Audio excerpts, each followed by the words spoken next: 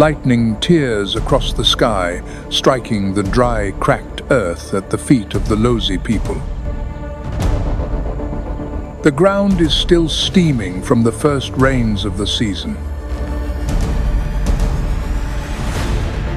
It is the signal that unleashes one of Africa's greatest wild migrations. Tens of thousands of creatures leave the arid land, where the sun has scorched for 6 months.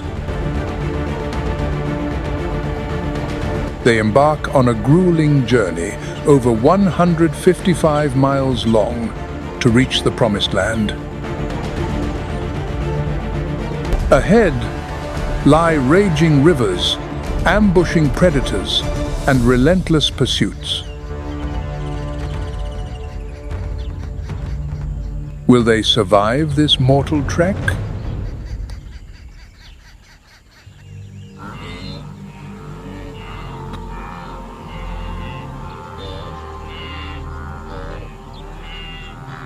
As the sun continues to beat down on the arid savanna, the blue wildebeest begin to move, embarking on a challenging journey.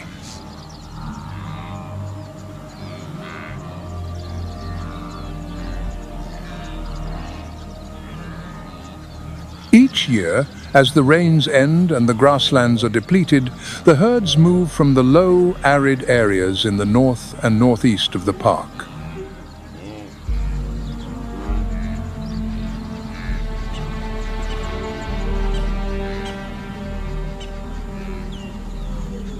They head towards the Musangashi floodplain, the last place that retains its green color and a few remaining pools.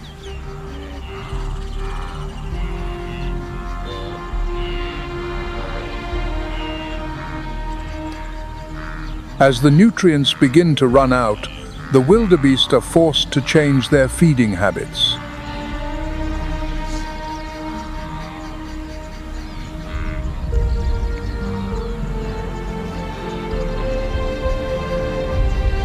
Although they prefer short grass, in the dry season they resort to eating even the less nutritious low-lying plants.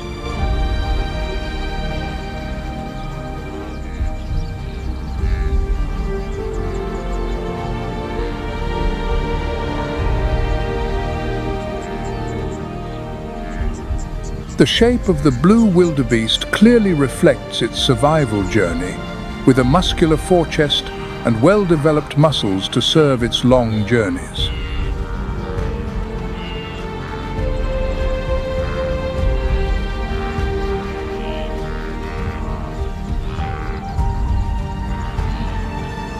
Its silvery coat, a mix of grey and brown, helps it to blend into the landscape and reduce the impact of the sunday.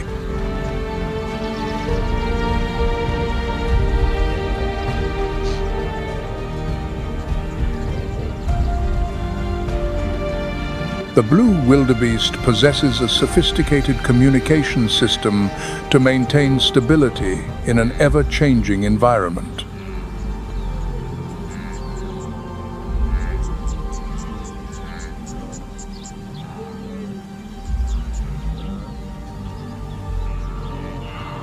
They live in large herds, forming a network of keen reflexes where each individual observes, analyzes, and acts based on the surrounding signals.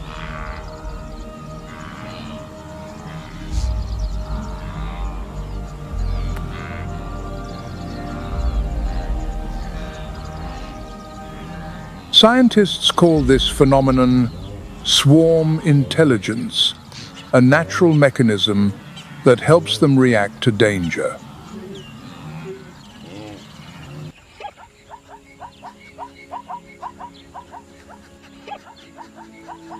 The plains zebra is the most numerous zebra in Africa, found mainly in the extensive grasslands, savannas, and open woodlands.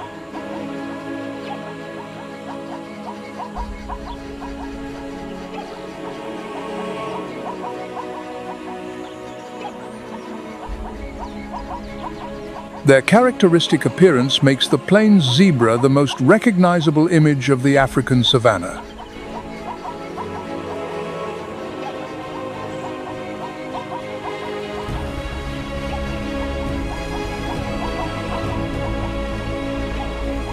The black and white stripes that cover the body of each individual have a unique pattern, with no two being exactly alike.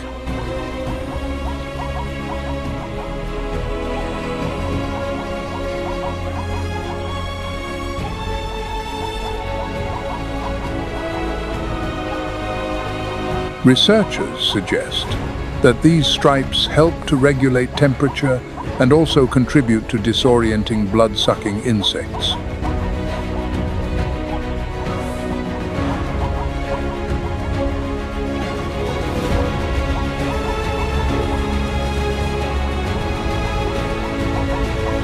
On the Leopard plain, the plains zebra lives in stable small groups, which include a dominant stallion, a few mares, and their young.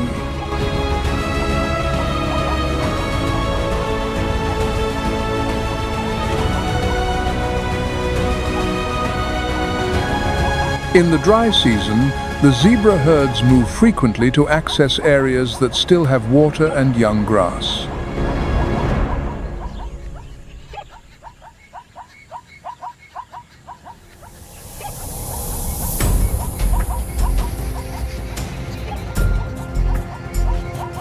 When threatened by a predator, the plains zebra relies not only on its running speed, but also on a collective reflex to escape.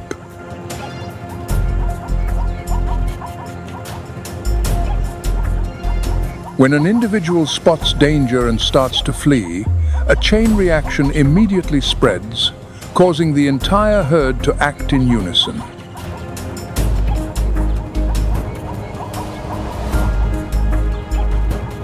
Equipped with strong legs, the zebra can reach a top speed of up to 40 miles per hour when fleeing a predator.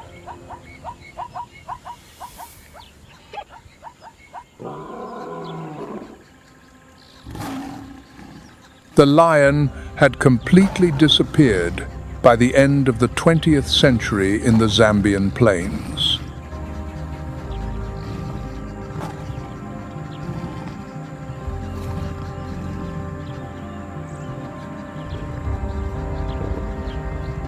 Alone on the savanna, Lady Leopard was a symbol of the Leopard Plains' loss of this species. But from those solitary steppes, a new generation of lions has returned.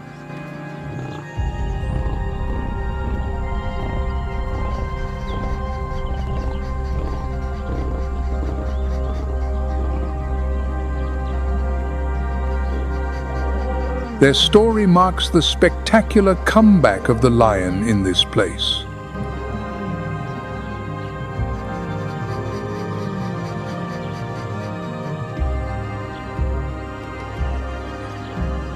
As a species with a unique social structure, the lion lives in prides, usually consisting of 1 to 2 adult males, a few related females, and their cubs.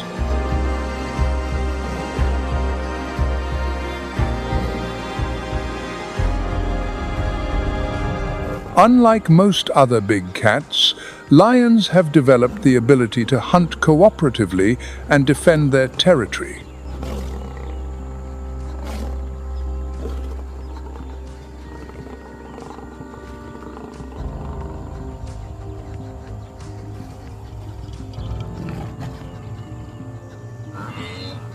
In the dry season, when the food chain narrows, the lion relies not only on its strength, but also on its strategy.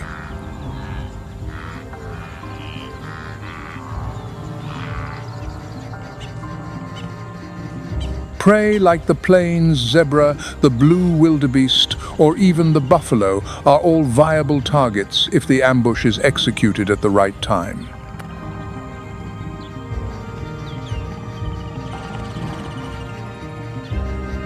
Not everyone knows that the lionesses are the main force in the strategic hunts. They cooperate in silence, approaching the prey from multiple angles. Some advance through the tall grass, others circle around to the front, waiting for the moment to block the escape route.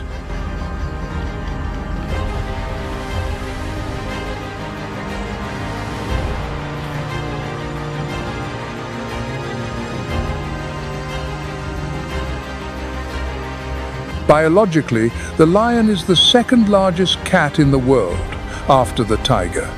The male bears a large mane, which is a symbol to attract mates and protect the neck in fights.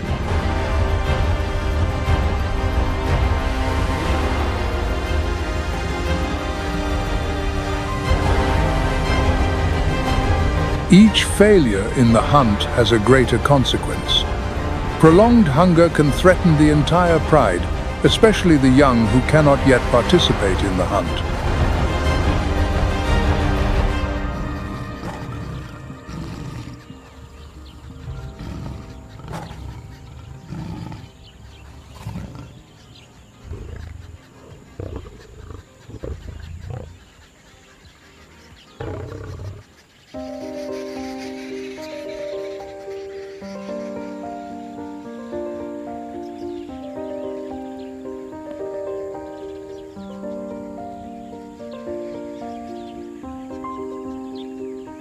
On the long, dry days, one of the most common sights on the dry grass is the slender, muscular silhouette of the sesame antelope.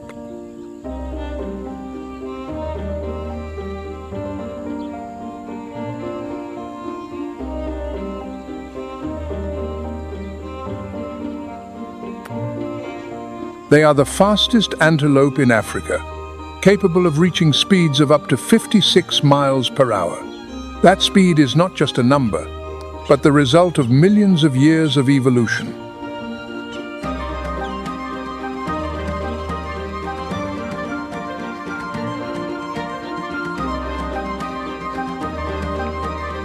Found mainly in open grasslands, sparsely wooded savannas, and seasonal wetlands, the sesame is present from Angola to Zambia, Botswana, and Namibia.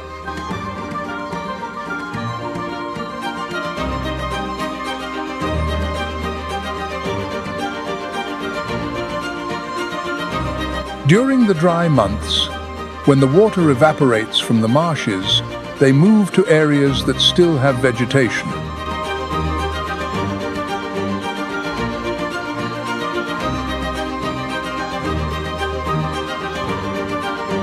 Socially, the sesame lives in small groups of 6 to 20 individuals, usually led by a dominant male.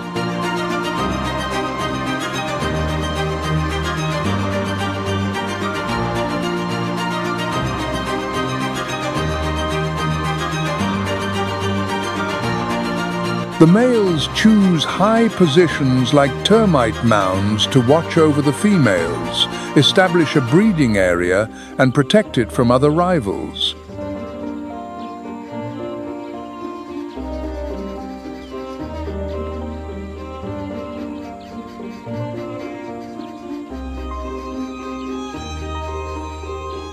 Outside the breeding season, the herds tend to merge into larger groups or combine with the blue wildebeest herds to optimize their defense.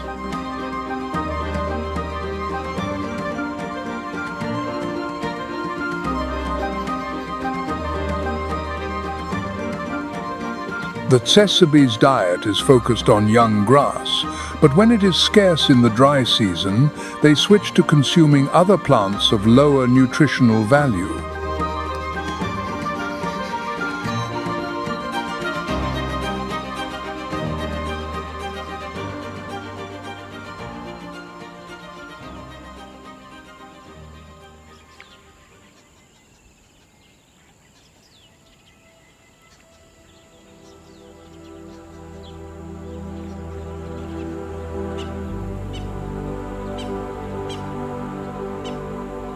On the cracked earth, the delicate tracks of a cheetah are imprinted on the fine dust, leaving one of the few signs of one of the most solitary predators of the Leopard plain.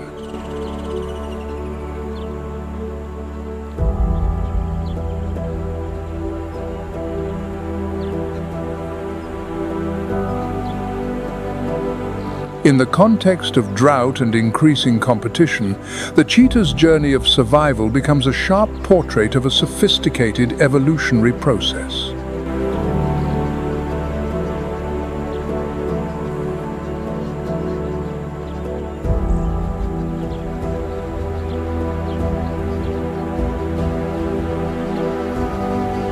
The cheetah is the fastest land animal, capable of reaching 65 miles per hour in just a few seconds, accelerating from 0 to 60 in about 3 seconds.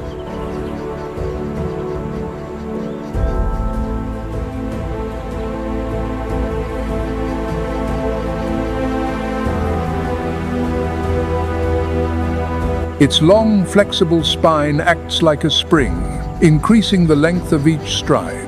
Its long, slender legs act as precise levers.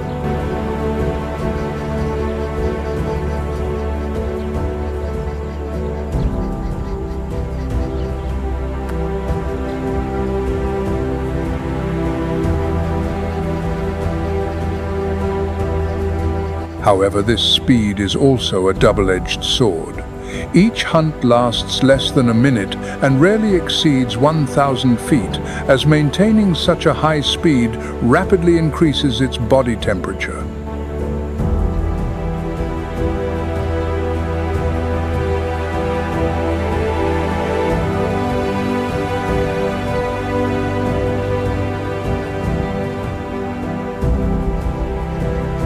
They are most active at dawn and dusk, taking advantage of the cooler hours and avoiding the presence of larger predators.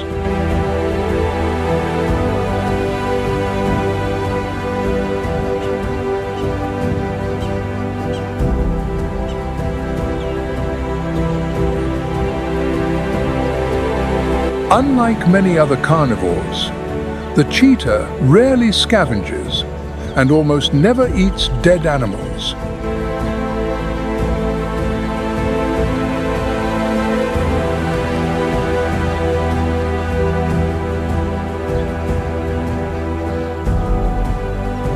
In the world of big cats, the cheetah has a rather unique social structure. The females tend to be solitary, staying with their cubs only until they can fend for themselves.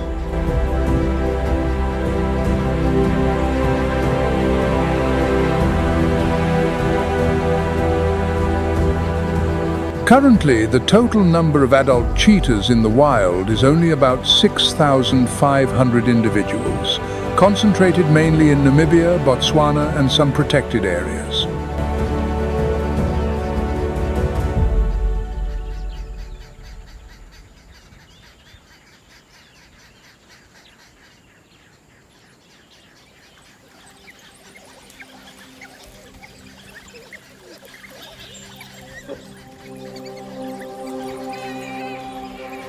Unlike the cheetah, the African wild dog is one of the most highly social carnivores in the animal kingdom.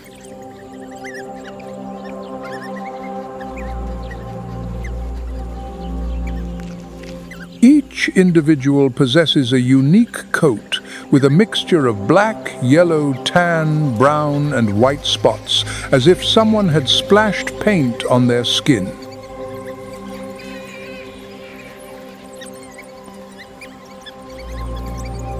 These patterns function as identification within the pack, helping to maintain cohesion among the members while hunting in open terrains.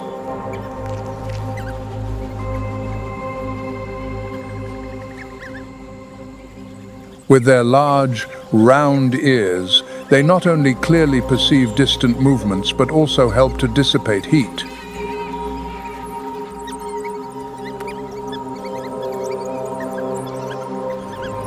Their social structure revolves around an alpha pair.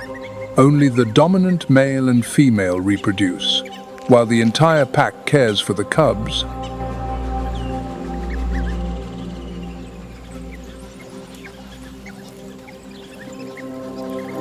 This tight social cohesion has created the most effective hunting group in Africa, with a success rate that can reach 70 to 90%.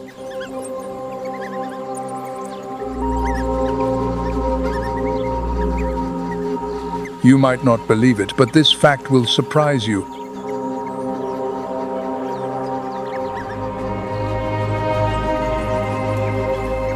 The coordination of the wild dog is even surprisingly democratic.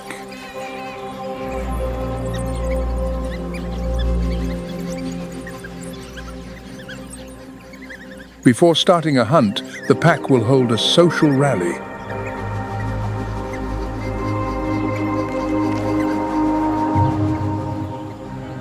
Researchers have discovered that they vote on whether to start the hunt by sneezing.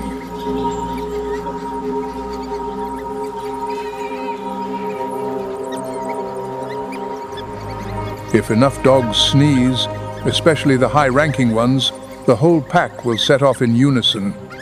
It is a democracy by olfaction.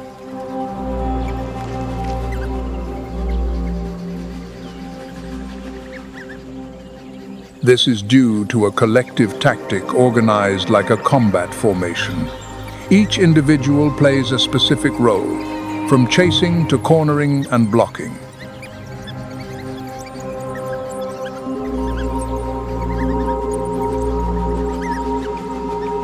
The unity in the pack is not only demonstrated in hunting, but also in caring for the cubs and sharing food.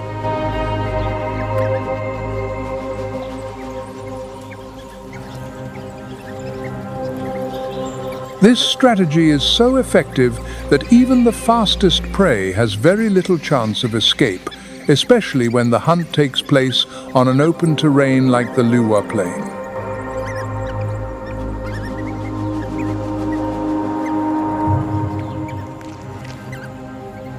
The unity in the pack is not only demonstrated in hunting, but also in caring for the cubs and sharing food.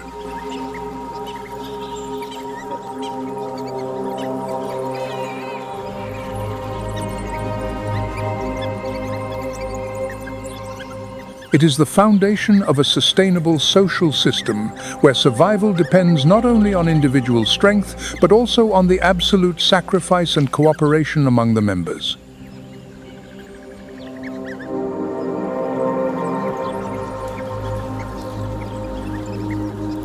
The pack quickly established a new territory, adapted to the local prey, and has since recorded successful breeding.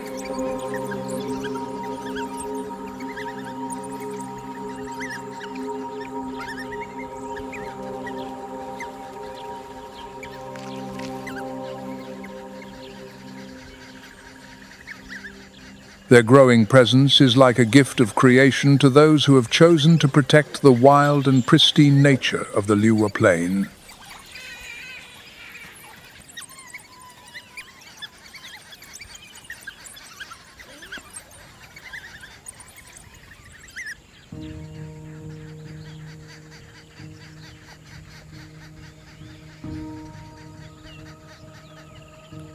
In the silent expanse of the dry season, a predator is still watching every movement from a height of hundreds of feet.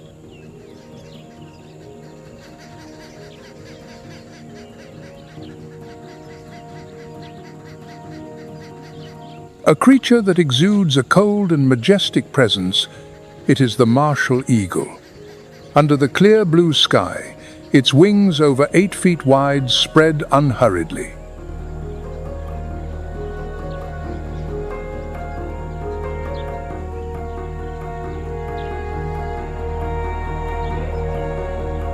The Marsh eagle is the largest eagle in Africa, with a body length of up to 38 inches and a weight that can reach 14 pounds.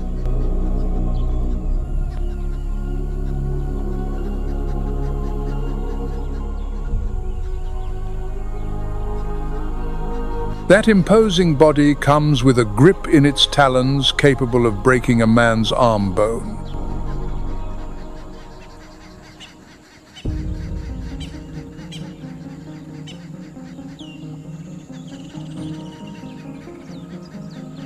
However, what truly makes this bird's reputation is its extraordinary vision, a hunting advantage that is second to none.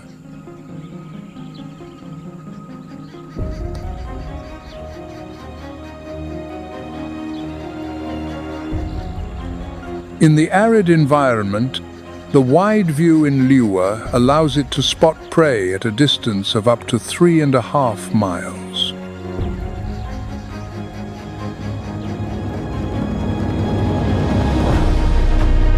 When the moment comes, it dives at a speed of up to 100 miles per hour, extending its muscular legs like spears launched from the sky.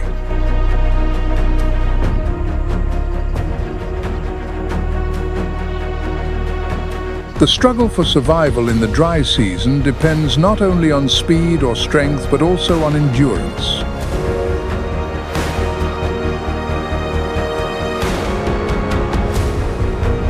With a low reproductive rate and a large territorial demand, even a small change in their environment can seriously affect their future in the wild.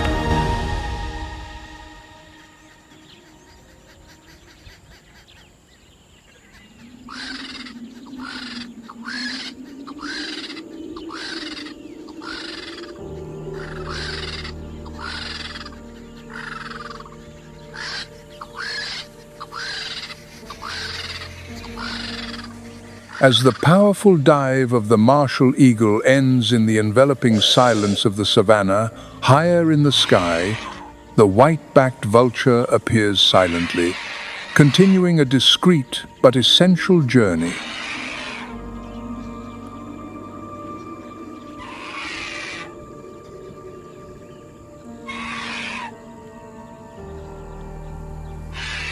Under the scorching sun that is turning the lure plain into a sea of dust, the persistent circles of this vulture reveal a different rhythm of life.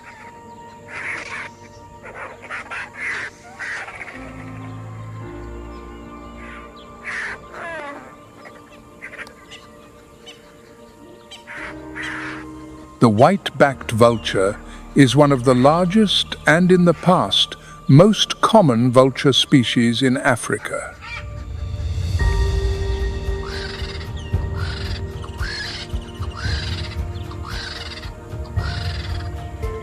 Its body is 31 to 38.5 inches long, with a wingspan of 6.5 to 7.5 feet, and it can weigh up to 16 pounds.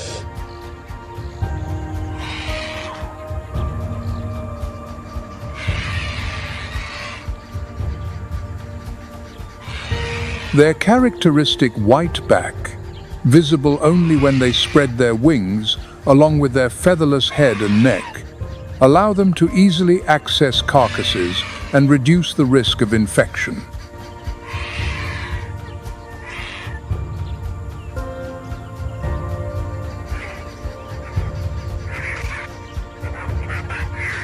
This bird has the ability to locate a dead body from very far away thanks to its sharp vision.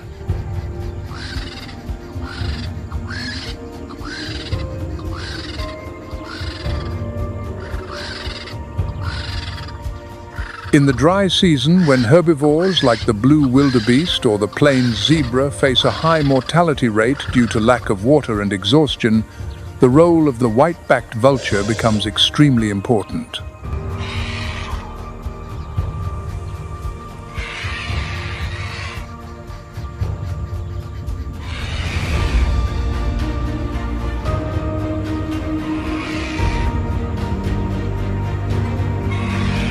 They often gather in large groups, sometimes of hundreds of individuals, and can completely clean the carcass of a medium-sized animal in less than an hour.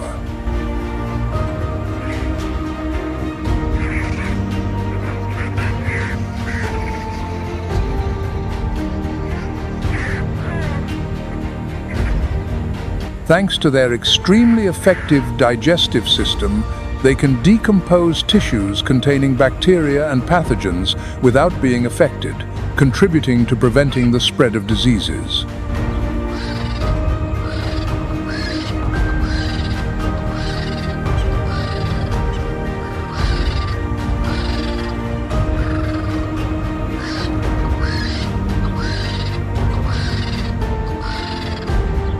There was a time when their population was estimated at 270,000 individuals.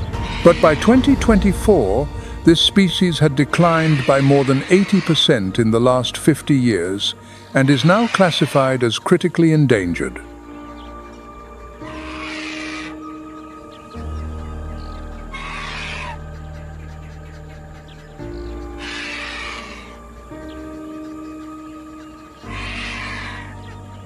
The main causes come from poisoning, often from ingesting carcasses containing pesticides, veterinary drugs like diclofenac, or from being targeted in poisoning acts aimed at eliminating lions.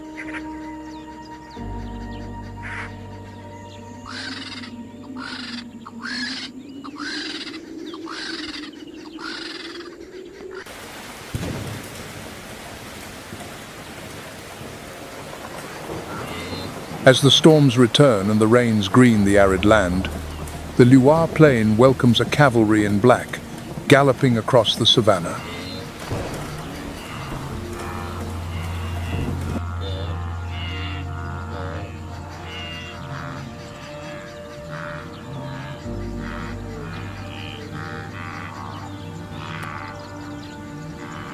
Each heavy footstep of the African buffalo sinks deep into the soft earth, carrying the pulse of an entire ecosystem that operates on the strength of the herd and a forged memory.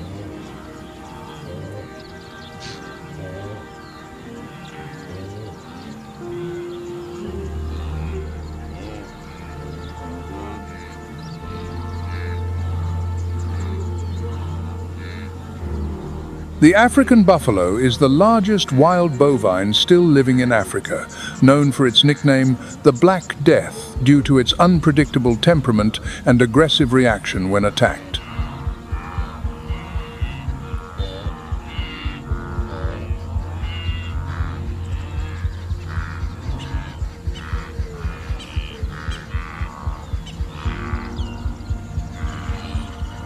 An adult male can weigh from 1,920 to 1,985 pounds, with a shoulder height of up to 5.5 feet.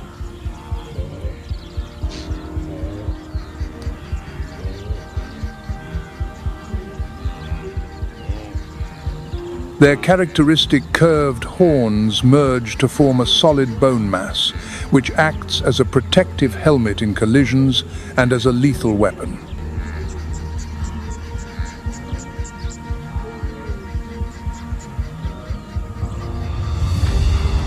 Unlike many other herbivores that leave Leeuwen in the rainy season, the African buffalo stay and move locally, moving laterally from the high areas to the young grasslands.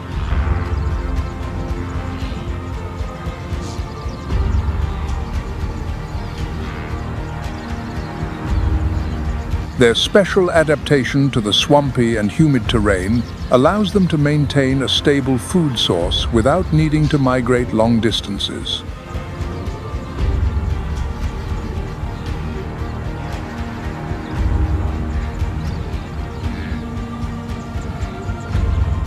This change of location follows a directed movement pattern based on the spatial memory of the oldest individuals in the herd.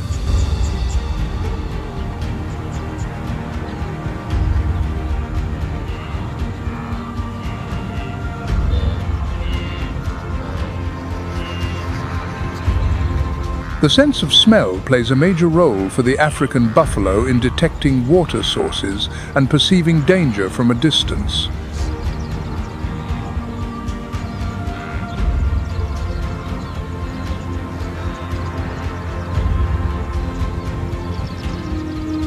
Recent studies indicate that they can detect the scent of a lion at a distance of over a mile, allowing them to quickly redirect the group.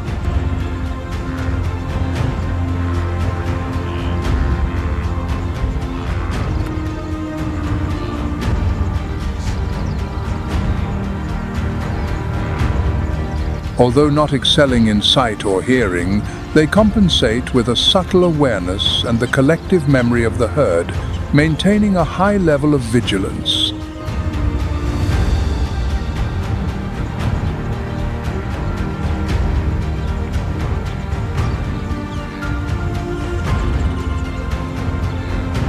The social structure of this species is based on the coordination and strong cohesion among the individual.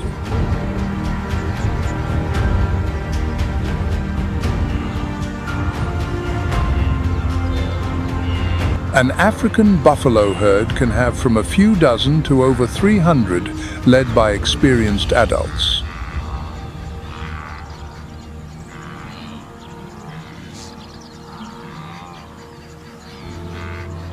When threatened, instead of dispersing, they immediately form a defensive formation.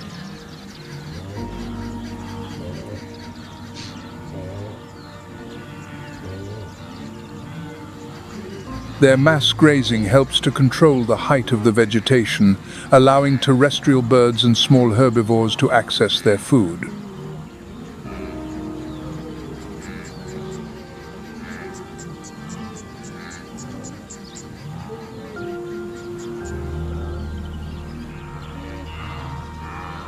In addition, the light compaction and tilling of the soil by their footsteps promote the regeneration of the grass and stimulate the growth of the soil microbiome.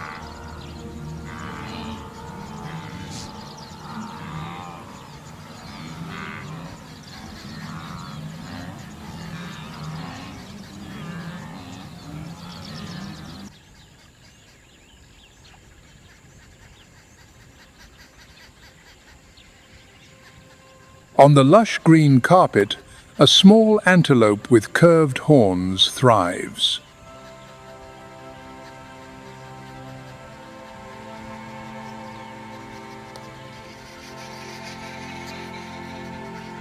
With long, narrow hooves, the red lechwe moves gently on the soft mud, as if they were born to belong to this place.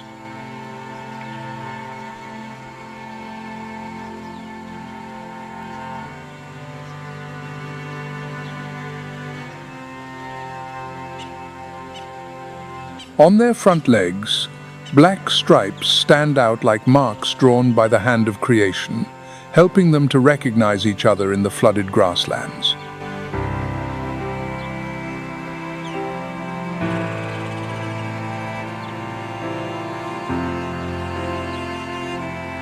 In Liwa, where water is not only a source of life but also the stage of every biological cycle, the red lechwe has about 700 individuals residing year-round.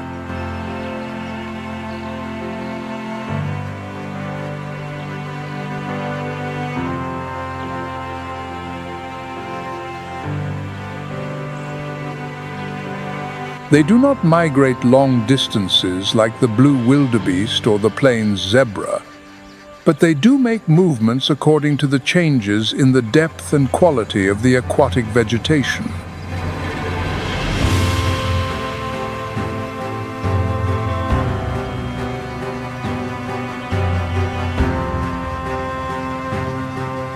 The body of the red lechwe has an optimal biological structure for a semi-aquatic environment.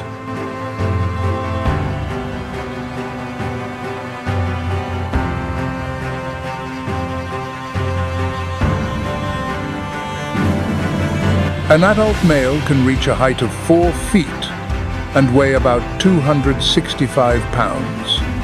The females are slightly smaller.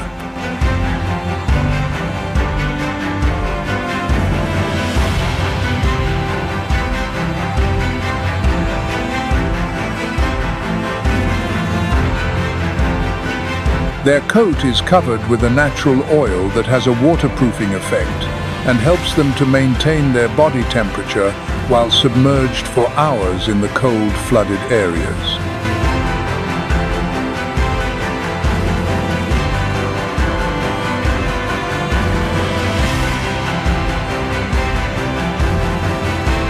They also use the water as a living shield. When a predator pursues, the whole herd plunges into the deep water, taking advantage of their ability to swim and move quickly.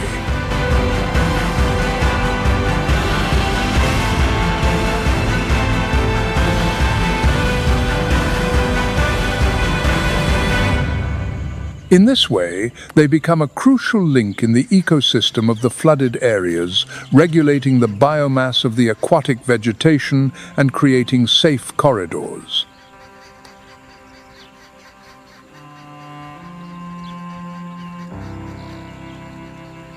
With their agile bodies, they are a frequent prey for the king of the night.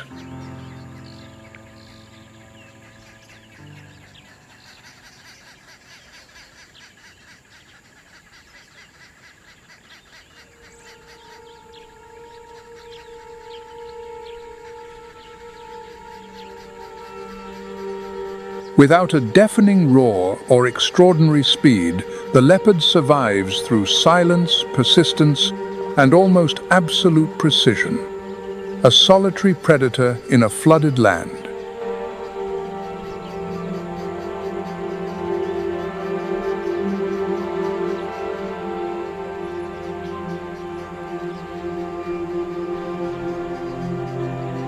According to the African Parks report of 2024, in Liuwa only a small number of leopards are recorded, distributed in the high areas and along the watercourses, not covered by dense vegetation.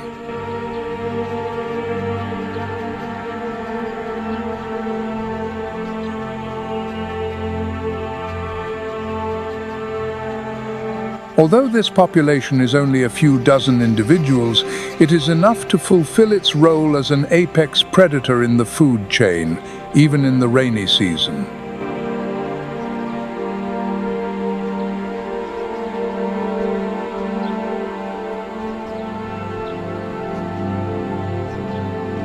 The rainy season in Liuwa brings both opportunities and challenges for the leopard.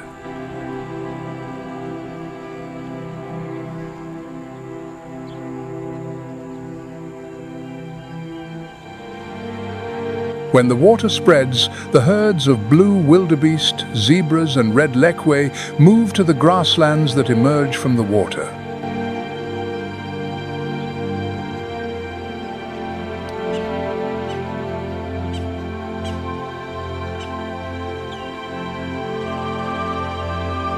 However, this also means that the terrain becomes more complex and unstable. For the leopard, every step requires careful calculation.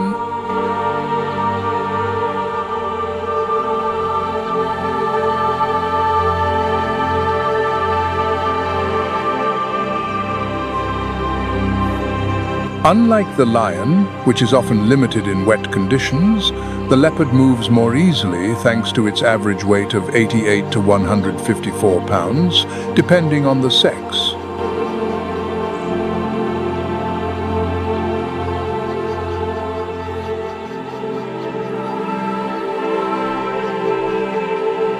Without the need for long chases, the leopard often chooses to approach its prey from behind or from the flank, taking advantage of the bushes, the mounds, or even the sound of the rain to hide its movements.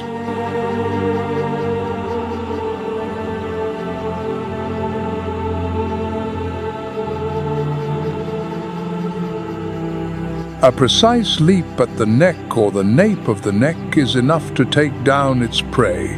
In the rainy season, when the smell of blood is diluted and dispersed in the water, the ability to carry the prey up a tree becomes a vital factor.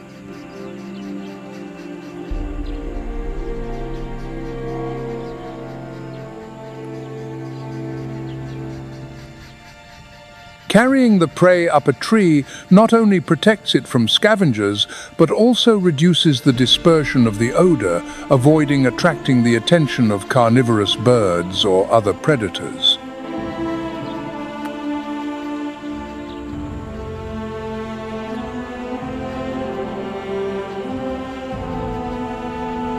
The rainy season also coincides with the breeding period. Although the leopard does not have a fixed mating season, the high humidity and the abundance of small prey create ideal conditions for reproduction.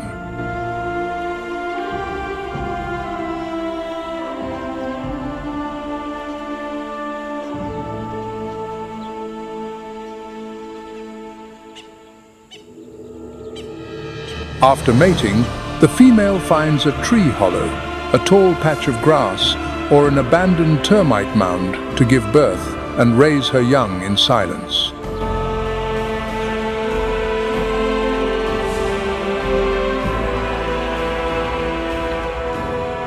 Without a complex social system, the leopard is completely solitary. They do not share territory or food.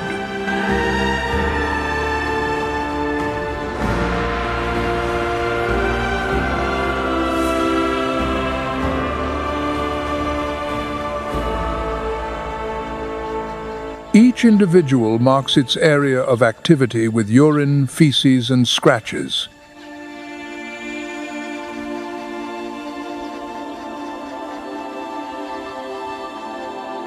Despite not being numerous, the existence of the leopard here is a clear testament to its endurance.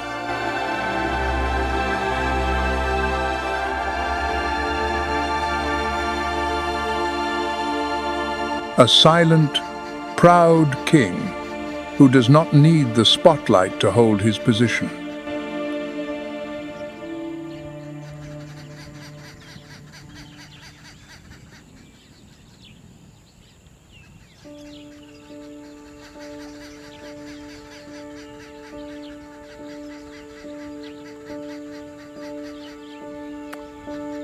In the skies of the entire sub-Saharan African region, the African fish eagle is present in more than 35 countries.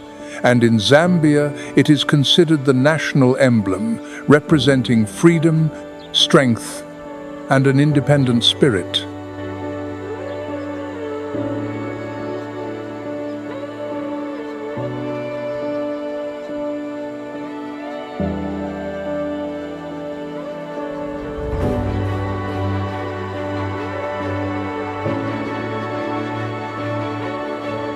The image of the fish eagle soaring over the wetlands with the light reflecting on its white plumage is an inseparable part of the cultural and ecological perception of this region.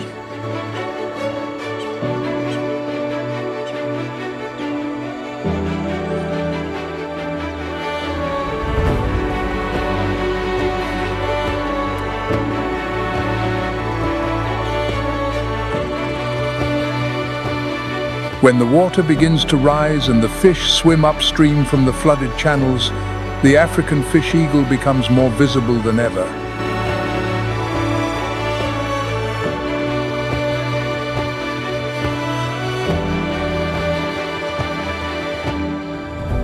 It does not appear in large flocks, but silently chooses a high branch of an ancient tree on the bank, where the view is enough to follow every silver glint of the fish under the sunday.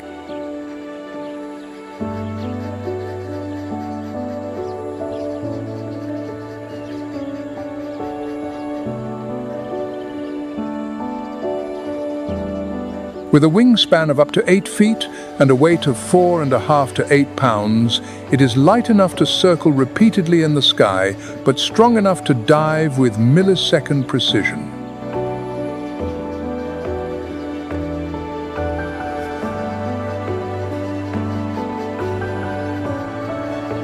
The structure of its feet is specially adapted to life on the river.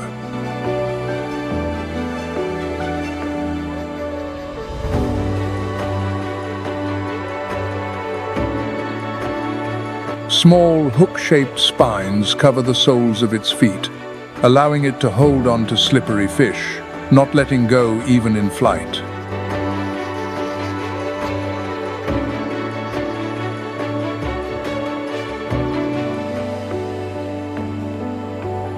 When it catches a prey, it can transport it for hundreds of feet to its nest without stopping.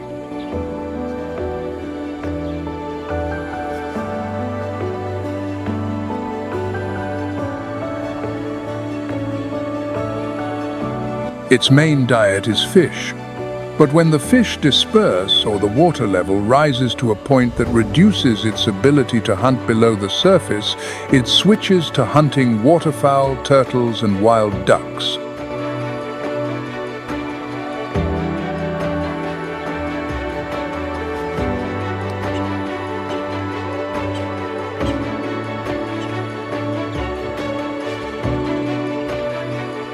The rainy season is not only ideal for hunting, but also for nesting and breeding. The lifelong pair often returns to the same nest.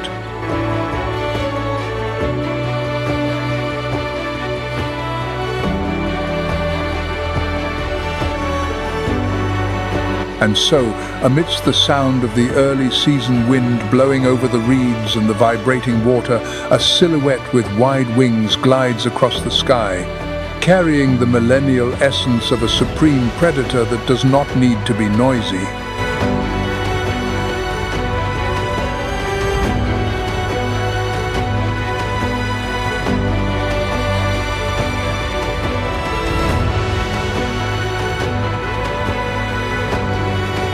The African fish eagle is not just a bird of prey, it is the silent embodiment of a nature that operates with precision and freedom.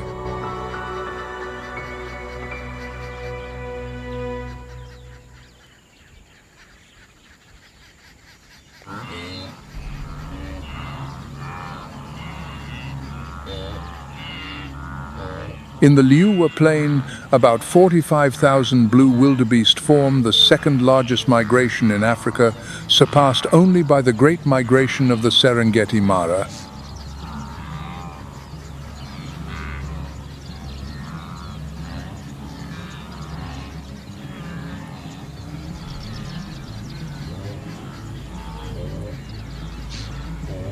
With an instinct passed down from generation to generation, the blue wildebeest sense the change of season even before the first rain falls.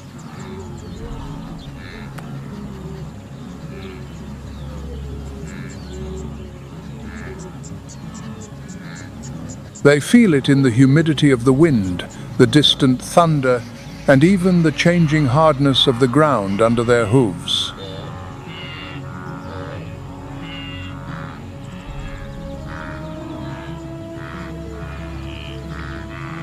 They are not in a hurry, but they are not slow either, because they know that that journey is not for wandering, but for surviving.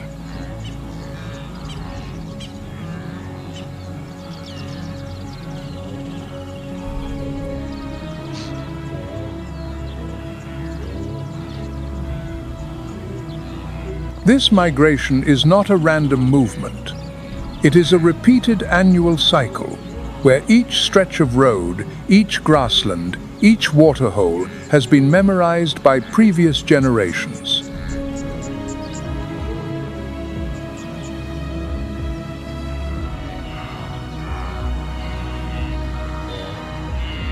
Crossing the low and marshy areas, they pass through the streams along about 155 miles in the Leopard plain.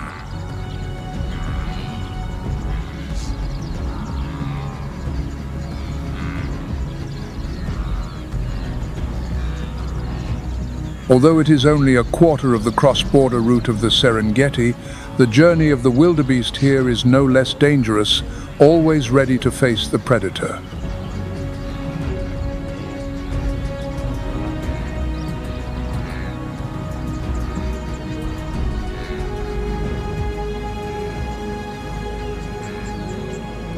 Sometimes, the herd splits into smaller groups to navigate safer routes, but eventually reunites when they reach the high areas in the middle of the plain.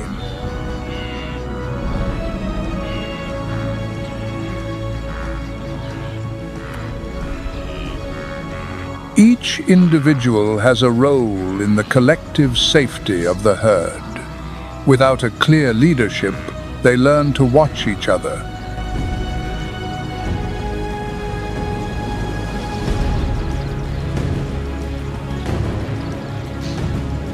When one is in danger, the herd circles to protect the young in the center.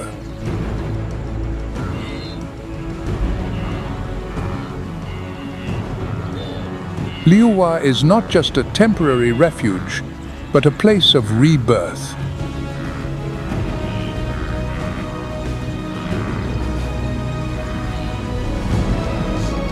At the end of the rainy season, the breeding season begins. The females, with a gestation period of about 8.5 months, choose to give birth when the grasslands begin to dry.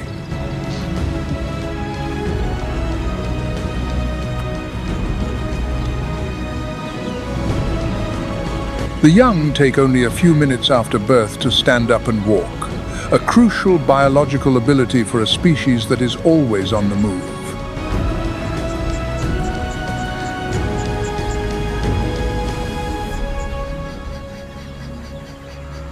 For them, there is no childhood, only a race against death.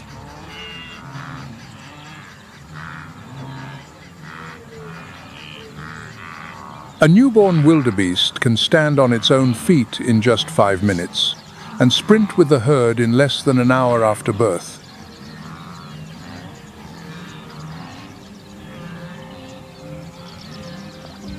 Any delay means becoming a meal for the predators that are always lurking behind.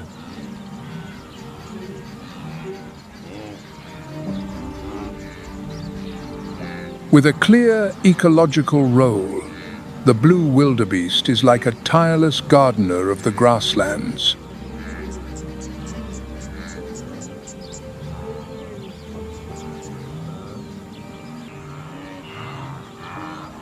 They eat the short grass, allowing the tall grass and the shrubs to grow elsewhere.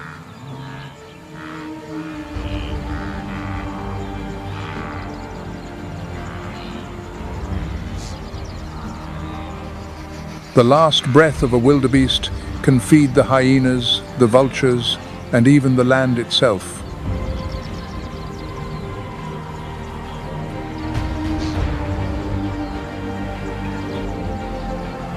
From a faith perspective, that cyclical migration is not just instinct.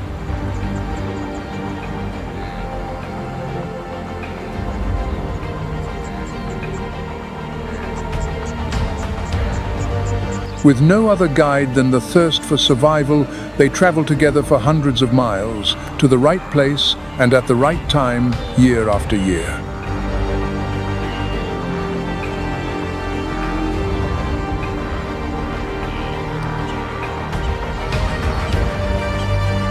That miracle is like a whisper of God, silent but persistent, that guides life in a universe in constant motion.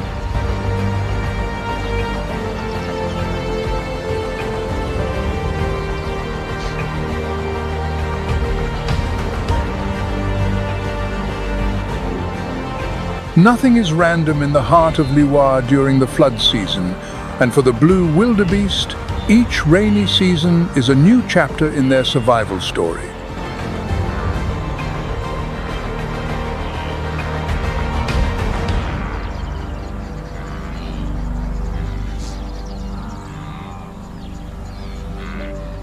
In the Liwa Plain, as the rainy season arrives, the population of plains zebras significantly increases as herds from the park's edges gather in the central plains in search of new pastures.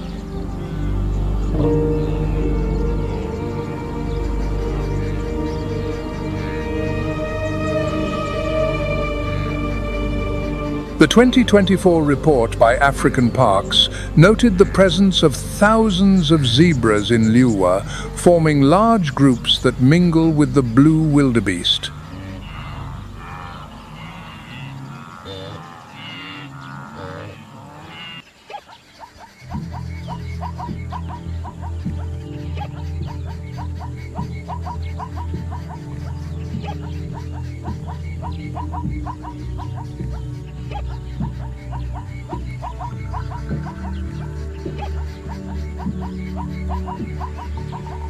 Unlike the strategic endurance of the blue wildebeest, the zebra relies more on social organization and observation to survive.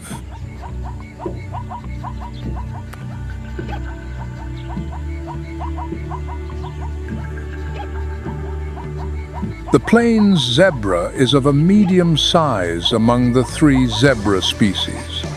Its body is well proportioned with a short, strong neck.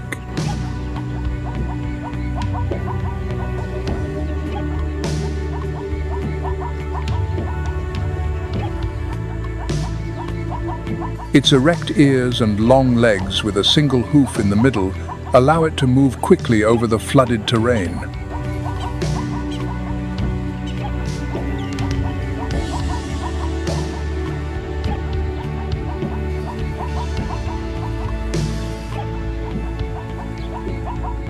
An adult weighs from 485 to 660 pounds and is about 4 to 4.5 feet tall at the shoulder.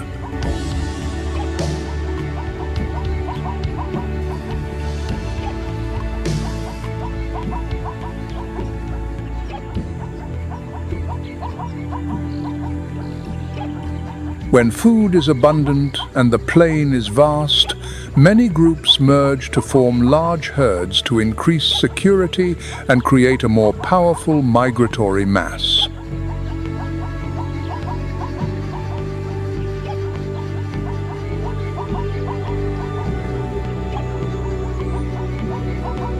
The cohesion in each group is maintained through mutual grooming, physical contact, and communication signals such as sounds and movements of the ears and tail.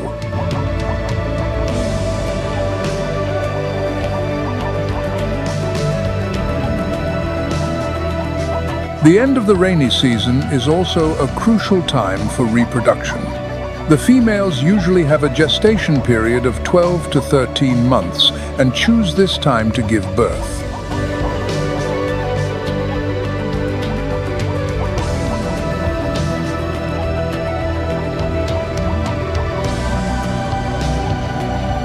The young can stand up in a few minutes and follow their mothers shortly after, a crucial adaptation for a migratory lifestyle.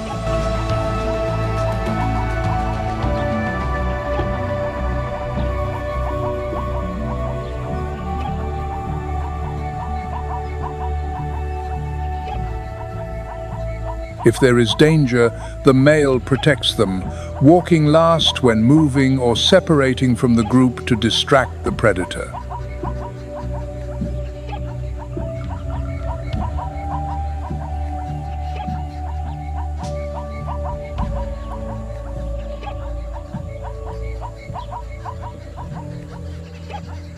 As is natural, the migration of such delicious prey as the blue wildebeest and the plain zebra always attracts hungry predators.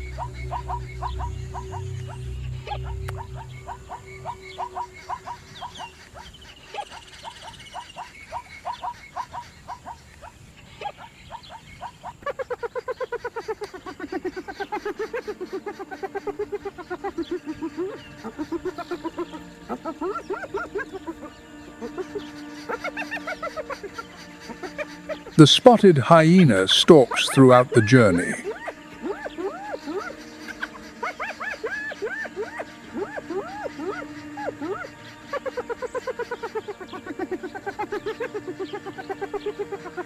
They are a carnivore species that has been present in Africa for millions of years.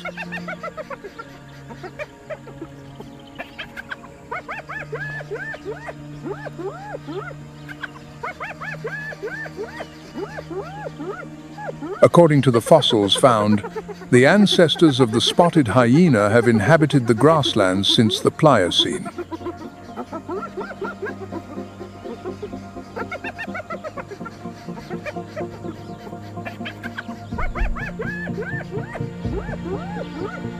Contrary to the popular belief that they are mainly scavengers, the 2025 research data shows that over 70% of their diet comes from active hunting.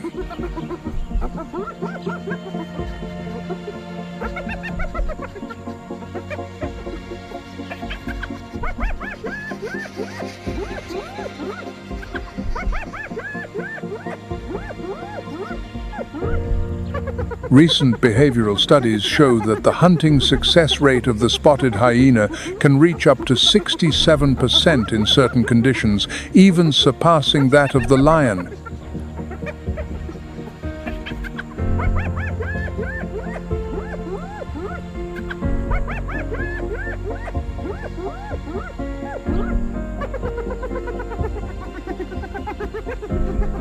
The strength of the spotted hyena comes mainly from its extremely powerful jaws, with a bite pressure averaging up to 110 pounds force per square inch.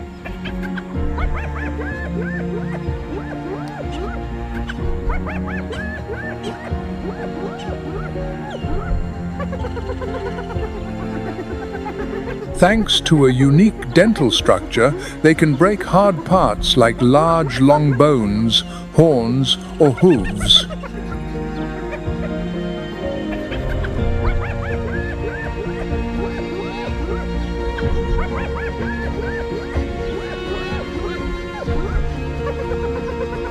The ability to almost completely digest the carcass, including the calcium-rich bones, gives it a crucial role in the ecosystem's nutrient recycling cycle.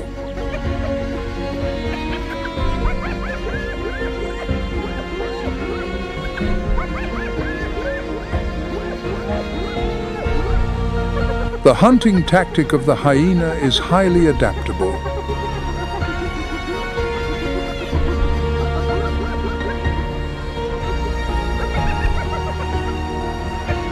They can hunt alone, in pairs, or in small groups of 4 to 6 individuals.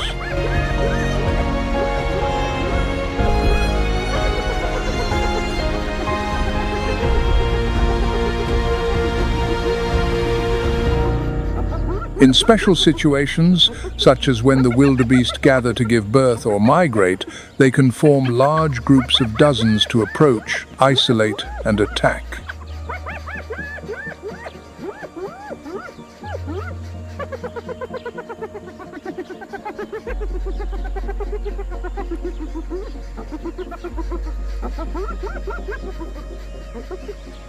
In the Leopard Plain, the current population of spotted hyenas is estimated at 200 to 300 individuals, living mainly in the high areas around the seasonal wetlands.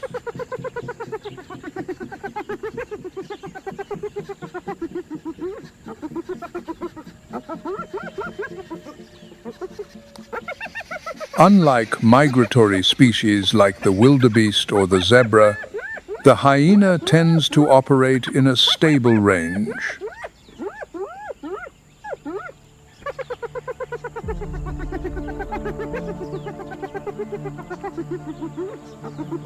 When the rainy season arrives and the grasslands are flooded, the herbivores concentrate in the high areas, a time when the hyena can more easily take advantage of hunting opportunities.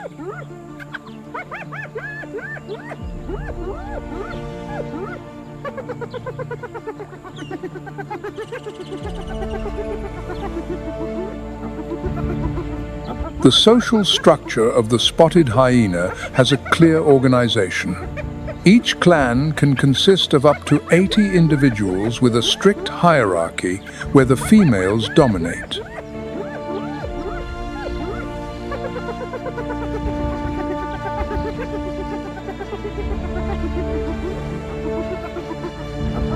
The position in the pack depends not only on strength but also on lineage.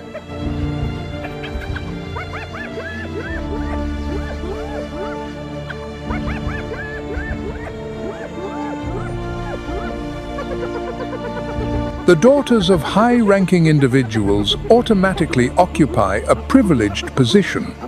This social system ensures stability and coordination.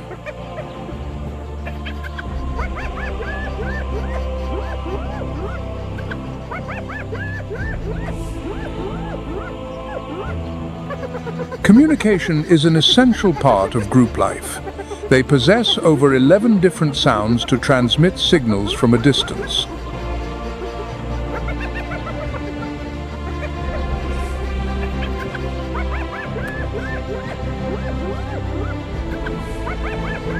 The spotted hyena is one of the most versatile predators.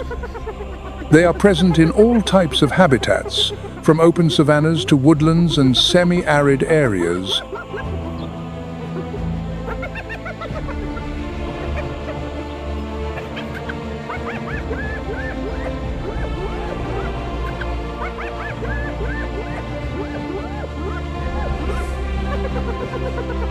Their varied eating habits and ability to take advantage of opportunities make them a dynamic hunter when conditions allow and a scavenger when necessary.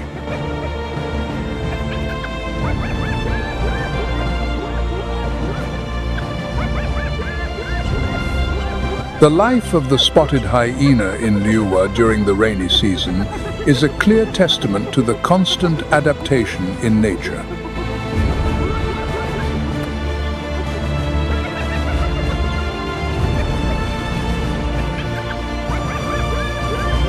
In an ever-changing world, they survive thanks to their ability to read the environment, react quickly, and unite under a community structure.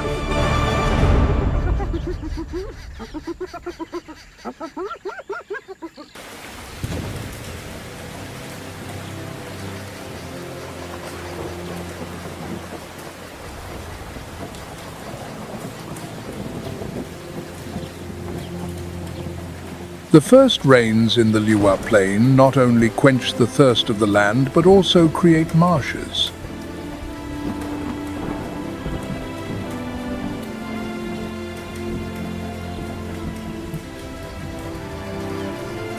These natural water bodies are located mainly in the southern and central areas of the plain.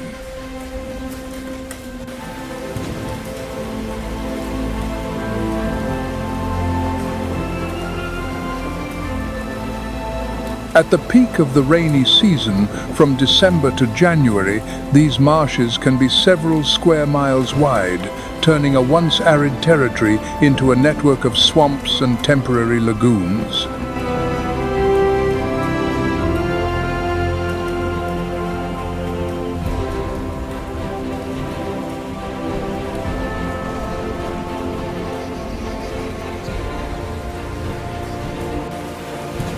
The appearance of these marshes plays an essential role in maintaining and promoting biodiversity in Leeuwen.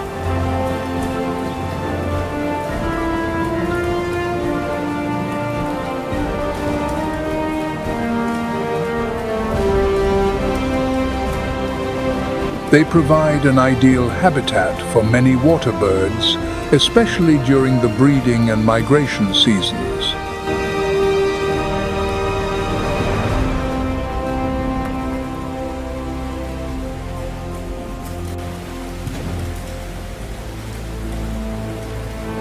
According to the most recent statistics, the Leeuwen Plain is home to over 335 bird species, including some that are rare and in a vulnerable or threatened state.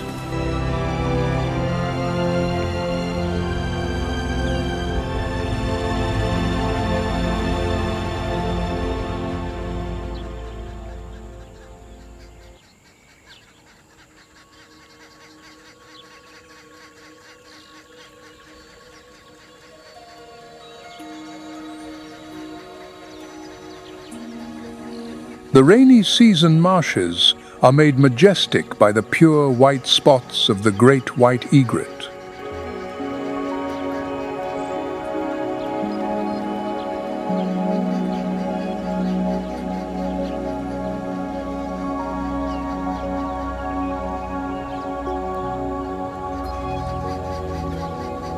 With a slender silhouette like a statue amidst the gently rippling water, its radiant white plumage like a heavenly light, and its long black legs.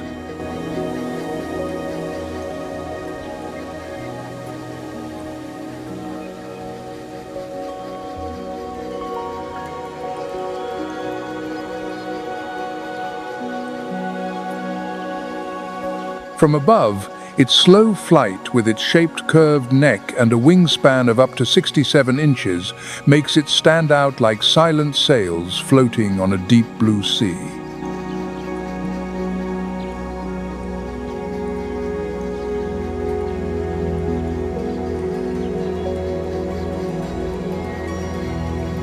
But behind that grace is a survival story based on adaptation and a hunting strategy perfected over millions of years of evolution.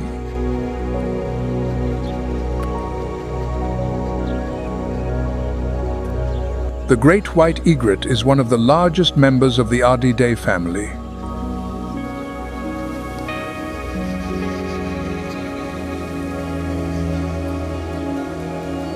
It is believed that their ancestors appeared over 10 million years ago.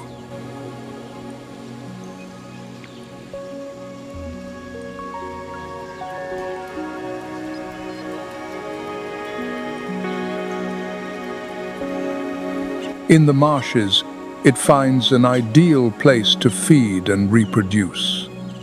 It appears alone or in pairs, moving silently in the shallow water.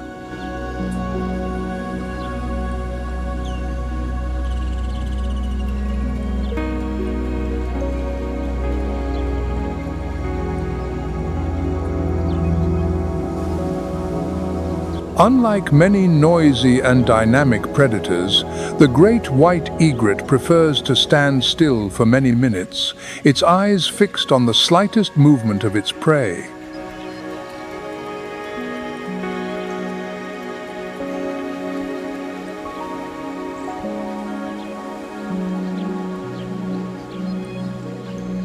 When the moment comes, its yellow beak, like a spear, is launched at an extremely fast speed in a flash.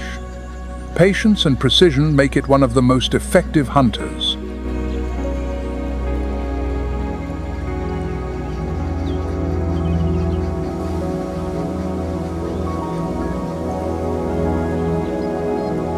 This is a very adaptable species, and therefore does not depend on a single place.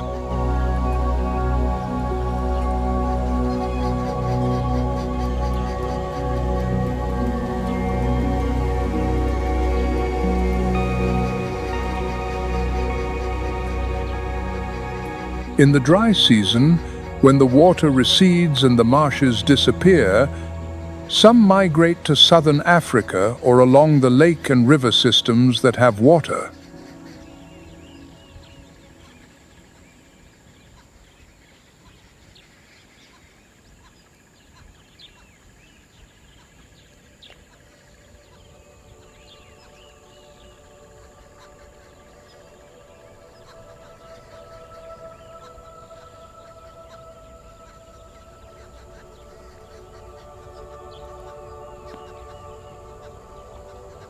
The grey-crowned crane is found mainly in eastern and southern Africa, from Uganda, Kenya, and Tanzania to Zambia, Zimbabwe, and South Africa.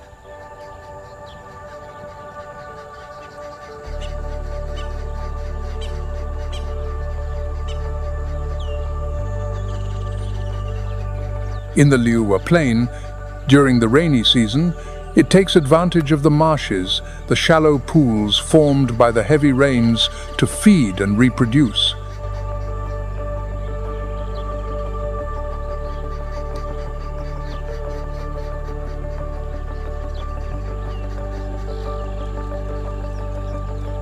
Its diet is very flexible, reflecting a great adaptability.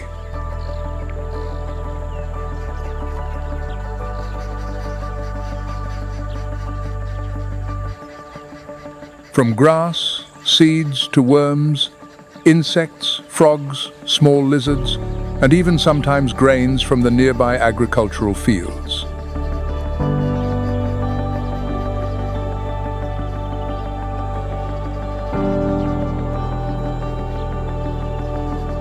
But it is not just for its diet that this bird leaves its mark.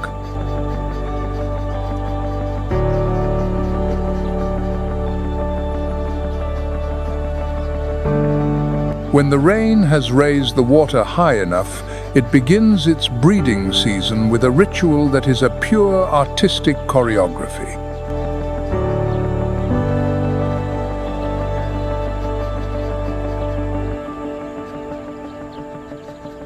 The head bowed, the wings powerfully spread, the body leaping and landing with an elegant bow.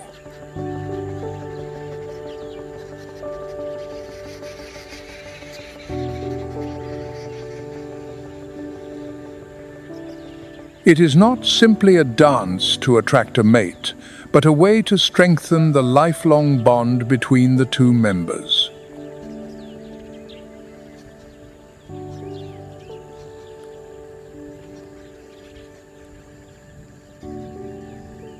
The grey-crowned crane tends to form stable pairs who share the tasks of raising the young and defending the territory during the breeding season.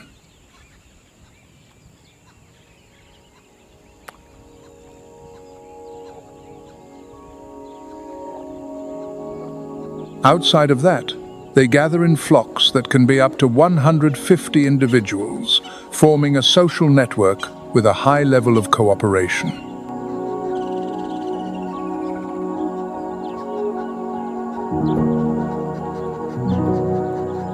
Its seasonal movement pattern depends largely on the presence of water.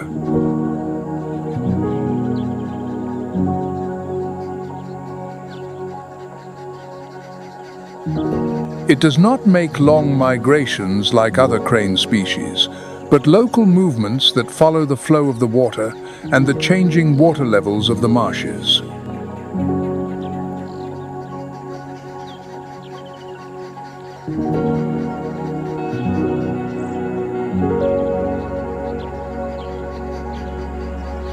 Despite its striking appearance and its adaptability, the population of the grey-crowned crane is in significant decline.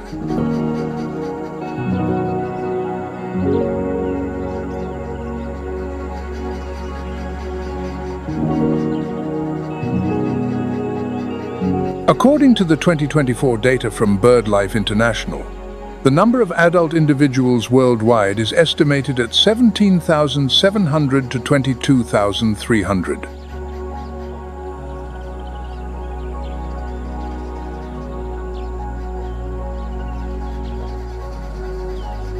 It is currently classified as endangered by the IUCN.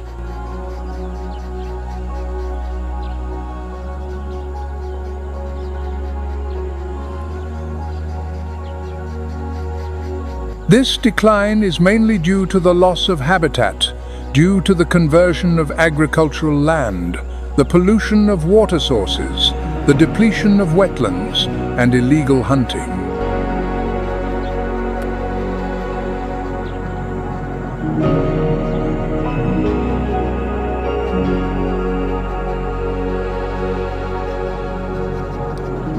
Maintaining the seasonal flood cycles and limiting human interference in the marshy areas will be key for this crowned bird to continue to be a part of the African rainy season symphony.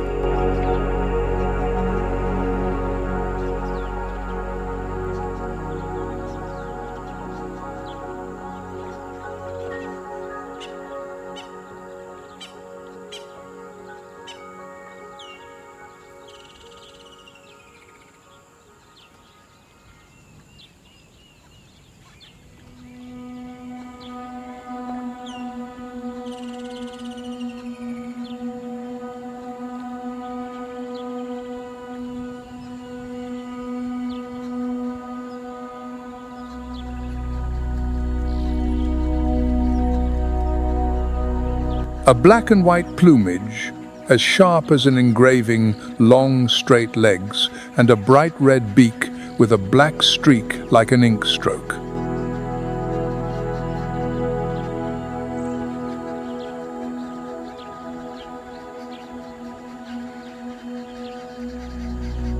It is the saddle-billed stork, one of the largest storks in Africa, present as an integral part of the seasonal flood picture.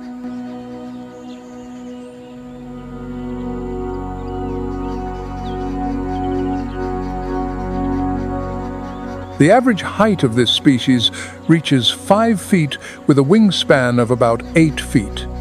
Each of its steps in the sparkling water combines elegance and precision.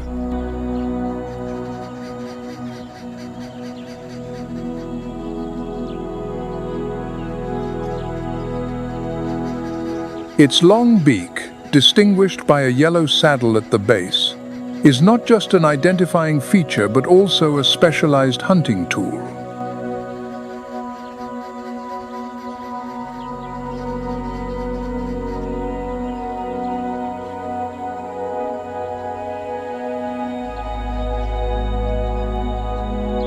With extremely sharp vision, it can detect the movement of its prey under the murky water and the muddy bottom.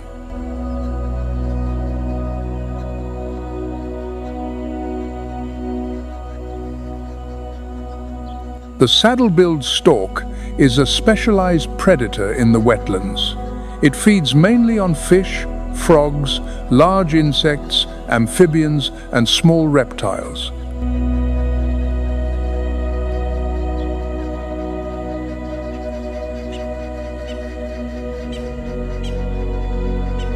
When it catches a large fish, it usually brings it to the bank and uses its beak to cut off the spiny fins before swallowing it whole from the head.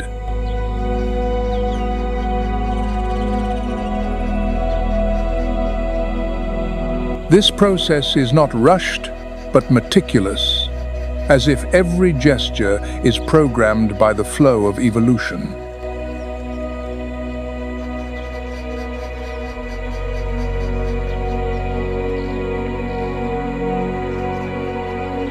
This species is widely distributed throughout sub-Saharan Africa, from Senegal and Ethiopia to South Africa.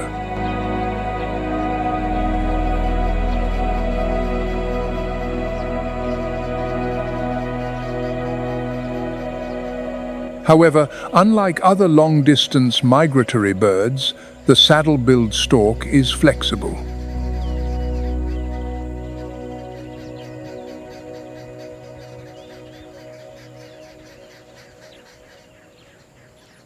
It only leaves its area when environmental conditions change abruptly, especially if the water level drops seriously or food is scarce.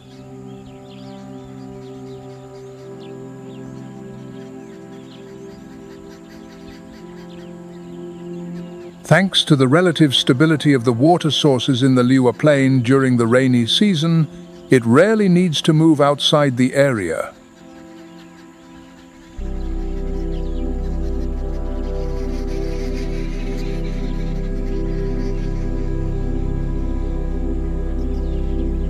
In some areas like South Africa, their numbers are in significant decline.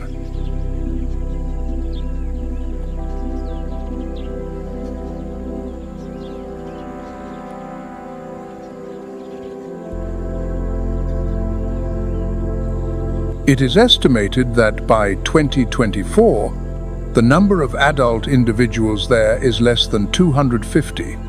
Leading to it being classified as endangered at a regional level.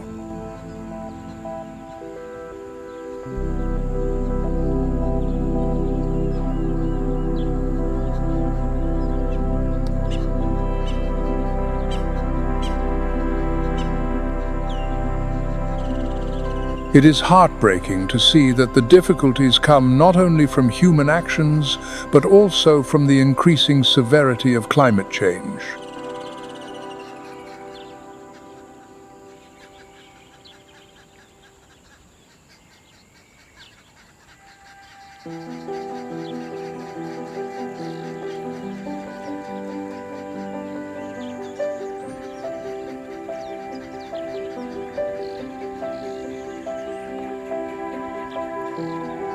In 2024, Zambia experienced its most severe drought in over 2 decades.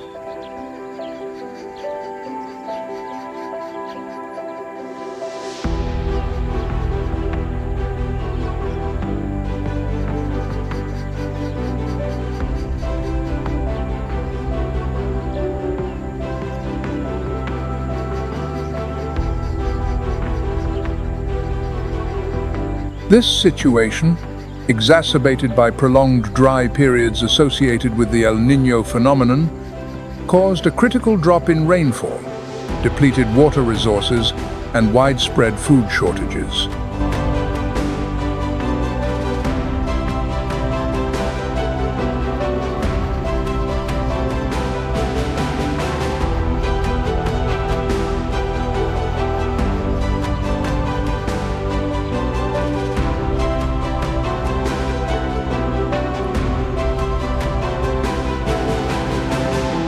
The disaster directly affected 84 of the country's 116 districts, including the Western Province, which is home to the Leopard Plain National Park.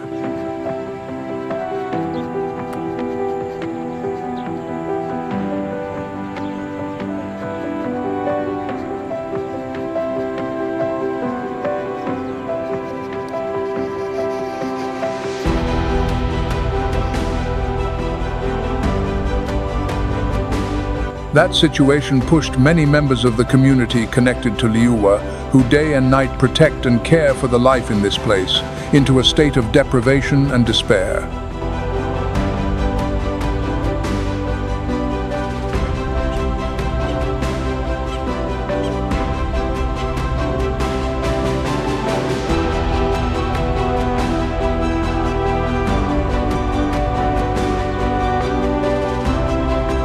Although there is no specific data on the rate of wildlife loss in the Liuwa Plain during this period, the negative impact on the environment and human life is undeniable.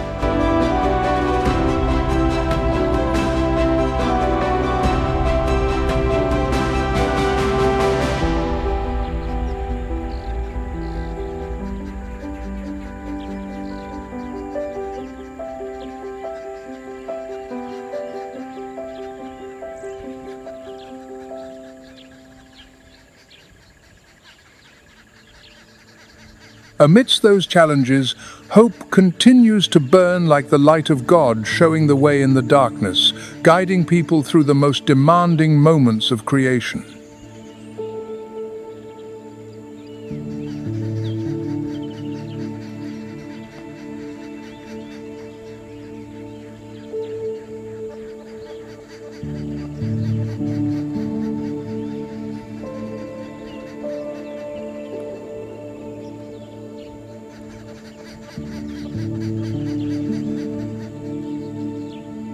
The Liuwanika Community Resource Board, in coordination with 10 community action groups, launched an aid program worth $250,000, distributing food transparently.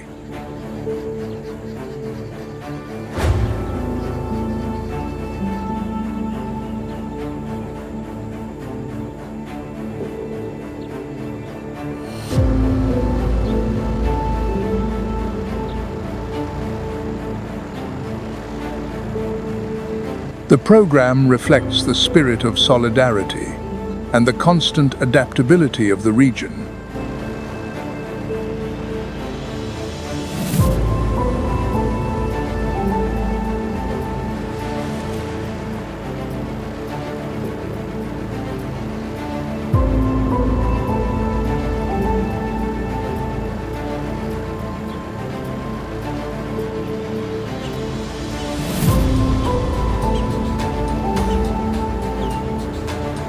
After a prolonged drought, the Liuwa Plain begins its recovery process with the reintroduction of buffalo, lions, and African wild dogs, which successfully bred after their return in 2022.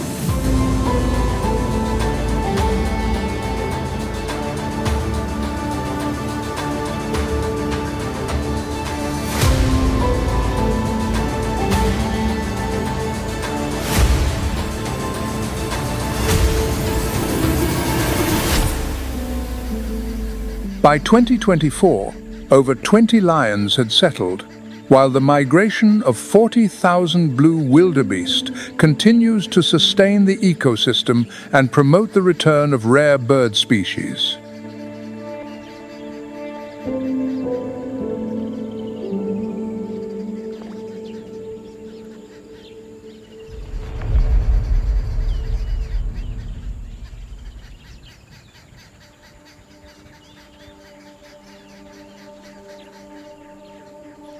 A system of camera traps, GPS, and over 95% local staff contribute to sustainable monitoring and conservation.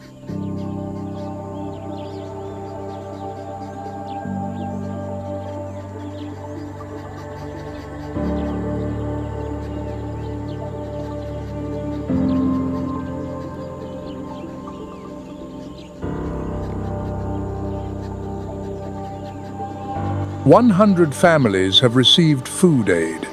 Environmental education classes are held regularly, along with livelihood solutions that help the community to adapt and coexist in harmony with nature."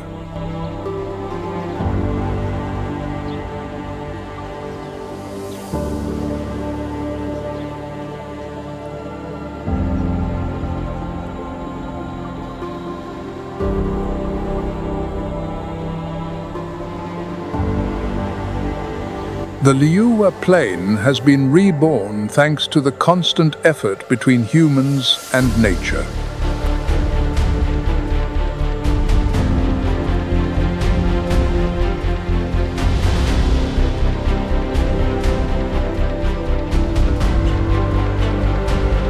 But for the migratory steppes not to be interrupted, every action today has a vital meaning.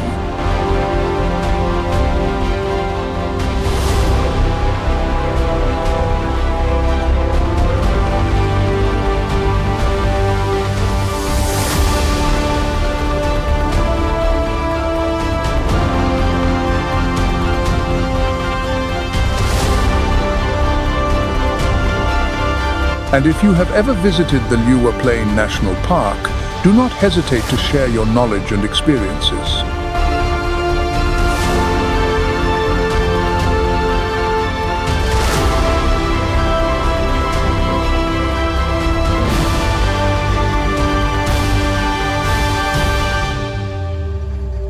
It will be a source of inspiration and motivation for the conservation efforts of nature and wildlife, as well as the protection of the ecosystems for future generations.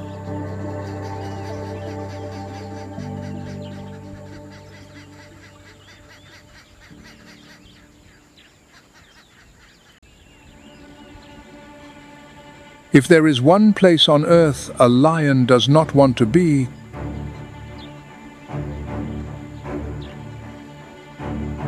it is here, caught between a herd of buffalo and a great river.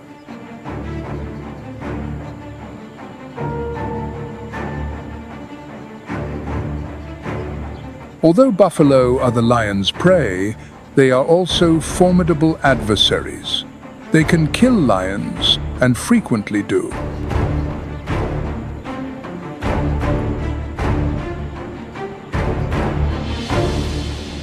The pride has not eaten, and now they are the ones being challenged. A wall of horns advances.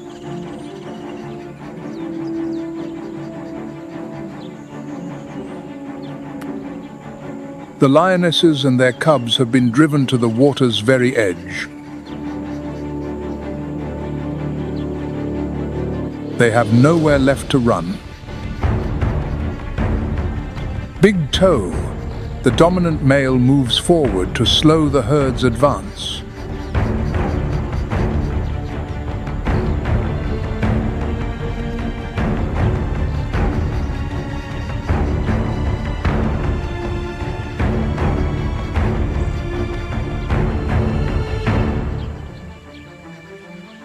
He stands between the buffalo and the rest of his pride. He attempts to hold his ground.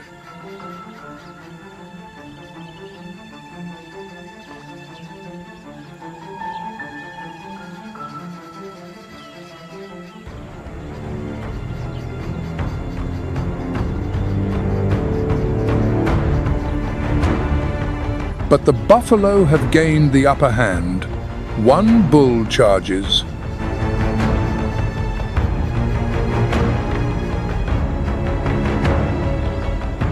The entire pride is forced to take to the water.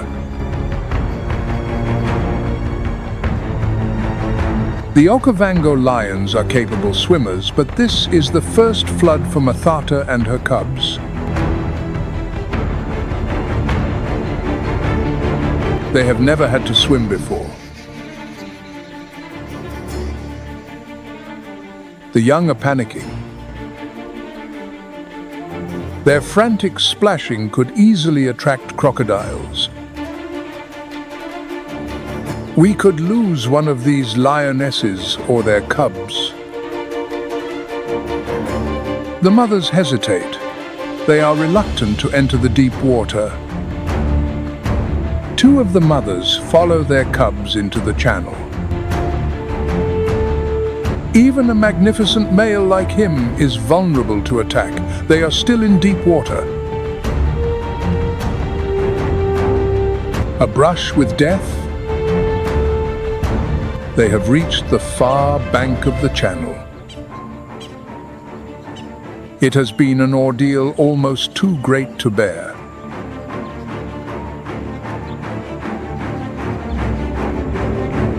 The coral reef of Verde Island, like a precious gem in the heart of the ocean, symbolizes the intricate connections between marine species, a mutual existence that relies on one another. Famous for being one of the most biodiverse ecosystems in the world, this reef resembles a vibrant symphony of symbiotic relationships where every small creature plays a crucial role in maintaining ecological balance. In the soft tissues of corals, coral polyps and zooxanthellae algae form a deep relationship. Algae, harnessing the power of sunlight, provide energy through the process of photosynthesis, nourishing coral and helping them grow into sustainable reef structures. In return, coral provides algae with a safe shelter and an abundant supply of carbon dioxide, which is essential for their photosynthesis process. However, this relationship is very fragile in the face of the impacts of climate change. An increase in ocean temperature of just 1 to 2 degrees Celsius can lead to coral bleaching, making the entire ecosystem vulnerable to severe decline. Not far from the vibrant coral reefs, clownfish and sea anemones work together like loyal companions. Sea anemones, with their stinging tentacles, protect clownfish from predators, while clownfish provide leftover food for them. This connection not only enhances the natural beauty of the coral reef, but also illustrates the power of cooperation in nature. More than 50 million years ago, the ancestors of clownfish began their evolutionary journey in tropical seas. Over millions of years, they developed a unique adaptation, a special mucus layer that protects them from the toxins of sea anemones. This remarkable evolutionary trait has allowed them to establish a sustainable symbiotic relationship with the anemone, ensuring mutual survival and benefits. Clownfish are widely distributed in the Coral Triangle, and at Verde Island they are commonly found at depths ranging from 6 to 50 feet, where sunlight penetrates and the current supports the life of the coral reef. Sea anemones, like Heteractis magnifica, are ideal choices for this symbiosis. Let's explore an intriguing story about the mutual relationship between clownfish and sea anemones, a secret hidden within the depths of the ocean. Clownfish, with their bravery and high level of calculation, live among sea anemones, not only seeking a safe refuge from predators like sharks and lionfish, but also playing a crucial role in caring for these anemones. Their actions are not just a space game, but also create a beautiful picture as the clownfish quickly swims out of the anemone to attract the attention of its enemies. But miraculously, in the blink of an eye, they returned to the embrace of the toxic tentacles, leaving the pursuers enchanted and disoriented by the anemone's venom. This protective strategy not only helps clownfish survive, but also assists anemones in capturing prey more effectively. In the rich ecosystem of Verde Island, clownfish serve as guardians of nature, contributing to the maintenance of life and the biodiversity of coral reefs. According to research from the Coral Triangle Initiative 2023, this relationship not only helps stabilize the ecosystem, but also enhances resilience against climate change and human impacts. In the wondrous underwater scene of Verde Island, the story of cooperation between clownfish and sea anemones unfolds daily, creating a perfect dance between life and survival.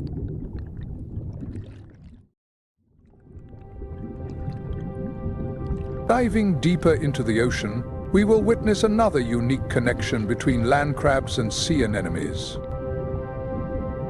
The land crab, with its soft and vulnerable body, stands in stark contrast to the sturdy appearance of many other crab species.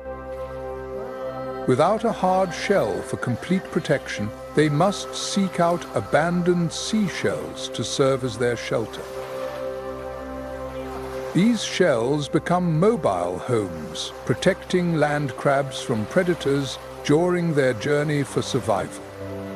But the survival strategy of the land crab doesn't stop there. They also carry sea anemones on their backs as powerful allies. Despite their simple appearance, with soft tentacles, anemones are not only effective predators, but also have the ability to protect themselves from enemies.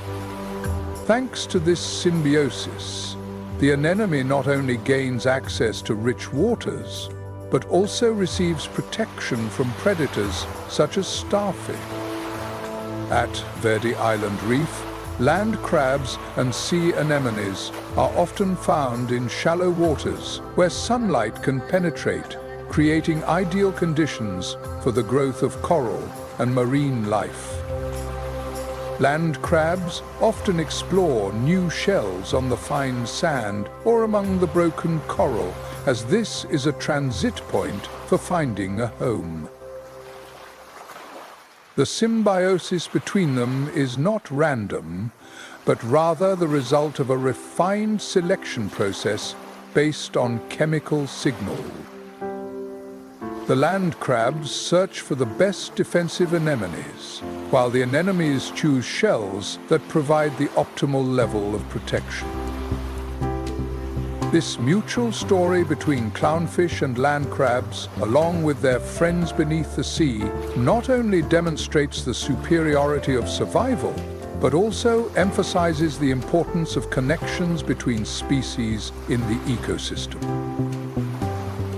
Let's protect and celebrate these wonderful relationships in the ocean world, as their future depends not only on the survival of a single species, but also on the unique tapestry of life on the ocean floor. This mutual relationship allows both species of tide pool organisms to thrive in a challenging and competitive marine environment. The crab, with its shell, is also notable for its intricate molting behavior.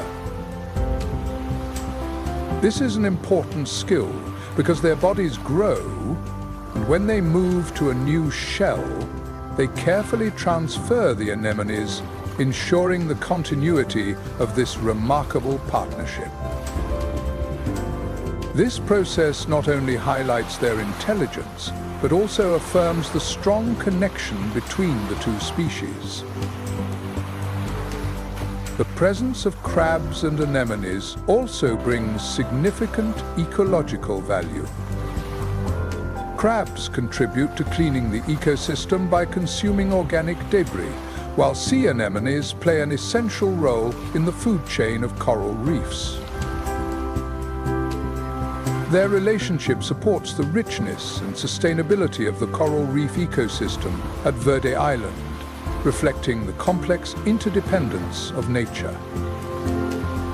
However, the Philippines, with its pristine natural beauty, is facing unprecedented challenges.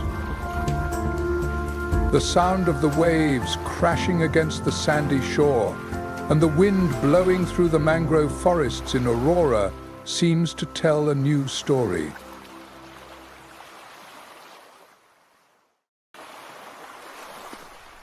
The vibrant nature of the Philippines, from its coral reefs to rainforests and long coastlines, is facing increasing pressure from environmental threats and human activities.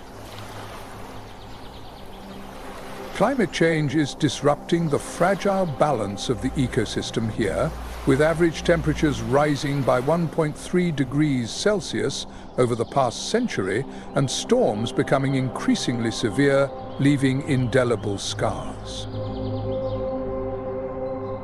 The natural treasures of the country are facing increasingly significant threats. The alarm bells are ringing from Verde Island, a paradise of marine biodiversity, as more than 40% of its coral reefs have experienced bleaching, a consequence of the increasingly warming ocean waters. On land, deforestation and illegal logging have inflicted deep wounds on the tropical landscape, from Palawan to Sierra Madre, where the pristine forests that once covered more than 27 million acres now amount to less than 6.9 million acres. Every year, about 47,000 acres of forest are lost, leaving the Philippine eagle and tarsier with diminished chances of survival. However, it is not only wildlife that suffers. Humans also bear the heavy consequences of facing increased flooding, droughts, and devastating landslides. Beneath the ocean, plastic pollution acts like an invisible enemy, quietly infiltrating every corner of the marine ecosystem. With 2.7 million tons of plastic waste each year, the Philippines is one of the largest contributors to ocean plastic pollution. Marine creatures, from gigantic whales to charming little seahorses, are facing serious threats from plastic waste. Their lives are often caught up in the garbage dump of humanity. The phenomenon of coral bleaching continues to escalate as the death of coral reefs not only collapses ecosystems but also impacts the livelihoods of local fishing communities. The white coral skeletons stretch across the ocean floor like a clear message from nature. We are destroying the very environment that sustains us. The ecosystem of the Philippines is not only a treasure of the nation but also a shared heritage of the entire world. Protecting them is not only about preserving the lives of millions of species, but also a sacred promise to future generations. Each coral reef, each mangrove forest, and each underground river holds urgent calls from nature, and we, the beneficiaries of the gifts that nature provides, must listen. The vast tropical forests of the Philippines, which were once severely devastated by deforestation, are experiencing a revival thanks to the National Greening Program. More than 4.6 million acres of forest have been restored, reviving the vitality of the country's green lungs. Meanwhile, the Verde Strait asserts its position as a center of marine biodiversity, with millions of regenerated coral reefs. The Coral Triangle Initiative has restored over 2.5 square miles of coral reef, paving the way for thousands of fish and marine species to return and thrive in areas such as Palawan. Species such as the Philippine crocodile are also being protected, thanks to patrol programs and community education initiatives. Local residents are no longer bystanders. They have become the vanguard in protecting ecosystems, working alongside conservation organizations. Creative tools, such as drone patrols and infrared cameras, have become effective measures to protect endangered species from poaching. The conservation story in the Philippines is not limited to national borders. It serves as a powerful reminder that even the smallest actions can make a significant difference. The journey to protect the natural heritage of the Philippines relies on collective effort. Raising awareness about the importance of protecting wildlife and their habitats is absolutely essential. Start with small actions, such as reducing plastic use, supporting sustainable products, and participating in reforestation efforts. The international community can also contribute through financial support, sharing knowledge, or spreading conservation messages.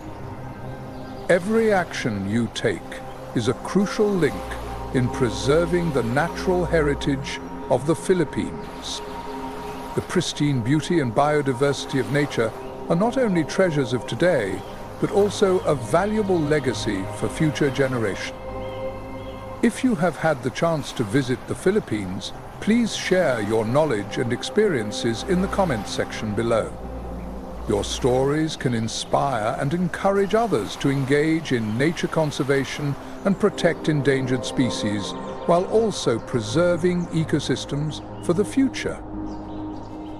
Don't forget to like, subscribe to the Animal Nature 4K channel, and turn on the notification bell to continue exploring wonderful adventures with us in the future. We can work together to create positive changes, contributing to making this Earth more beautiful and prosperous with the growth of wildlife and biodiversity. Every contribution, no matter how small, holds immense value in our efforts to protect our planet.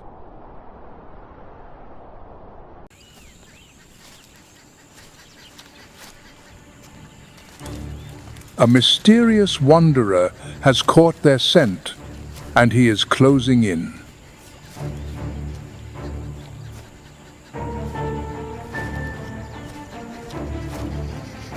Solitary males are never to be trusted, but this is the cub's own father.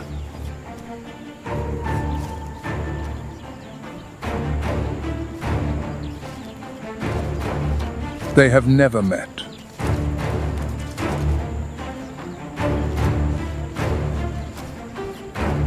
The innocent young are unaware that he is a ticking time bomb. The queens of the north know his danger well.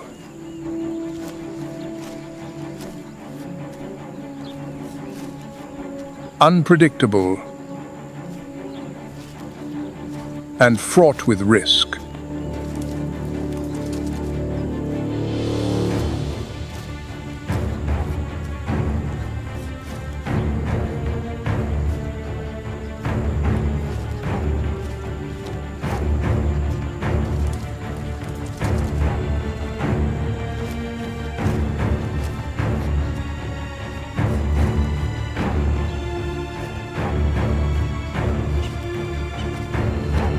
They quickly move their precious young from his sight.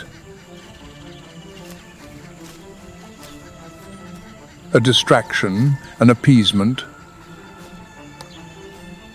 whatever it takes. But Satoru and her sisters cannot hold him.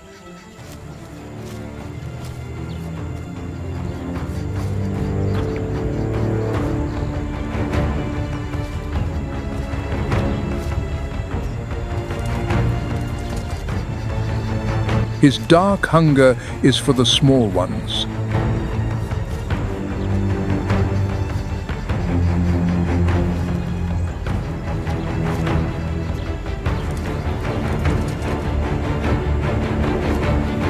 The innocent cubs want nothing more than to play with their newfound father.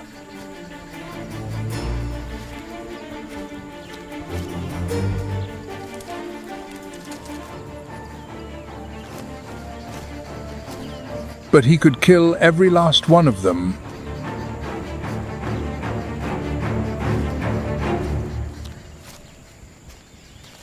There is nothing now that Cheetah can do.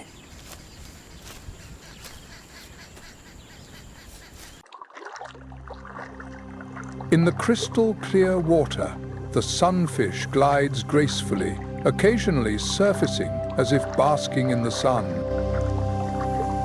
This behavior not only helps regulate body temperature, but also allows seabirds and small fish to remove parasites from their skin. With a skin thickness of up to 3 inches, the sunfish acts like a shield, protecting it from natural predators. With a massive size of up to 10 feet in length and weighing over 5,000 pounds, the sunfish resembles a living model of time, representing the wonders and resilience of the natural world. Its skeleton is primarily composed of cartilage, providing a surprisingly lightweight quality despite its massive body. Instead of a typical conical tail, it has a unique disc-shaped structure that gracefully drifts through the ocean currents. The coral reef of Verde Island, an ecological gem in the heart of the Philippine Sea, serves as a magnificent natural stage.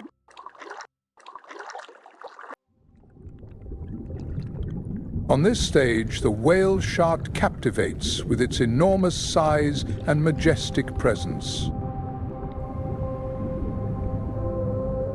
As the largest fish in the world, reaching lengths of up to 12 meters and weighing as much as 18 tons, the whale shark is a symbol of the splendor that nature bestows upon marine ecosystem.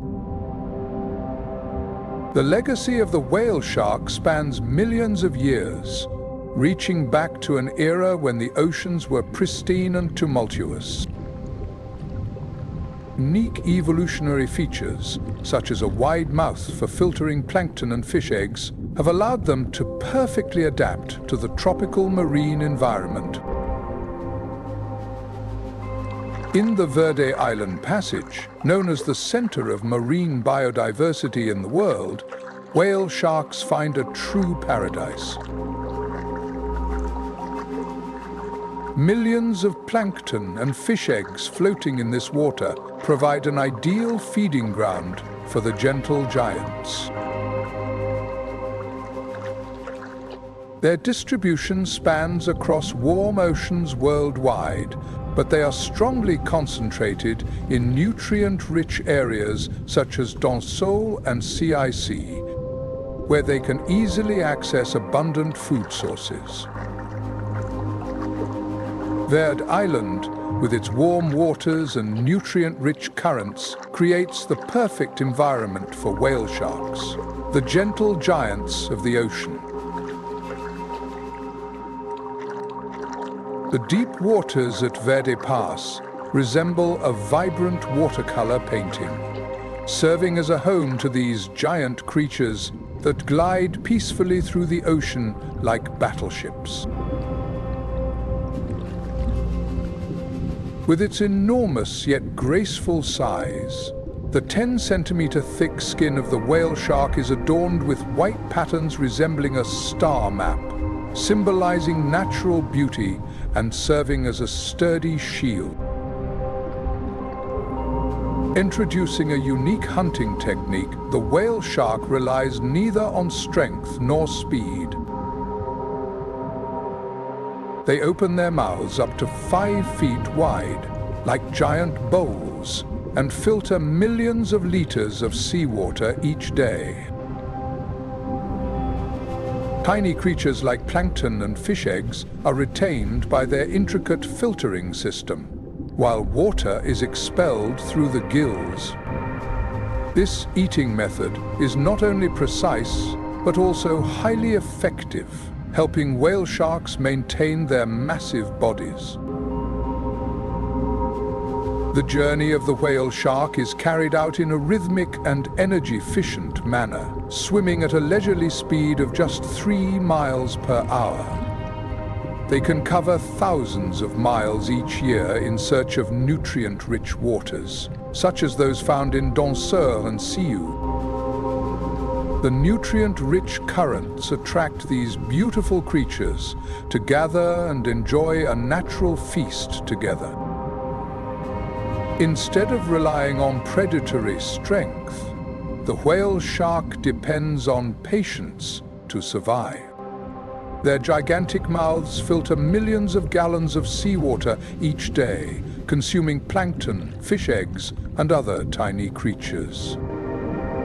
Through this action, they not only preserve the environment, but also protect other marine species, acting as ocean gardeners. Their presence enriches the coral reefs they frequently visit, making the ecosystem more vibrant and thriving. However, the beauty and size of the whale shark cannot protect them from threats such as pollution, illegal fishing, and collisions with boats. The population of whale sharks has declined significantly in recent years. According to the IUCN report in 2023, they have been classified as an endangered species. In addition, the manatee, which belongs to the order Sirenia, is also one of the precious gems that remain in the ocean. With its slow, graceful movements and contemplative eyes, the manatee seems to embody the essence of a distant past, when the waves were never touched by human hands. However, according to the IUCN, this species has been classified as vulnerable due to a significant decline in its population. The dugong, the only marine mammal that exclusively feeds on seagrass, uses its wide and flexible snout to uproot the grass, leaving impressive marks on the ocean floor. Seagrass meadows are not only the primary food source for dugongs, but also play a crucial role in maintaining marine biodiversity. Their eating process, which lasts for hours each day, is like a gardener tending to a vegetable patch, naturally promoting the growth and regeneration of seagrass. The role of the dugong in the ecosystem is irreplaceable. They act like gardeners of the ocean, nurturing life and creating habitats for many species of fish, crustaceans, and other invertebrates. Furthermore, the presence of dugongs is an indicator of the health of the marine ecosystem, as they can only thrive in clean, nutrient-rich waters.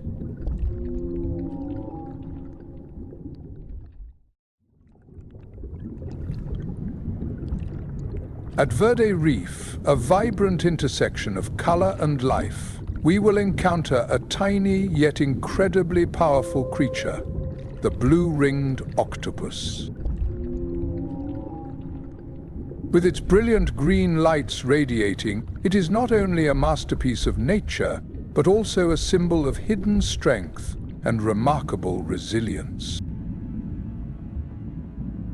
The Verde Coral Reef, with a depth ranging from 0.15 to 48 meters, provides an ideal environment for the green-ringed octopus to hide and hunt.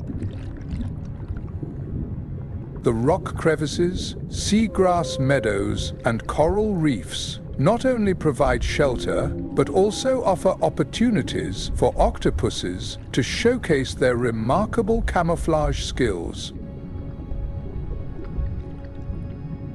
With special pigment cells called chromatophores, octopuses have the ability to change color to blend perfectly with their surroundings, making them nearly invisible to predators.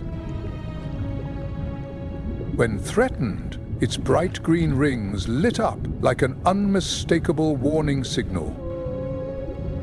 The blue-ringed octopus executes a perfect hunting strategy, combining speed and precision. With its sharp beak, it injects tetrodotoxin into its prey, which is usually shrimp, crabs, or small crustaceans. This powerful toxin not only paralyzes, but also affects the victim's nervous system, ensuring a successful hunt. However, the power of this incredible creature goes beyond its hunting abilities.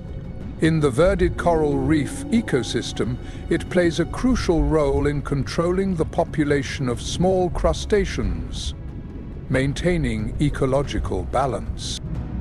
The green-ringed octopus is also prey for larger fish, contributing to the biodiversity characteristic of this area. Hiding among the soft sand layers and muddy bottom of the Verde Reef, the mimic octopus emerges like a master of disguise. This creature exhibits creativity and sophistication in nature. Each movement and transformation showcases a unique beauty that contributes to the vibrancy and richness of the marine environment. The shape of the mimic octopus resembles an intricately choreographed dance, captivating every gaze and challenging the imagination of humanity. The mimic octopus has undergone millions of years of evolution, perfecting its ability to imitate other animals such as venomous sea snakes, drifting jellyfish, and graceful rays.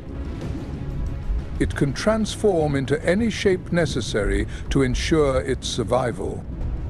Not only does it change color, but its skin surface also has the ability to flexibly transform, synchronizing with the texture and movement of prey or enemies in the coral reef ecosystem, where every nook and cranny holds potential danger. This unique skill is the key to its survival. Typically found at depths ranging from 2 to 40 meters, the mimic octopus appears in areas where sand and mud intermingle, accented by shimmering coral reefs. This environment is ideal, providing ample opportunities for it to hide and execute its hunting strategies. With tentacle lengths ranging from 2 to 2.5 feet, the mimic octopus gracefully glides along the ocean floor, searching for small prey such as crabs and shrimp. With a powerful water force, it can clean the sand to uncover hidden prey, then swiftly capture them with astonishing accuracy. In the deep regions of the Verde Island coral reef, where sunlight filters through the crystal-clear water, a tiny yet miraculous creature lives quietly, perfectly blending into the soft coral branches. The blue-ringed octopus is not only a symbol of clever survival, but also a testament to perfection in hunting strategies and camouflage, a creature that has withstood the test of time to thrive in a world full of dangers.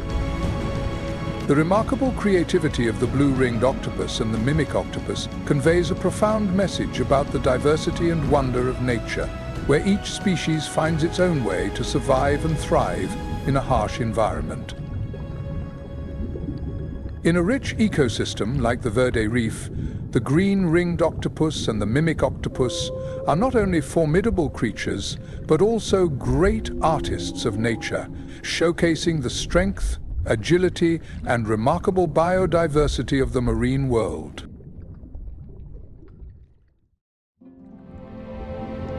The pygmy seahorse, also known as the Bagi-Banti seahorse, is perfectly refined, as if it were born from the vivid and dreamy imagination of the ocean.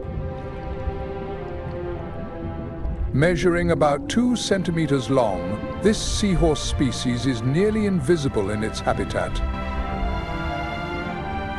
The rough skin is adorned with tiny shimmering beads that precisely reflect the texture of the coral reefs where they reside. This incredible camouflage not only helps the seahorse evade predators, but also creates an astonishing harmony with its surroundings, resembling a vibrant masterpiece painted by nature over millions of years of evolution. The dwarf seahorse has developed a compact body, a unique skeletal structure, and perfect coloration to blend in with the coral reefs. They cling tightly to the coral, rarely moving, using their strong mouths to capture plankton, the seeds of life in the ocean. The habitat of this remarkable organism primarily consists of coral reefs at depths ranging from 5 to 40 meters in the Verde Passage, where these reefs thrive and are celebrated as a center of marine biodiversity, boasting over 300 species of coral and 800 species of reef fish. The seahorse is not only a testament to a rich ecosystem, but also plays a crucial role in maintaining ecological balance by consuming plankton, helping to control their populations and forming an essential link in the ocean food chain. However, the survival of this tiny seahorse species is under serious threat.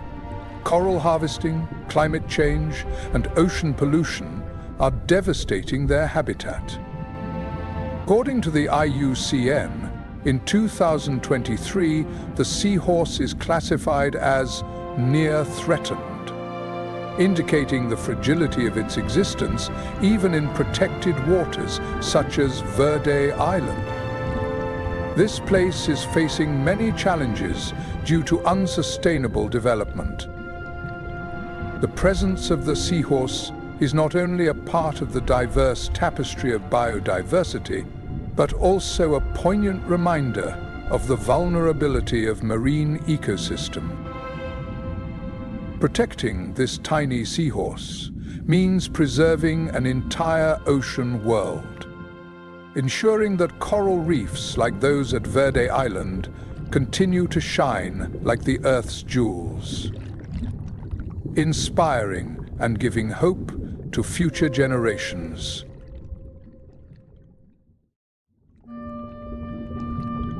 In the crystal-clear waters of Verde Island's coral reef, a mysterious creature glides gracefully through the coral formations, carrying with it the secrets of millions of years of evolution. The cuttlefish. Belonging to the Cepidae order, the cuttlefish is not only a testament to the wonders of nature, but also represents superior intelligence and remarkable adaptability, with the ability to change colors rapidly and employ sophisticated hunting strategies. They deserve to be called one of the finest camouflage artists in the ocean. Existing in a vibrant and complex coral reef ecosystem, the cuttlefish carries a long evolutionary heritage, sharing ancestors with octopuses and squids. Over millions of years, they have evolved into a large-brained invertebrate species, among the most intelligent in the marine animal kingdom.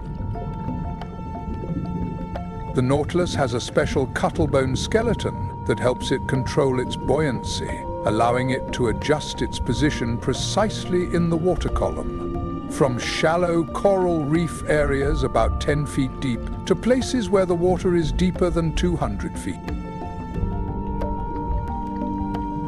The ability of the cuttlefish to change its color and body shape is not only a remarkable defense mechanism against predators, but also a sophisticated means of communication among its kind, where every movement and every color change carries a profound meaning. This is a perfect example of the wonderful integration between nature and survival.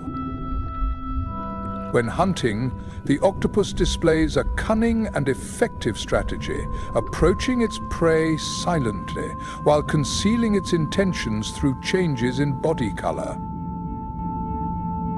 As they approached close enough, they quickly shot out powerful tentacles, like arrows from the darkness, to capture shrimp, small fish, and crustaceans. And when faced with danger, the ink sac of the cuttlefish becomes a secret weapon, releasing a cloud of black ink that disorients the predator, providing a great opportunity for them to escape.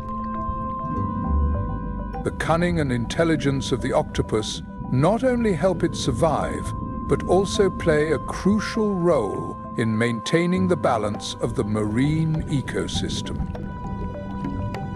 They help regulate the populations of smaller species while also serving as a vital food source for sharks and other large predators. In the complex web of the food chain, the emerald squid plays a crucial role in maintaining the stability and growth of coral reefs, creating a vibrant and interactive picture among species. Please share your thoughts on squid and other amazing creatures in the marine ecosystem. Don't forget to follow the Animal Nature 4K channel to join us in exploring more fascinating journeys and the secrets of the ocean. Together we can protect and preserve these precious natural values for future generations.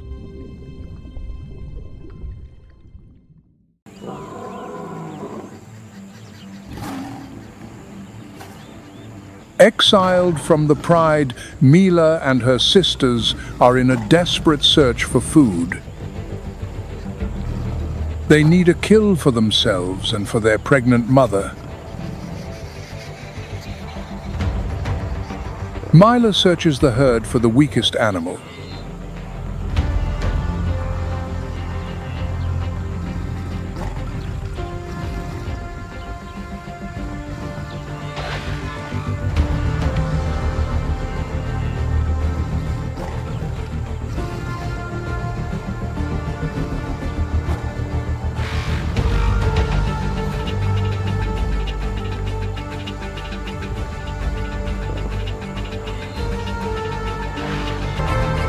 As any hunter in hardship, Mila returns to the fundamentals, to all the lessons taught by her mother Nika.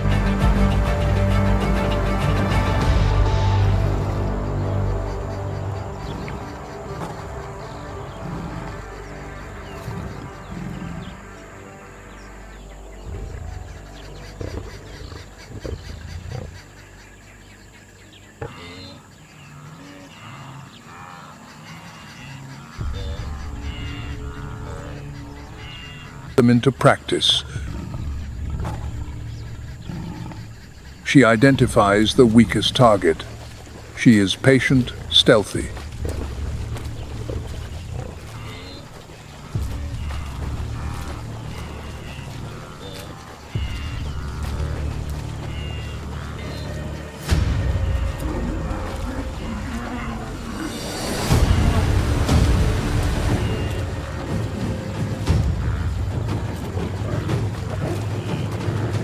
Mila has truly come of age.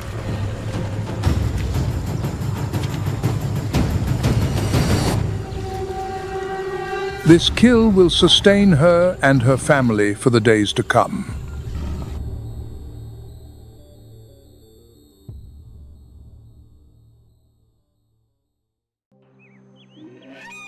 The Philippines, a land made up of thousands of islands, vividly represents the struggle for survival within the tropical rainforest ecosystem.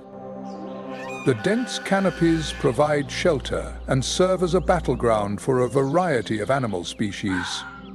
The Philippine deer, with its brown coat speckled with white, quietly moves through the dense underbrush. In the sky, the Philippine eagle glides gracefully, while below the canopy, a small but agile tarsier searches for food, navigating through the branches with extraordinary skill, all the while avoiding the sharp eyes of the lurking eagle. Along the shores of Verde Channel, known as the heart of the Coral Triangle, plump whales lazily drift through the water, a gentle giant of the ocean. But not all residents of the sea are gentle. The tiny blue-ringed octopus, despite its small size, possesses venom strong enough to stop a human heart. In the muddy swamps of Aurora, fish leap and dance on the water's surface like circus performers, seizing every opportunity to search for food. Here, the monkeys that eat crabs must face the devastation of the ocean storm and the pressure from competing species. Meanwhile, the saltwater crocodile lies quietly in wait, demonstrating patience as a testament to its strong hunting instinct. Every moment in this vibrant land is a relentless struggle for survival. Every movement reflects the resilience of nature. But these victories always exist on a fragile boundary, requiring strong protection to ensure they do not mark the final notes of this vibrant symphony.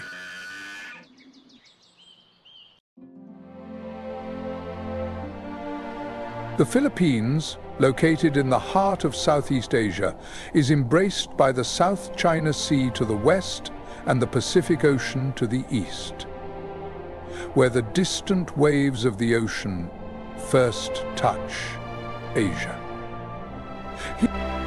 With its prime location along some of the busiest maritime routes in the world, the Philippines is like a precious gem in the heart of the Pacific Ocean. This place not only boasts a long coastline, but is also located in the Pacific Ring of Fire, one of the areas with the most intense seismic activity on Earth. This is the convergence point of three major tectonic plates: the Eurasian Plate, the Philippine Sea Plate, and the Pacific Plate. The continuous collision between them over millions of years has formed the Philippine archipelago, a process as beautiful as the work of a sculptor, constantly creating majestic mountains, deep valleys, and fascinating cave systems. The landscape of this country is like a vibrant, multicolored painting, from the towering mountain peaks to the brilliant coral reefs beneath the ocean. One of the prominent cultural symbols is the rice terraces in the Cordillera Mountains, which were built over 2,000 years ago. These steps not only provide economic value, but also represent a remarkable achievement of human intellect, reflecting the perseverance and talent of the local people, like a staircase leading to paradise. However, the story of the Philippines goes beyond its natural beauty. It is also intertwined with a long and glorious history. About 67,000 years ago, the first evidence of human presence was discovered on the island of Luzon through the fossils of an ancient human species known as Calaman, confirming that this land has been inhabited since prehistoric times. Indigenous tribes like the Igorot have survived for thousands of years, preserving their unique culture and traditions. The 16th century marked the beginning of a cultural exchange period, starting with the arrival of Ferdinand Magellan in the Philippines in the year 1521, which brought the influence of Spain. More than 300 years of rule have left a profound mark, shaping the religion and architecture of this nation. More than 86% of the population practices Catholicism, with churches like San Augustine Church, built in 1607, serving not only as places of worship, but also as symbols of cultural fusion. By the end of the 19th century, the Philippines became a colony of the United States, following the Spanish-American War, marking a period of modernization characterized by the establishment of an American-style education system and the development of integrated infrastructure. English has been introduced and has become an official language alongside Tagalog, forming a multilingual nation. In 1946, the Philippines gained independence, marking the beginning of a new chapter in its journey of development and integration into the global community. A talented artist continuously paints vibrant landscapes that change with each season, where nature always displays its boundless creativity. The Philippines, as one of the richest territories in terms of biodiversity on Earth, experiences climate change through two main seasons. The dry season lasts from December to May, bringing bright sunshine and clear blue skies. However, from June to November, the wet season arrives, causing the islands to be drenched in heavy rain, averaging 2,316 millimeters each year. During this time, powerful storms frequently occur, as the Philippines endures about 20 storms each year, some of which are classified as the strongest storms on the planet. Despite facing harsh conditions, the environment here has formed a unique ecosystem where life must adapt and evolve to survive. Particularly the biodiversity of the tropical forests in the Philippines is truly impressive. As one of the richest ecosystems in the world, the Philippines is among the 17 countries with the highest biodiversity, home to 70 to 80% of the planet's species. To date, over 15,000 plant species have been recorded in the Philippines, of which about 50% are endemic. The wildlife here is equally remarkable, with over 1,000 species of vertebrates and hundreds of thousands of invertebrate species, including many that are newly discovered each year. The tropical forests of the Philippines tell a vivid story of life and adaptation, where each creature carries within it a piece of the wild, untamed spirit of nature. A vivid example of adaptation is the tamaral, a dwarf buffalo that has existed for thousands of years, perfectly suited to the rugged terrain of Mindoro Island. However, habitat loss has caused their population to decline to fewer than 500 individuals, making them one of the most endangered species.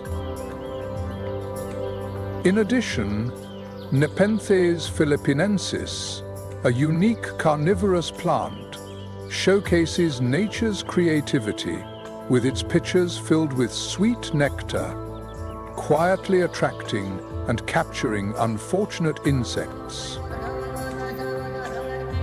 In contrast to the elegance of the trees, the Palawan peacock pheasant, with its shimmering blue and gold plumage, is a masterpiece of natural art, captivating observers with its enchanting beauty amidst the pristine tropical forests of the Philippines.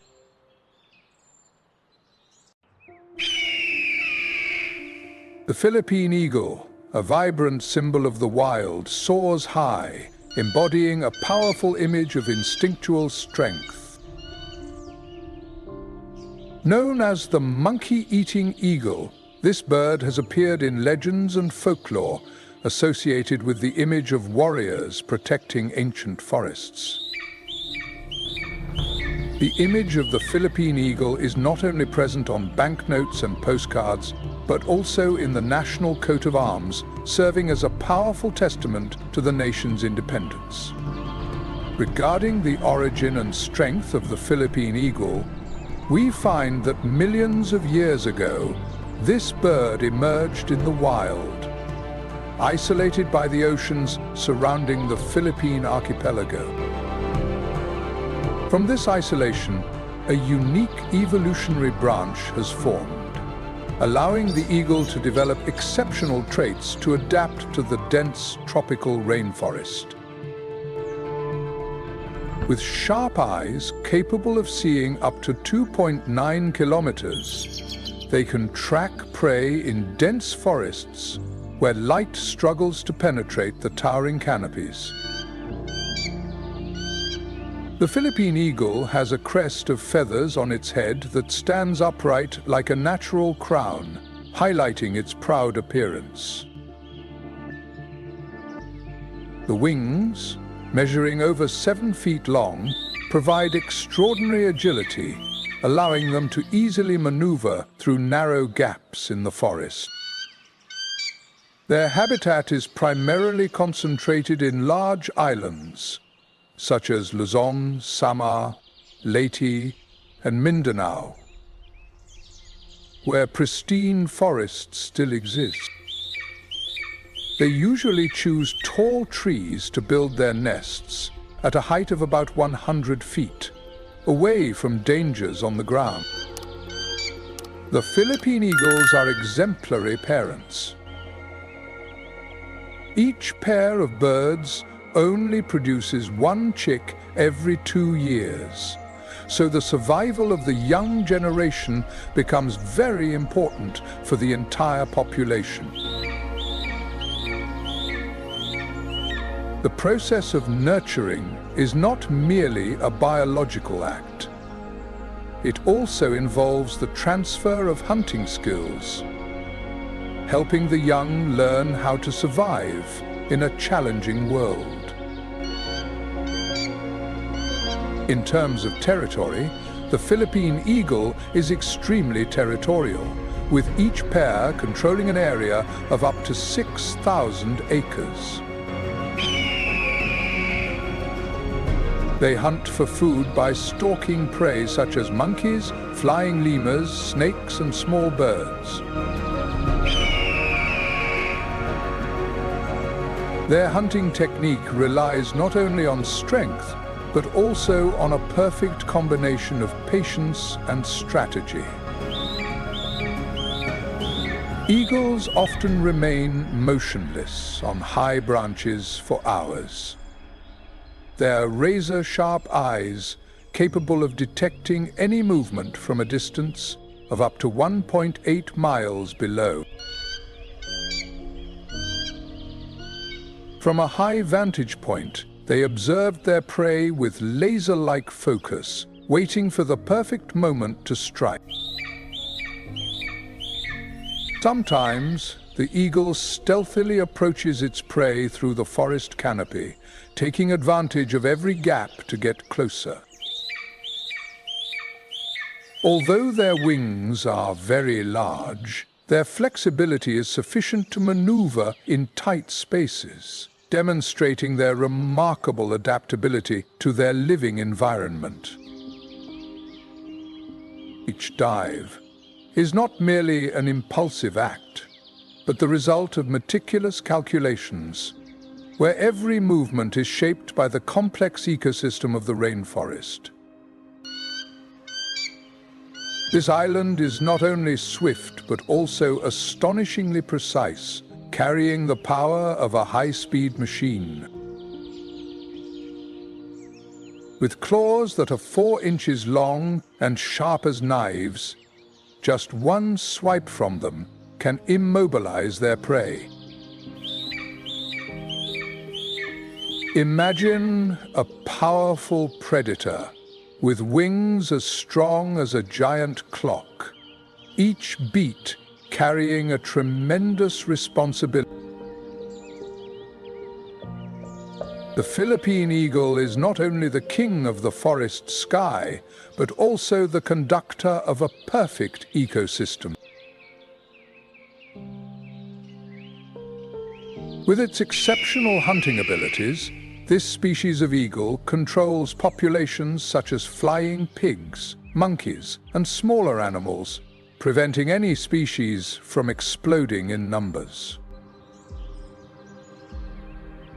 However, the sad fact is that their population in the wild is now only around 400 to 600 individuals, placing them on the list of the rarest bird species of prey in the world.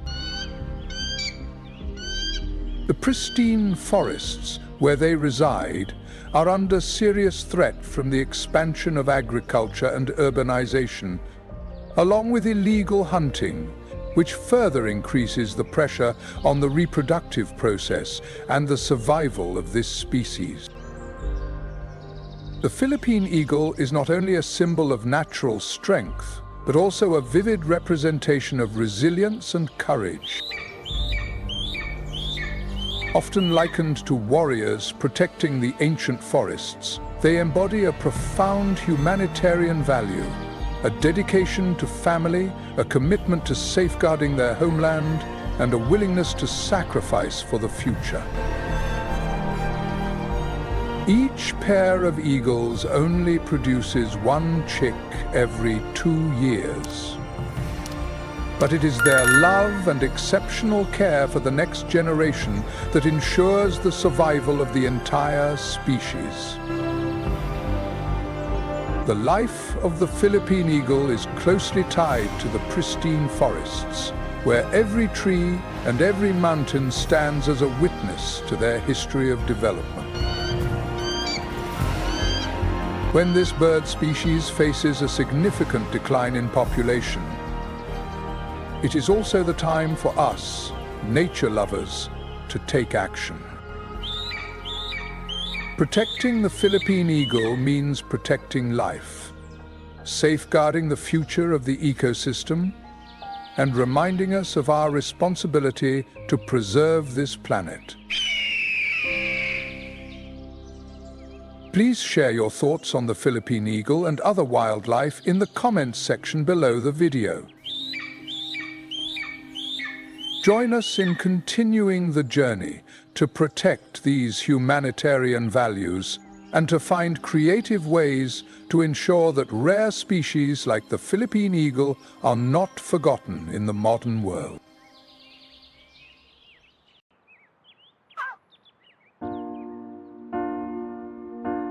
Hidden beneath the lush canopy of the tropical forests of the Philippines, the Philippine tarsier, a mysterious creature, shines with extraordinary survival abilities.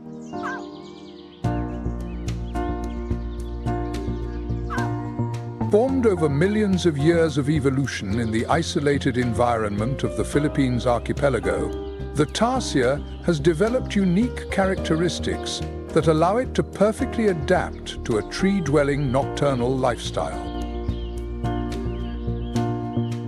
According to scientists from the Philippine Mammal Research Center, this species of tarsier diverged from the common ancestor of other tarsier species approximately 45 million years ago. The tropical islands, with their rich diversity of flora and fauna, have allowed the tarsier to develop unique characteristics that enable it to thrive in its habitat. Like a true nocturnal hunter, the Philippine tarsier not only possesses exceptional skills, but is also gifted with remarkable eyes, measuring up to 0.63 inches, which account for 2/3 of its head size, allowing it to see clearly in low light conditions. The wonder lies not only in its size, but also in the unique structure of the retina, which allows it to gather light more efficiently than humans. Not only that, the tarsier can rotate its head 180 degrees, allowing it to scan its surroundings without having to move its body. However, the role of the tarsier does not stop at hunting. It also plays an essential part in maintaining ecological balance by controlling insect populations. The eagle and tarsier, both precious symbols of the natural world in the Philippines, are at risk of extinction. And we have a responsibility to protect these species and preserve the harmony of the ecosystem here. Wild animal populations not only help control pest outbreaks, protect trees and vegetation, but also provide essential food sources for larger animals, such as the Philippine eagle. The leaps through the canopy of the Philippine tarsier are not only aimed at foraging for food, but also serve as a crucial action for the survival of the natural food chain. However, the story of the Philippine tarsier is not just about survival, it is also a touching journey of conservation. The expansion of agricultural land, logging activities, and habitat loss have pushed this species onto the near-threatened list, according to the IUCN assessment in 2023. Furthermore, the pressure from being hunted for pets or for the tourism industry further increases the level of danger for this species.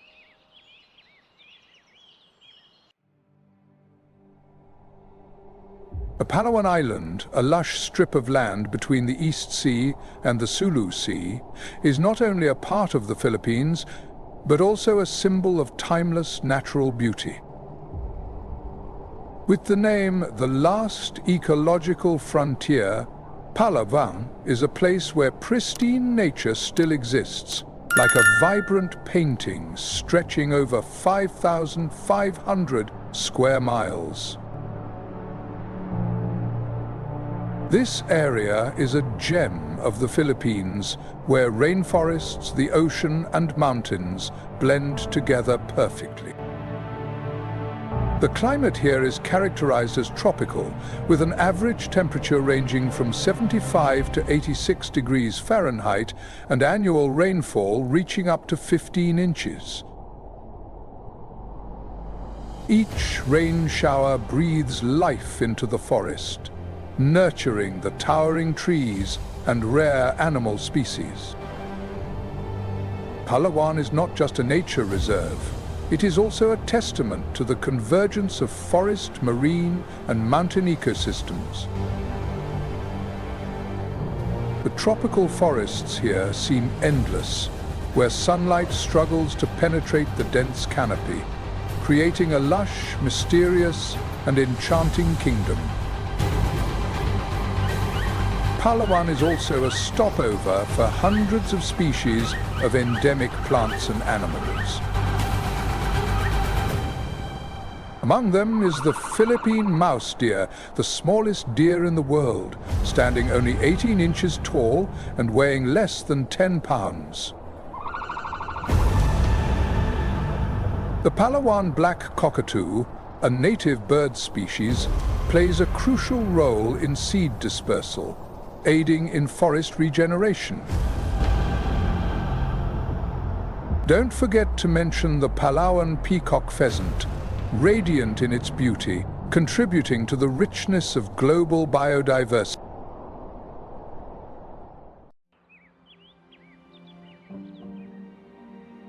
Amidst the towering ancient trees and the tangled network of vines, a rare creature moved quietly. That is the binturong, also known as the bear cat, with its sleek black fur tinged with silver, showcasing a vibrant vitality in the stunning wilderness of Palawan. The long and agile tail of the binturong is not just a body part, it functions as a fifth limb, allowing them to maneuver skillfully among the branches. With its distinctive aroma reminiscent of freshly popped popcorn, the binturong stands as a masterpiece of nature on the island of Palawan, which has a history spanning over 20 million years. As a part of the Viverridae family, this ancient mammal species is found only in Palawan, a perfect refuge due to its dense and humid tropical forest. This is the ideal environment for this species to thrive, thanks to its nocturnal habits and its graceful climbing ability, reaching heights of 6 to 18 meters. The binturong is not only an artist in the trees, it also possesses very unique survival strategies. The scent they emit, reminiscent of popcorn, not only helps them mark their territory, but also attracts mates. This fragrance spreads through the air, helping to ward off enemies and alert other members of the species. Thanks to its excellent climbing ability and grasping tail, the binturong can easily avoid dangers from the ground, where predators may be lurking. Furthermore, the role of the binturong as a natural gardener is extremely important, as they help disperse seeds and maintain ecological balance. However, like the forests of Palawan, binturongs are facing many concerning threats. According to the IUCN, this species is classified as vulnerable, with its population rapidly declining due to habitat loss, illegal hunting, and forest degradation.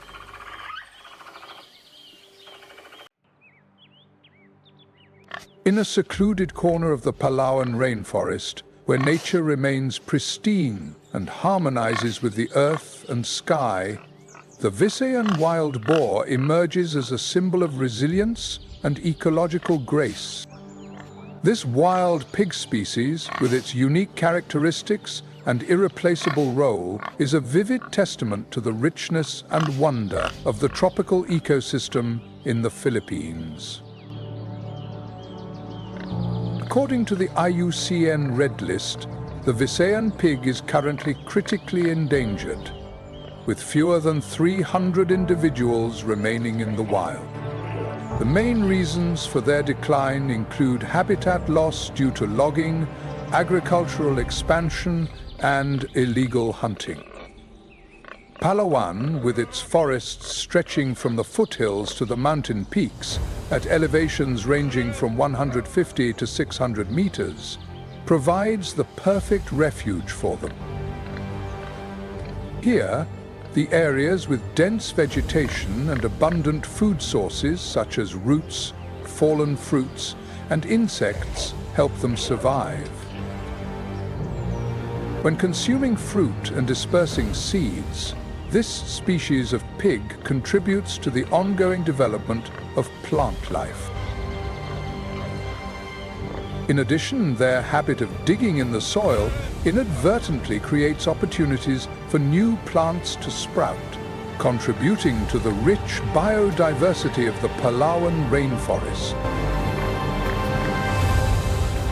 The presence of Visayan wild boars in the forests of Palawan is not only a testament to the vibrant resilience of nature, but also a reminder of our responsibility to protect and preserve the invaluable ecological values that the natural world provides. Each Visayan wild boar is an essential part of the ecological chain, helping to maintain the balance of the tropical forest system and ensuring the sustainability of other plant, grass, and animal species in their habitat. The conservation of the Visayan pig is not just about protecting a species. It is a commitment to preserving the beautiful values of nature that provide long-term benefits for both the ecosystem and humanity.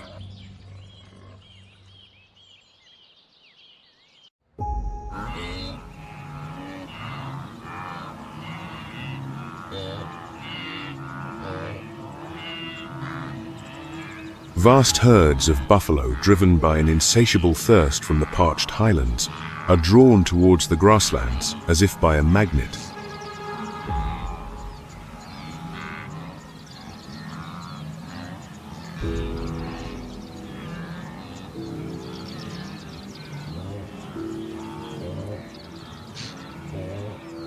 They are a thirsty, chaotic mass of muscle and horn.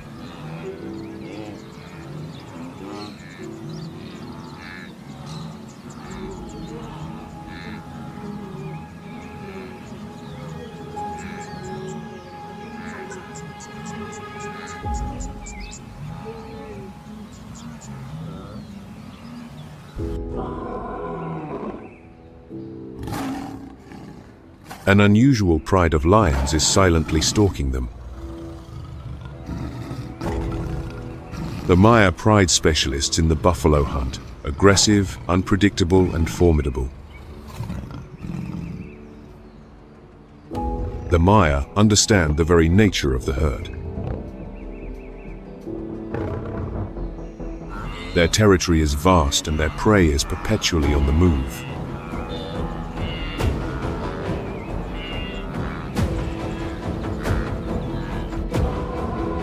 But for the Maya, when their buffalo move, territory has no borders.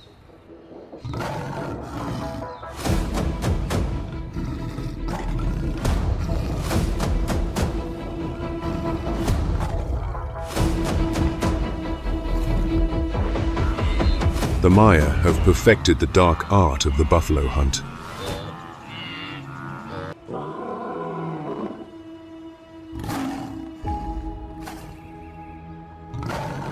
They seek out the vulnerable, the young, and the injured hidden deep within the heart of the herd.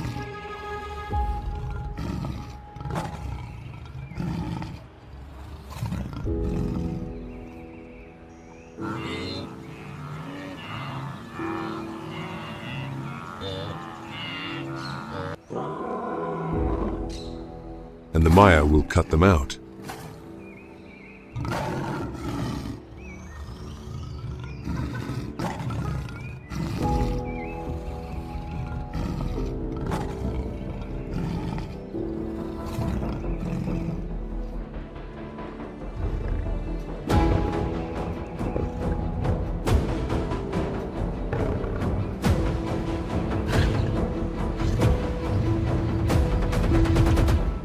A target is chosen.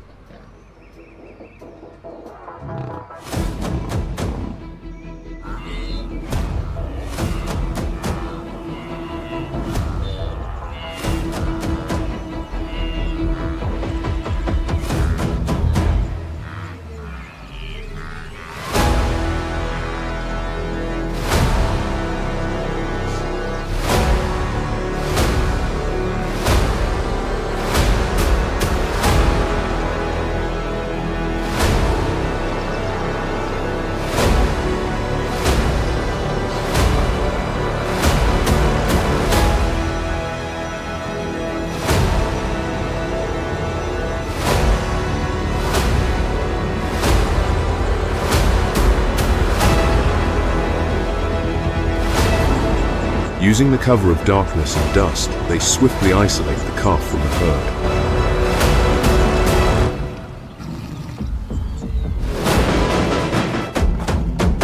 They make it look effortless. For the herd, the loss of an injured calf is one less burden to slow them down. And the herd is made stronger for it.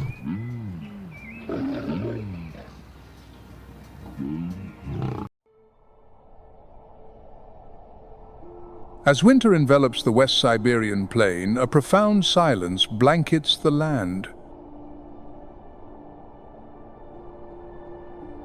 Snow covers every surface, transforming the landscape into an endless expanse of white.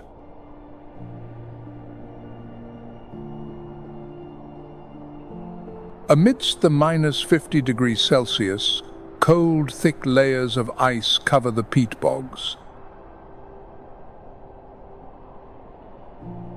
However, beneath this seemingly still exterior, life silently persists.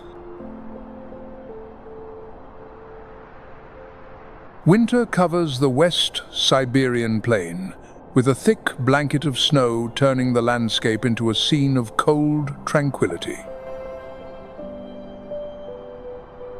Beneath this vast land, the Arctic fox moves as gracefully as a phantom, blending perfectly with the white of the snow and ice.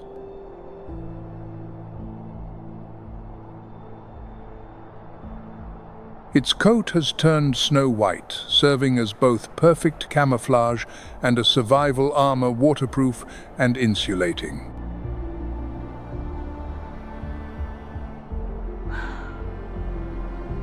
The evolutionary origins of the Arctic fox are tied to the frozen Arctic regions where it has developed a range of unique adaptations. Weighing between 7 and 20 pounds, its compact size helps to minimize heat loss.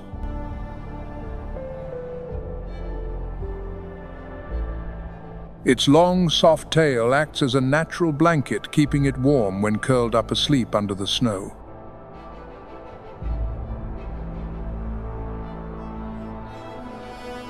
In winter, it remains active across the vast snow-covered expanses where food becomes increasingly scarce.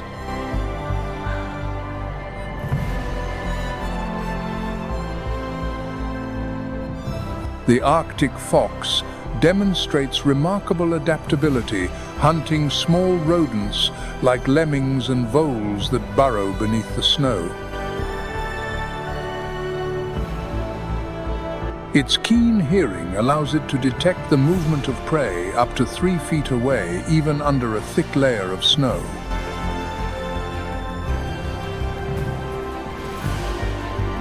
Upon hearing the slightest sound, the fox leaps high into the air and plunges down.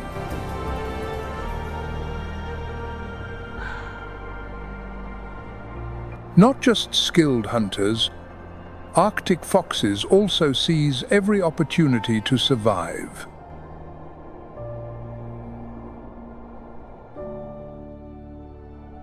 They often follow larger predators like polar bears, waiting to scavenge on their kills.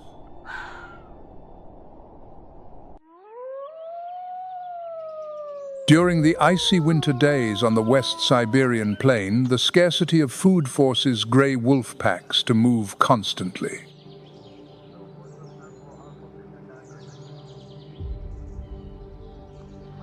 Amidst the winter landscape, gray wolves travel in packs of 6 to 10, resembling a perfectly organized unit.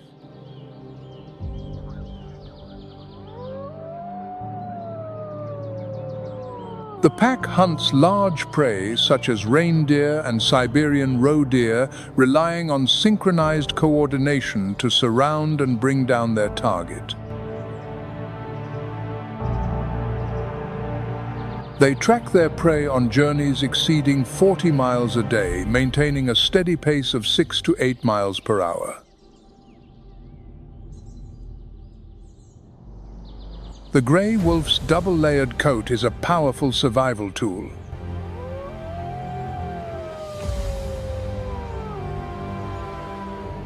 The water-resistant outer coat shields them from snow and cold winds, while the inner coat insulates their bodies.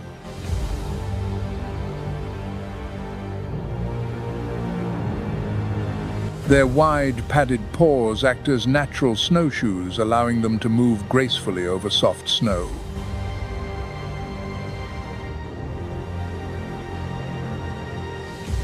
The prey they bring down not only sustains the pack, but also provides nourishment for scavengers like the Eurasian lynx and the Arctic fox.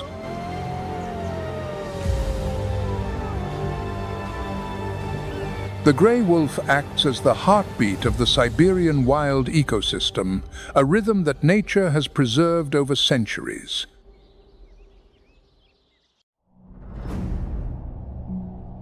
Amidst the extraordinary silence, the Siberian tiger moves stealthily, its orange and black stripes blending into the snowy landscape with every step.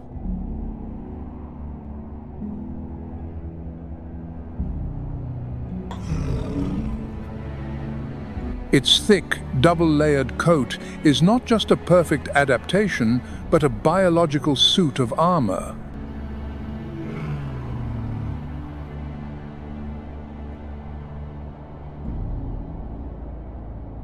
The tiger moves gracefully through the snow-covered terrain, its steps making almost no sound.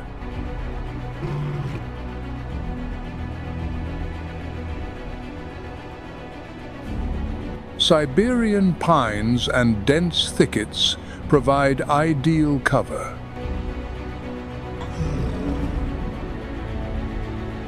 When close enough, a powerful leap can bring down prey like a red deer or a wild boar in an instant.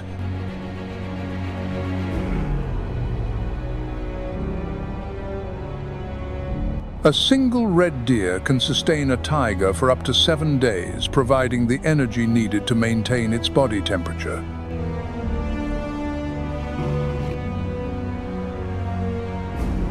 Even when a hunt fails, the Siberian tiger is not discouraged.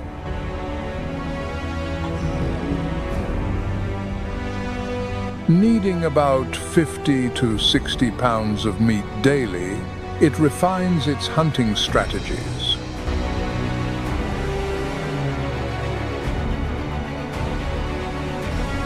The prey it hunts not only sustains the tiger, but also feeds scavengers like grey wolves and ravens.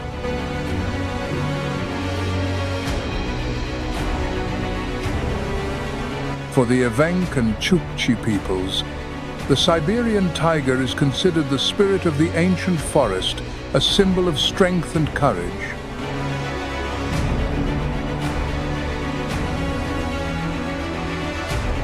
They believe the Siberian tiger protects the forest and maintains the balance between the human and spiritual worlds. Beneath the somber sky of a Siberian winter, the Arctic Ocean and the tundra appear as a portrait of harsh tranquility.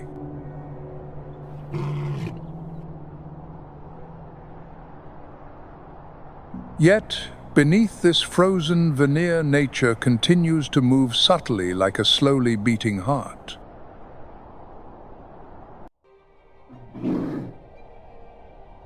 On the ice floes of the Arctic Ocean, the polar bear continues its relentless hunt.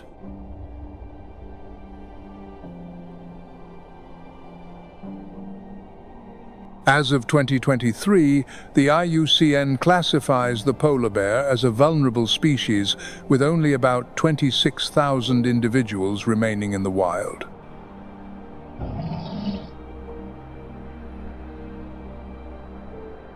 Their thick layer of blubber, up to 4 inches thick, is not just an energy reserve, but a natural insulator.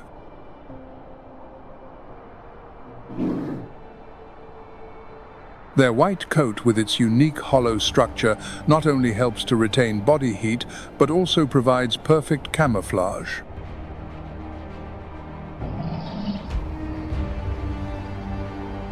The seemingly static ice floes are the stage for dramatic hunts.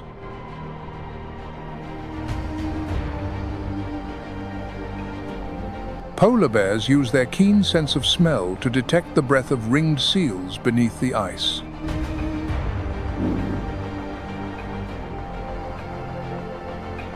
With a powerful swat of their paw, they can break through thick ice to create an opening and access their prey.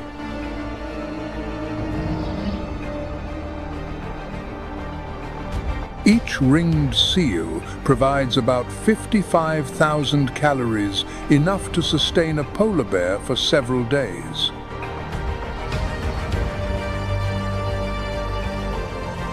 Polar bears are not only masters on the ice, but also excellent swimmers.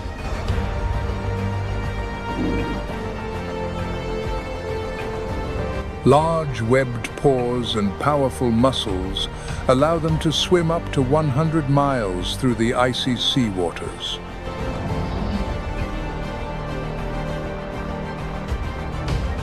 This ability enables them to follow the drifting ice floes. As the apex predators of the Arctic food chain, polar bears play a crucial role in regulating seal populations.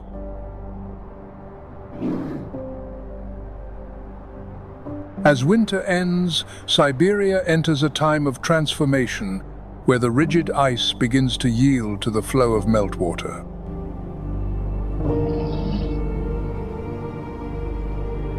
Spring arrives like a miracle, breathing new life into every corner of this vast land.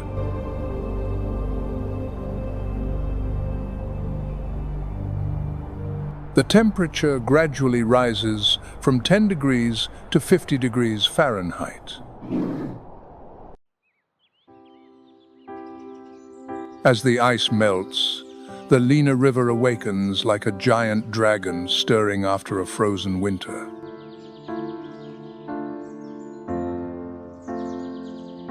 Its swift currents weave through valleys and plains.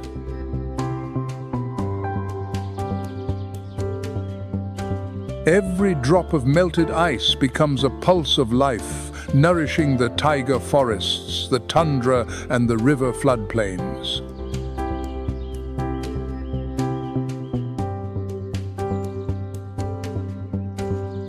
As spring begins to reveal its first colors on the snow-covered canvas of the taiga, whooper swans appear like travelers returning from distant lands.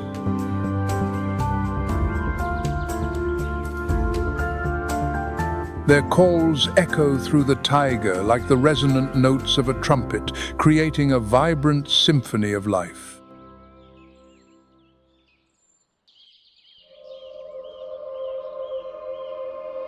Under the soft light of early spring, flocks of whooper swans soar through the sky, their graceful wings stirring the rhythm of renewal.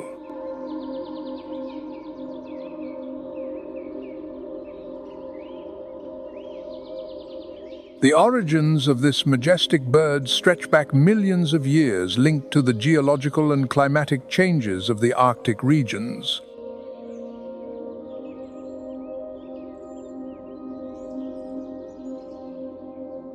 With a vast range from Europe to the Siberian taiga, the whooper swan is a prime example of nature's remarkable adaptability.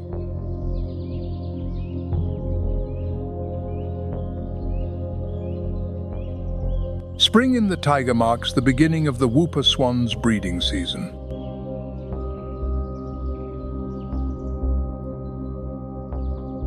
They choose calm waters near lakes or swamps to build their nests.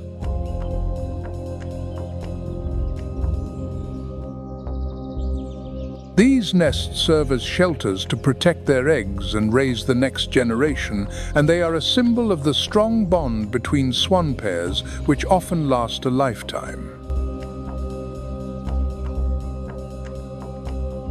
The taiga, after months of slumber under a thick blanket of snow, awakens as spring weaves its way through every leaf and branch. Siberian pines, larches, and spruces stretch towards the sky, shedding their white winter coats to reveal fresh green shoots.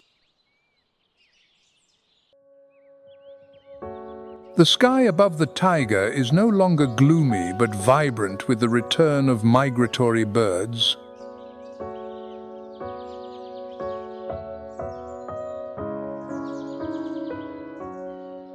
Their songs echo among the treetops.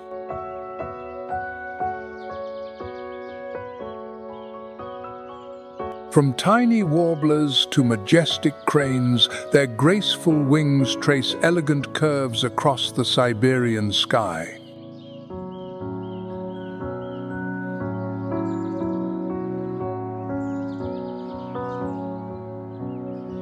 During this time, bears also emerge from their dens after a long winter hibernation.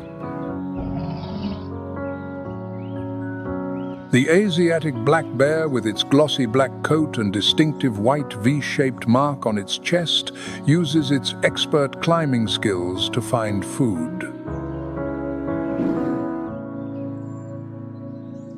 The brown bear, the largest bear in the taiga, begins to replenish its energy by catching fish in the streams. Meanwhile, the polar bear, though a symbol of the Arctic Ocean, sometimes ventures into the coastal taiga in spring to hunt seals along the melting river ice. These bears not only act as predators, but also as catalysts for forest regeneration by dispersing seeds. Spring in Siberia is not just a season, it is a symbol of new beginnings. Every melting stream, every sprouting leaf, and every animal's footstep contributes to a vibrant tapestry. It is a symphony of life, where Siberia showcases its extraordinary power of regeneration, a profound message of resilience and the wonders of nature. However, Siberia, where life and death intertwine beneath the permafrost, now faces unprecedented challenges.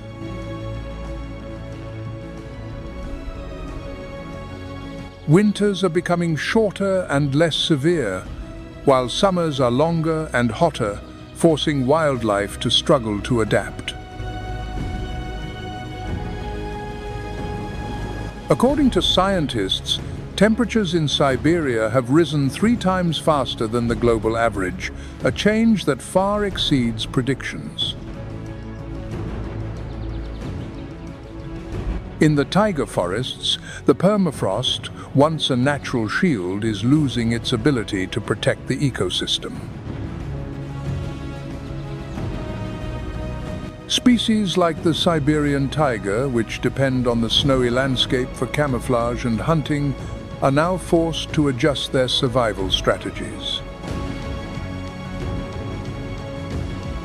Habitat shrinkage coupled with poaching has pushed this majestic predator to the brink of extinction, with fewer than 500 individuals remaining. The ecosystem of Lake Baikal, which holds 20% of the world's unfrozen fresh water, is also undergoing significant changes. Rising water temperatures have drastically reduced the reproductive rates of endemic fish species like the golomyanka, affecting the entire region's food chain.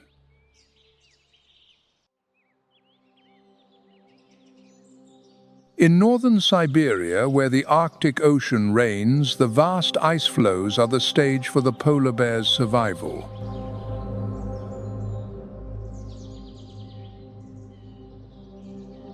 However, even these apex predators are suffering greatly as sea ice melts at an alarming rate.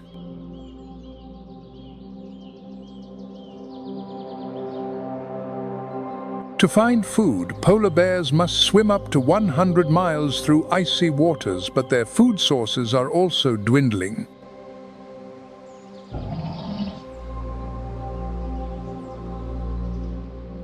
Climate change is not the only threat.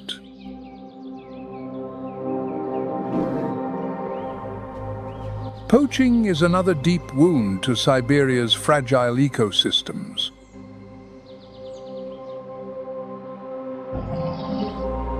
The Siberian tiger and Amur leopard, 2 of the world's rarest big cats, are mercilessly hunted.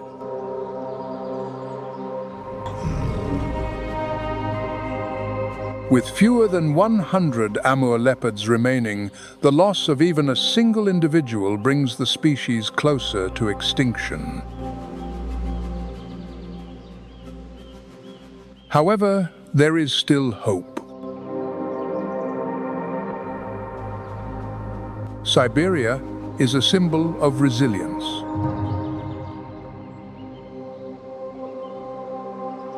Its wildlife, vegetation, and people are living testaments to the enduring beauty and strength of nature.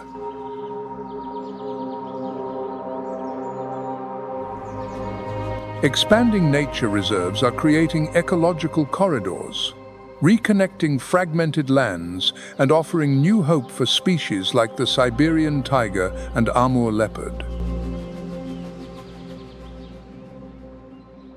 Programs such as the Amur Tiger and Leopard Monitoring Program have successfully reduced poaching incidents by more than 20% compared to the previous year.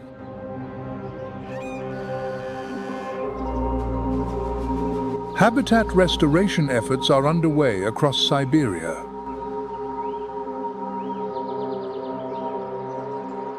The peatlands of the West Siberian Plain are being revitalized. The Lena River and Lake Baikal are undergoing cleanup efforts to improve water quality, supporting aquatic species. Breeding programs are pulling endangered species back from the brink. The Amur leopard population is gradually increasing through breeding centers and reintroduction efforts. But these efforts cannot succeed on their own. The revival of Siberia's wildlife and ecosystems is not just a local story. It is a shared responsibility and hope for all of humanity. Let us act together to protect Siberia. Every small action, from supporting conservation organizations to raising awareness, can contribute to meaningful change. Together, we can protect our planet, ensure that all species can live in harmony, and the great symphony of life will continue to resonate for future generations. If you have been fortunate enough to witness the stunning beauty of Siberian nature, do not hesitate to share your knowledge and experiences in the comments below. Your stories can inspire and encourage conservation efforts, helping to protect rare animals and preserve ecosystems for generations to come.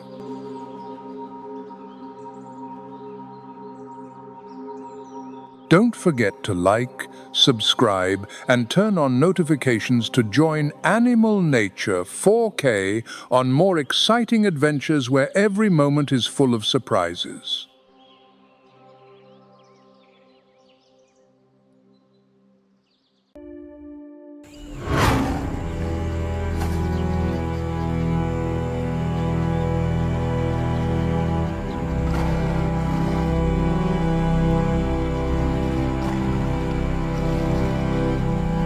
This kingdom is ancient and blind. It protects no one.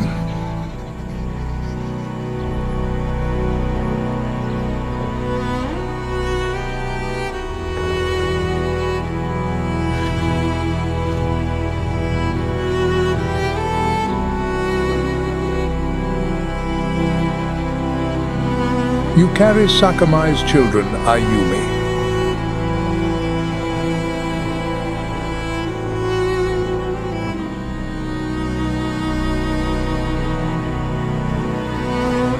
Keep him close.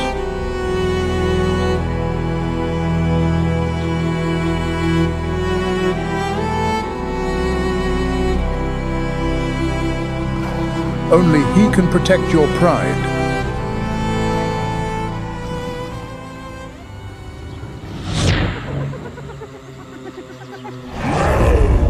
On the sands that ring the marsh, a sinister army builds its strength.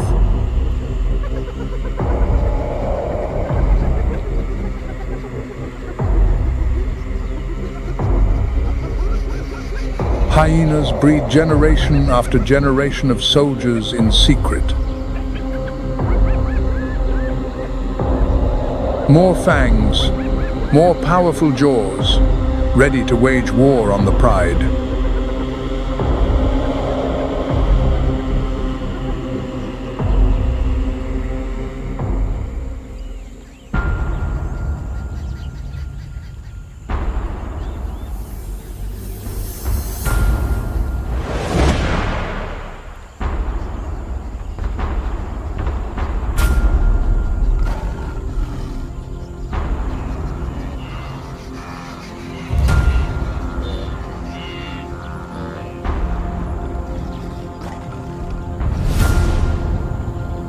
Ayumi must train her children.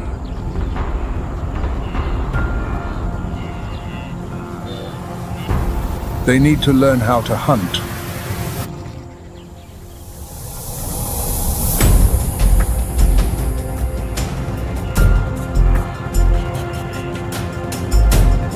A dangerous rite of passage.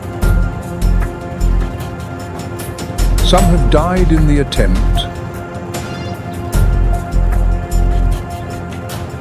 Scars will be carried for life.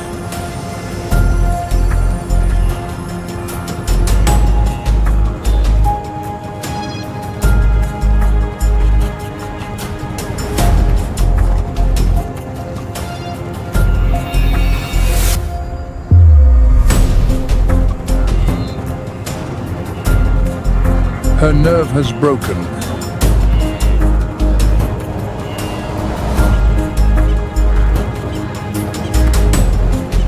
This is how it is done. Watch and learn.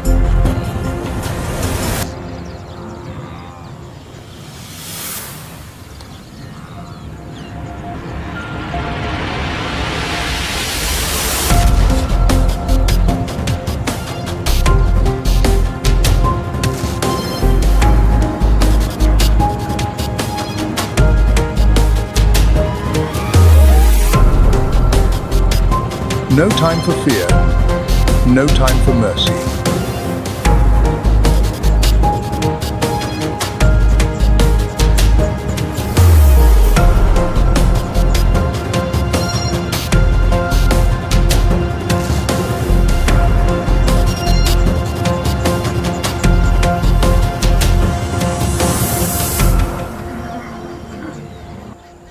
All are well fed thanks to the king and queen.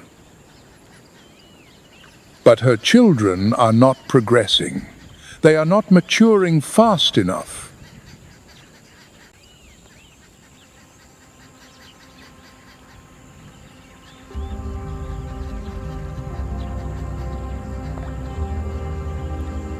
From the dense forests to the flooded swamps, from the vast grasslands to the sparse thickets, every corner of the Serengeti is home to hundreds of bird species and over 70 mammal species.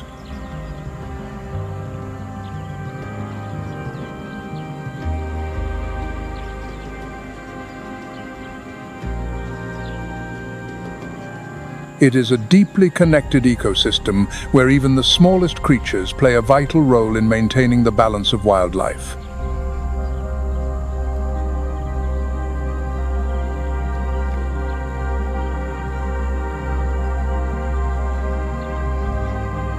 The Serengeti is not just an ecological paradise, but also an unforgiving arena for predators like lions, spotted hyenas, and cheetahs.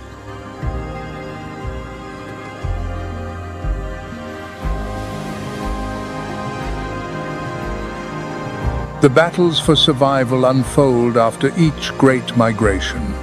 Together, these forces create a living mosaic, both graceful and fierce.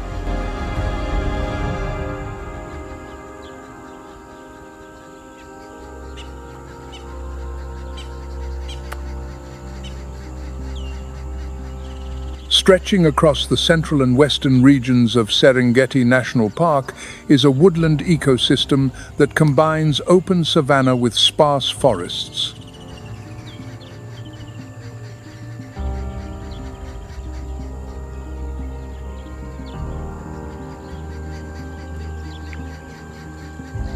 This land extends for thousands of square miles, providing a stable habitat for non-migratory species such as giraffes and African elephants.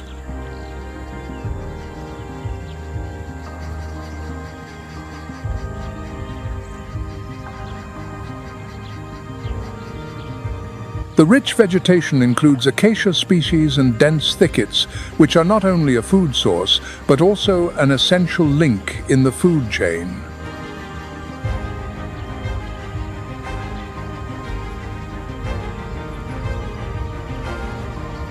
Average annual rainfall ranges from 30 to 40 inches, concentrated mainly from November to May, bringing lush green grasslands and abundant food.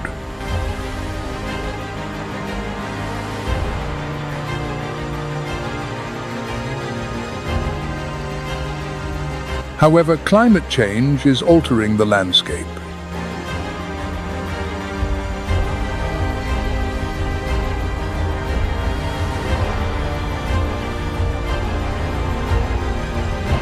Rainfall is becoming unpredictable and prolonged. Droughts are forcing animals to travel longer distances in search of water and food.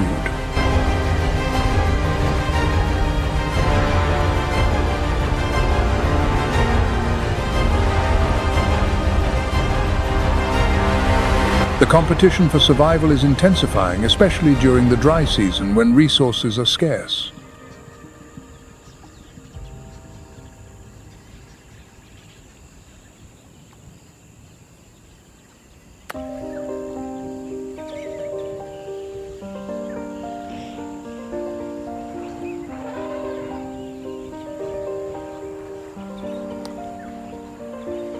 The forests of the Serengeti, harsh and wild, are home to the African elephant, living symbols of strength, wisdom, and impressive adaptability.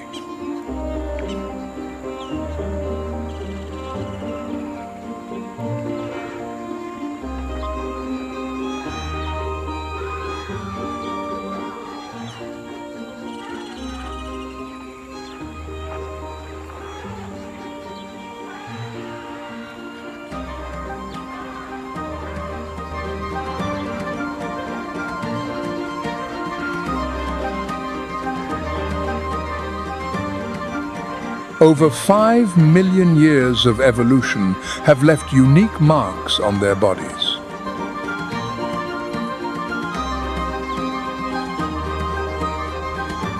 Their enormous ears, like fans, help dissipate heat under the scorching Serengeti Sunday.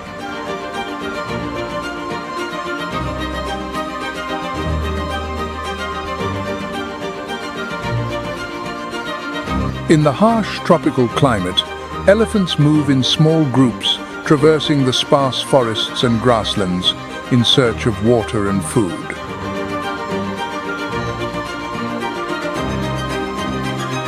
During the dry season, they dig temporary wells in the dry riverbeds, not only for themselves, but also providing life-sustaining water for countless other species.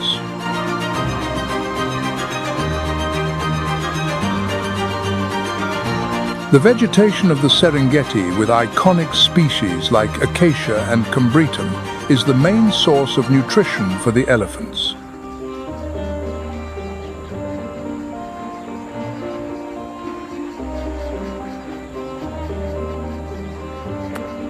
A single elephant can consume up to 300 pounds of food per day to sustain its massive body.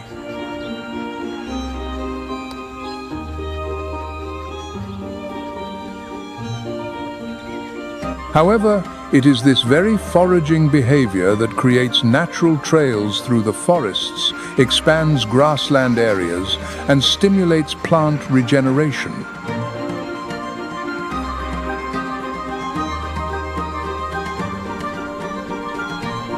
Climate change poses new challenges. Erratic rains and prolonged droughts are forcing elephants to travel farther, increasing competition in the food chain.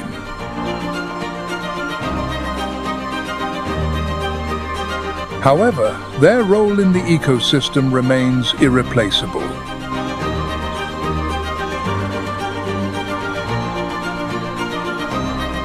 Elephant dung acts as a natural fertilizer, promoting the growth of vegetation.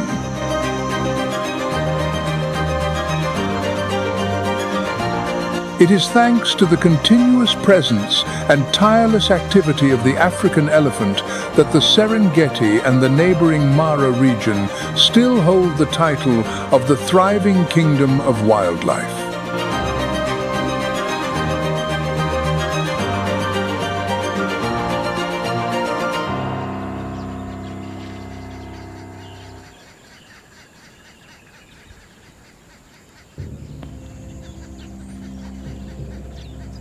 In the Serengeti, the dense grasslands with acacia and combretum trees form a lush paradise where the African buffalo stands tall amidst the wild nature.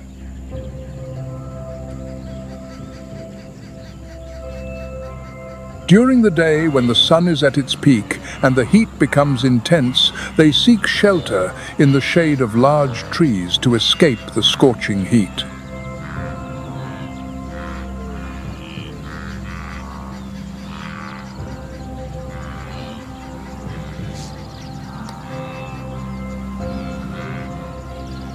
When they need to feed, the buffalo move in large groups across the vast grasslands.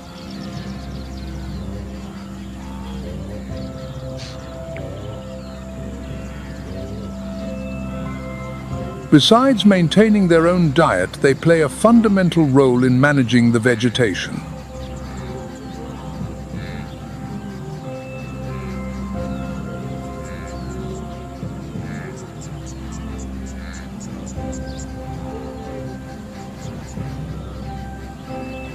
Each buffalo can consume up to 33 pounds of grass per day, helping to control the growth of the local flora.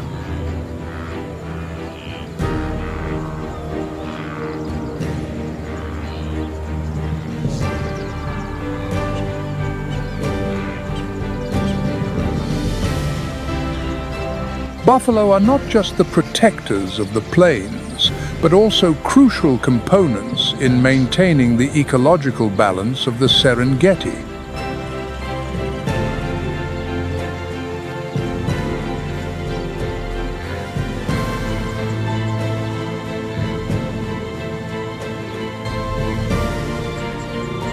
They hold a significant place in the Serengeti's food chain.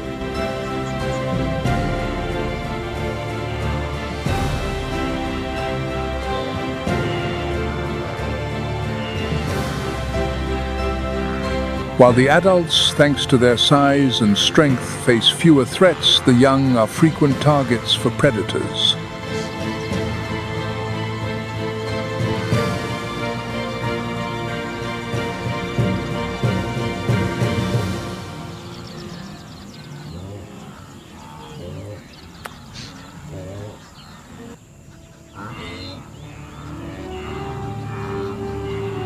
When the dry season arrives and water becomes increasingly scarce, the buffalo herds migrate to the last remaining water holes and wetlands in the Serengeti's forests.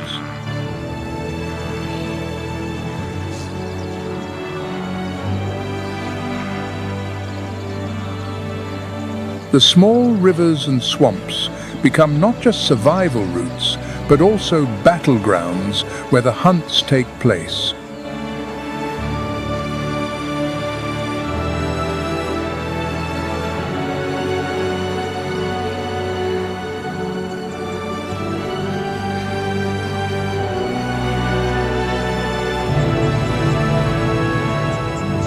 This is when the predators, hyenas and lions hide in the tall grass, patiently waiting for the precise moment to strike.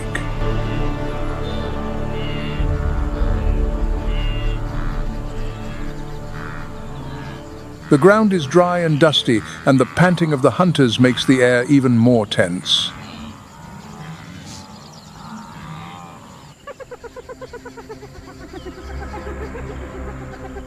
Amidst the wild landscapes of the Serengeti forests, the spotted hyena stands out as a master of survival, leaving an indelible mark on the pulse of the ecosystem.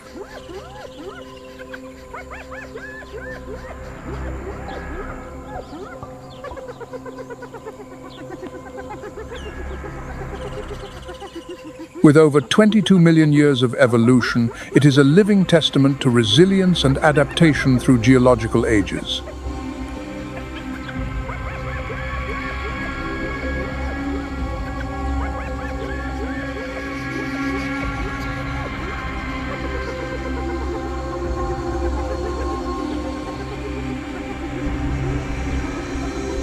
With a powerful jaw, a cohesive social structure, and flexible hunting strategies, they are the true warriors of the savannah, constantly reinventing themselves to survive.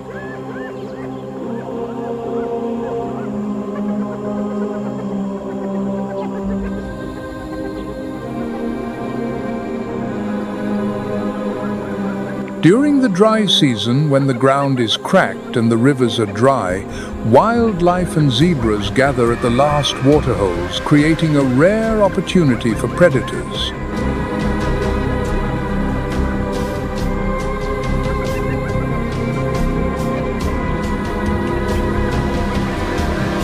Every step of the spotted hyena carries the confidence of its clan.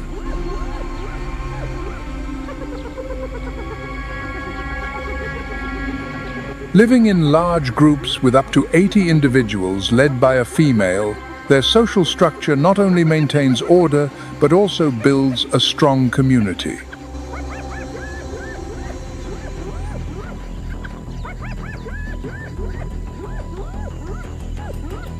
While hunting hyenas use cooperative group tactics to pressure their prey, especially at night when the darkness becomes their ally.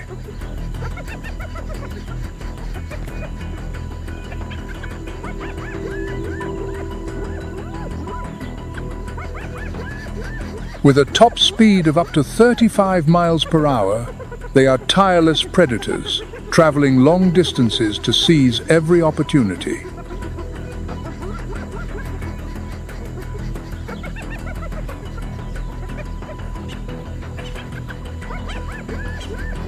Equipped with an impressive bite force of up to 1,100 psi, they utilize every part of a carcass.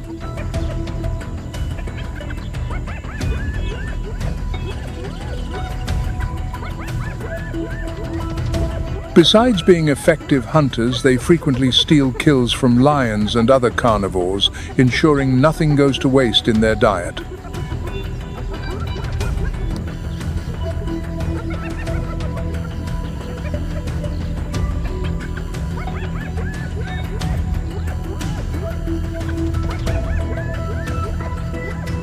Each meal of the spotted hyena sustains their own survival and simultaneously contributes to the balance of the Serengeti.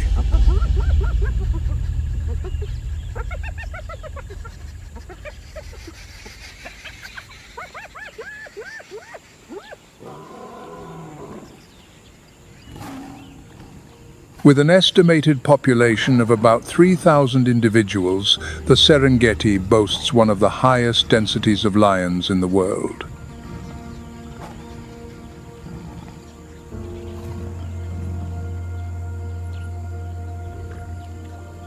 The vast grasslands and sparse woodlands of the Serengeti form an ideal hunting ground for the East African lion.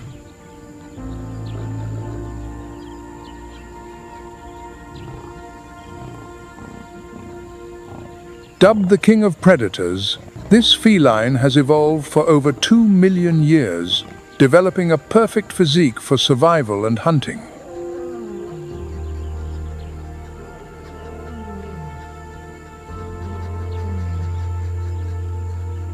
The adult lion prides of the Serengeti are formidable hunters with impressive sizes.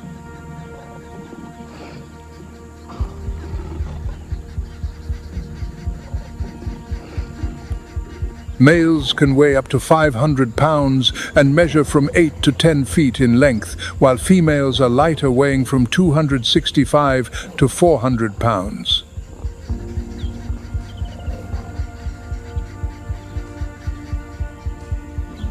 The thick mane of the males acts as a natural coat of armor, protecting them in confrontations and symbolizing strength and dominance.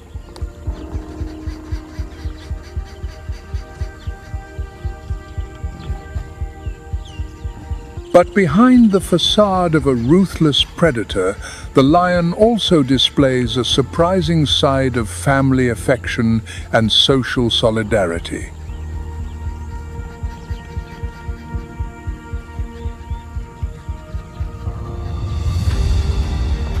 The pride is not just an effective hunting unit, but a close-knit family where relationships are strengthened day by day.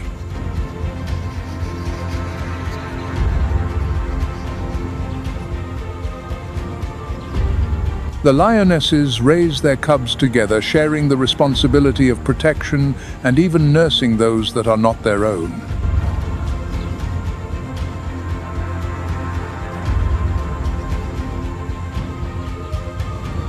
Gentle head rubs, or mutual grooming, are not just social behaviors, but deep expressions of trust and bonding.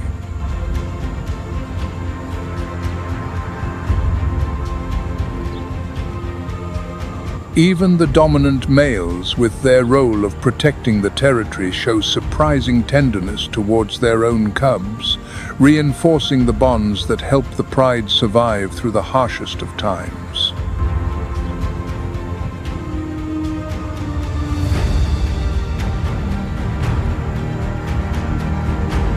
Daily, a lion consumes from 10 to 15 pounds of meat, and instead of long chases, they prefer strategically planned ambushes.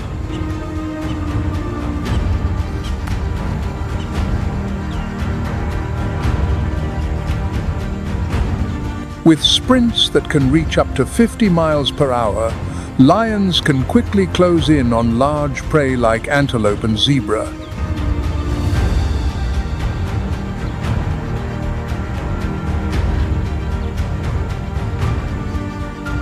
They use encircling tactics, combining impressive muscular strength and sharp jaws to dominate and bring down their victims.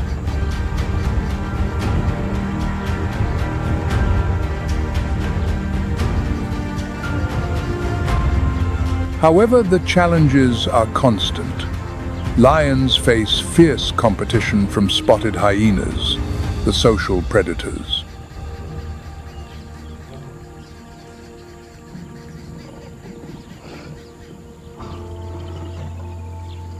This competition is an essential part of the food chain and helps maintain the balance of the vast Serengeti ecosystem.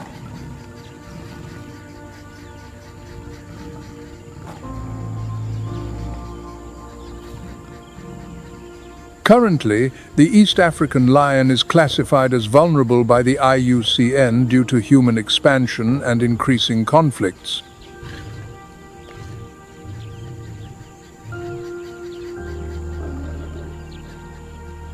The decline of this species threatens not only the Serengeti ecosystem, but also the global ecological cycle.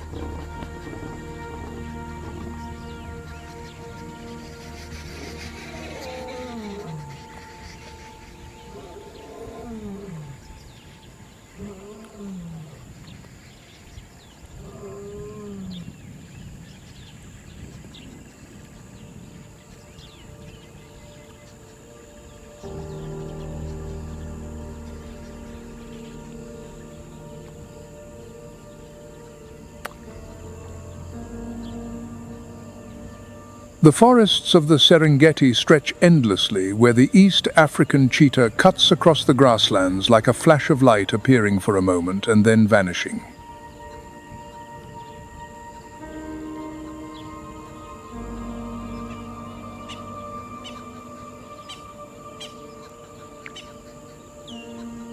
The vast landscape with its tall grass and sparse thickets is the ideal stage for this feline to display its impressive speed.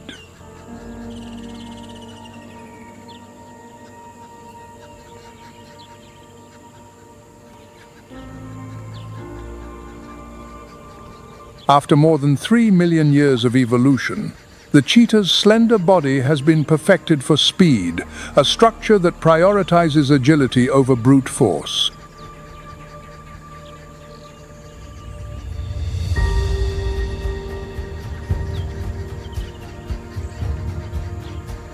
The life of the East African cheetah is quite different from that of other predators. They do not roar like lions, nor do they live in large prides.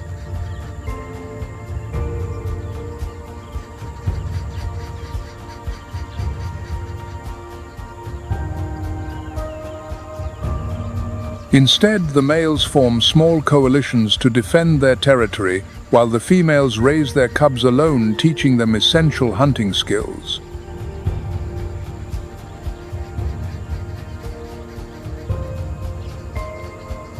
When a gentle call echoes across the plains, it is the signal of a subtle bond in the cheetah's society.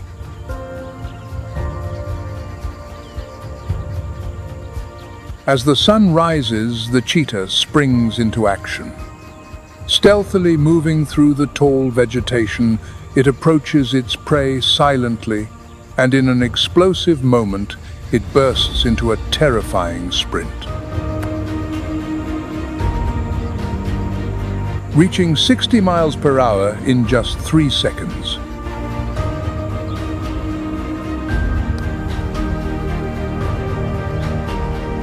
Each stride is like a drumbeat. Heart and muscles work in harmony, propelling the cheetah with phenomenal power.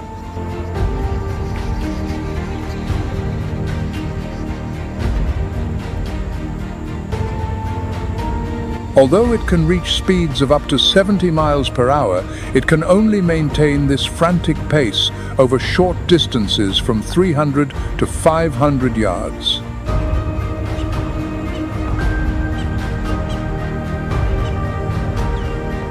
Its long tail acts as a rudder, allowing for quick changes of direction and ensuring a precise pursuit of its prey.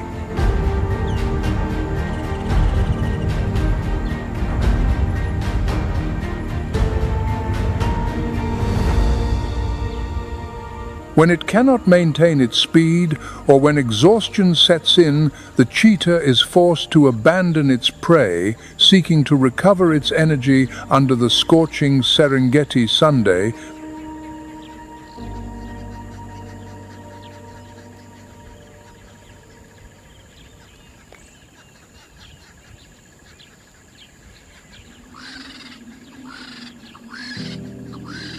Under the scorching sun, the white-headed vulture circles with sharp eyes, scanning the sky for motionless carcasses.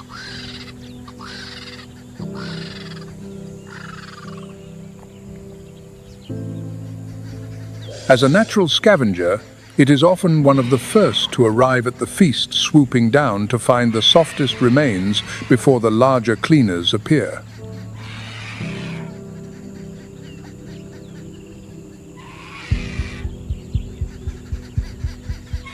Meanwhile, the Ruppel's griffon vulture, also known as Ruppel's vulture, soars like a silent guardian of the sky, exploring the serenity of rare altitudes.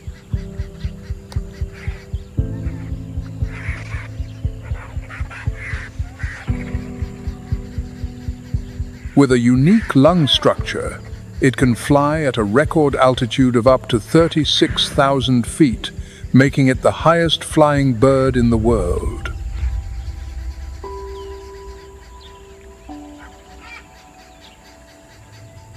The Ruppel's griffon vulture lives in flocks, gathering around carcasses and rarely hunting alone.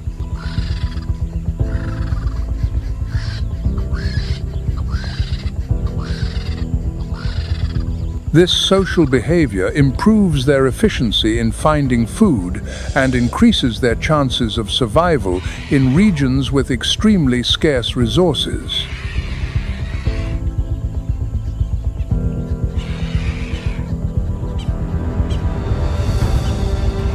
Despite this, the Ruppel's griffon vulture is currently threatened with extinction due to illegal hunting and habitat loss.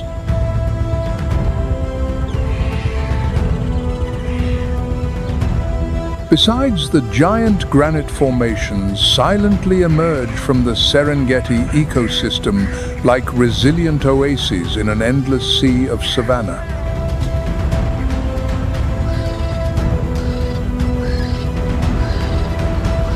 Formed millions of years ago, these ancient rocks rise from the earth like witnesses of time.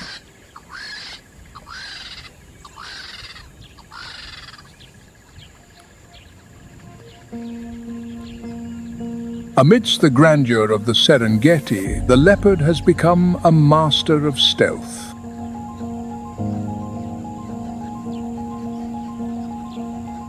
It skillfully uses the natural crevices and caves to protect itself from the scorching heat of the day and to hunt in silence under the cover of night.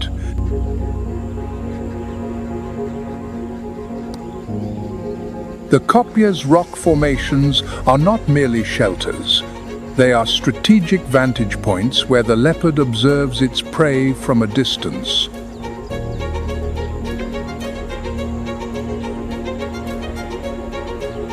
This hunting skill, honed over millions of years of evolution, makes the leopard one of the most skillful predators among the big cat.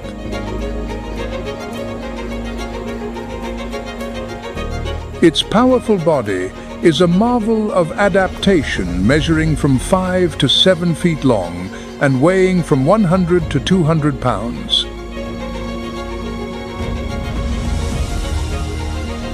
As a solitary hunter, it employs a strategy of stealthy approach, tracking its prey in silence before launching a swift and precise attack.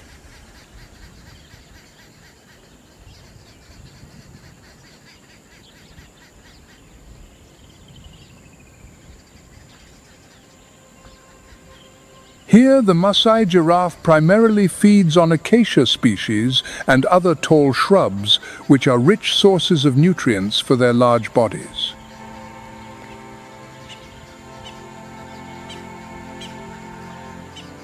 Their height gives them a significant advantage. They can survey the surrounding landscape widely, spotting predators from afar.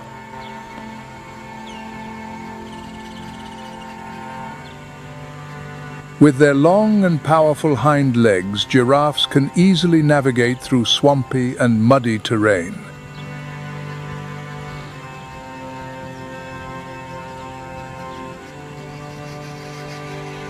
Their kicks are very powerful, capable of inflicting serious injuries on predators, serving as an effective defense mechanism.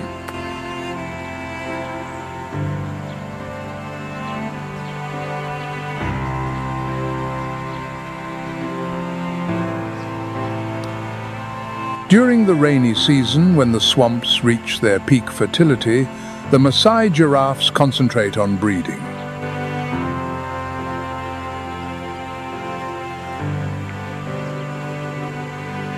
The dense, swampy areas provide an ideal setting for giving birth, ensuring the protection and safety of the newborn calves.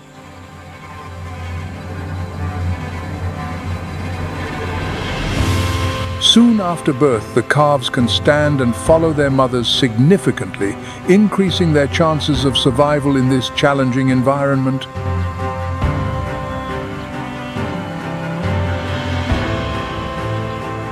More than just wetlands, the swamps of the Serengeti are vibrant centers of biodiversity.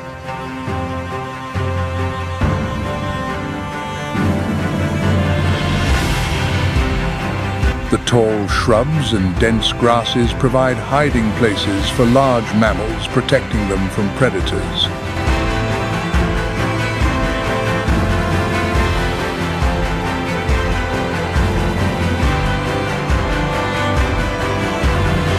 The swamps are also home to the Maasai giraffe. With abundant water, they can stay hydrated without having to travel long distances.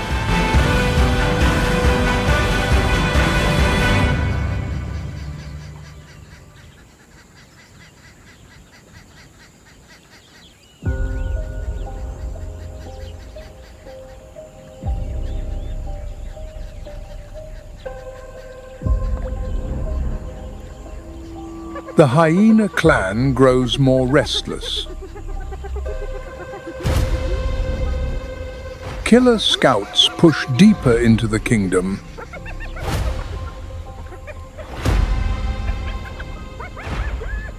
Soon they will invade the marsh.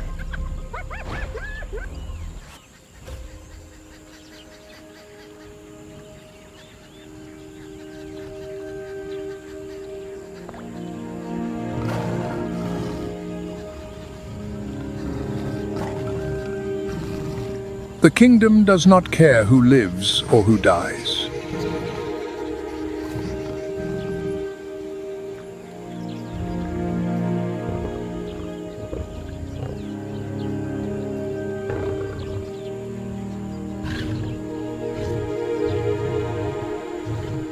But every cub must learn to hunt just to survive.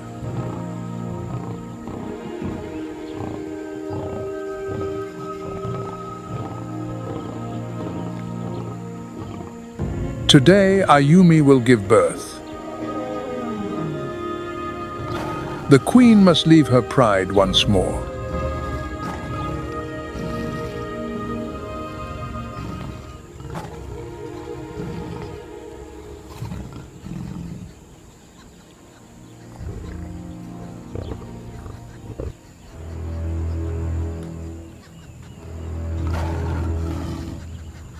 The newborns need a safe place.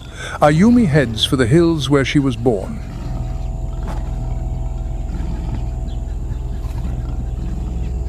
The old den is gone.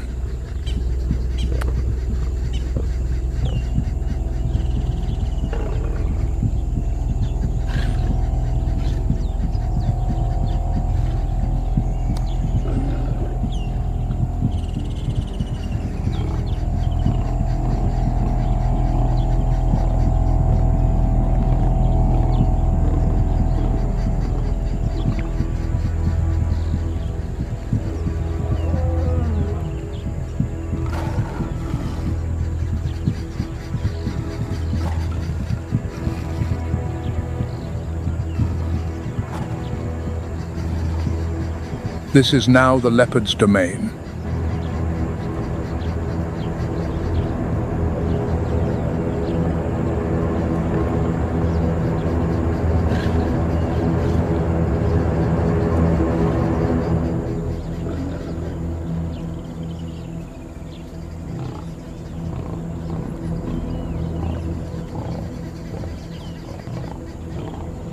There is no safety here for the lion cubs.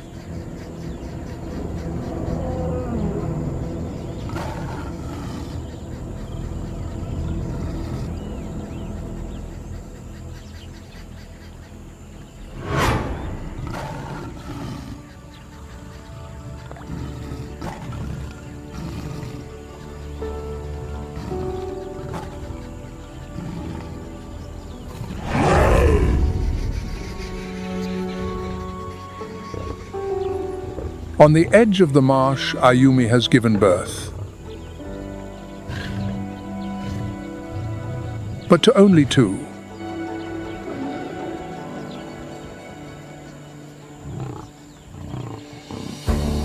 The enemy is closing in from all sides. They just need time to grow.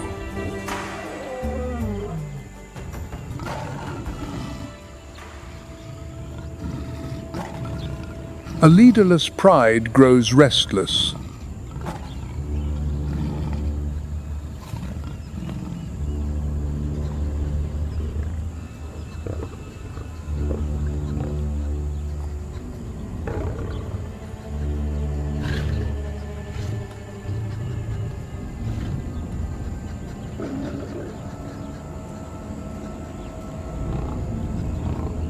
They find Ayumi's scent.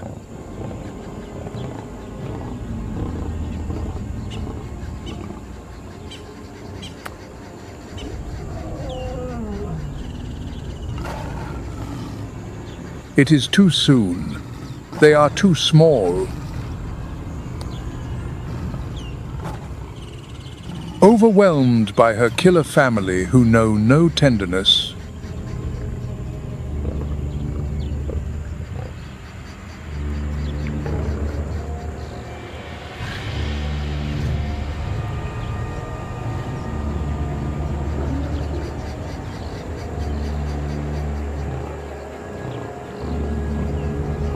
the instinct is ingrained, and there is nothing Ayumi can do.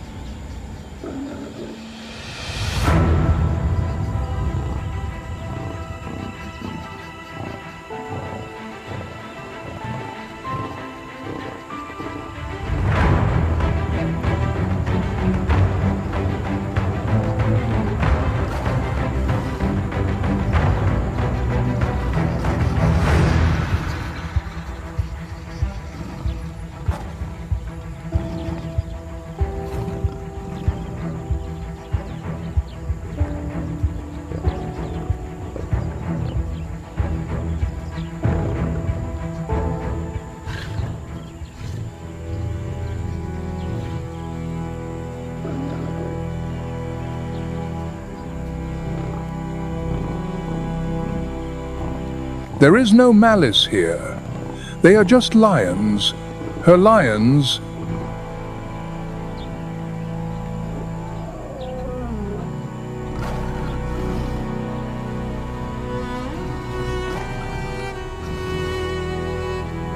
Both her cubs are dead.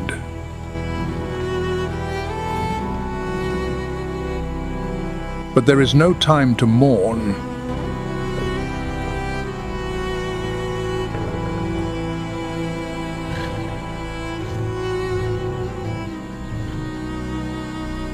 With enemies on all sides, Ayumi's next move will decide the future.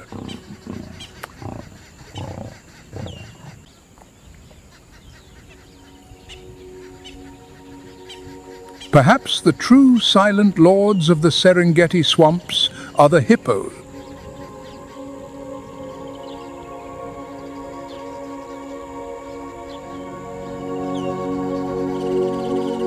In the wetlands, large groups of these giants can be seen relaxing in the calm waters, where nature provides them with an endless source of life.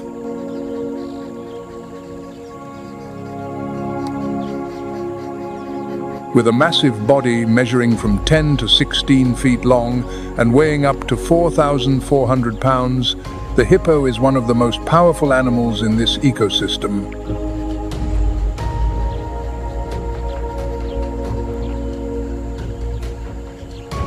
It spends most of its day submerged in the cool water with only its eyes and ears exposed to monitor its surroundings.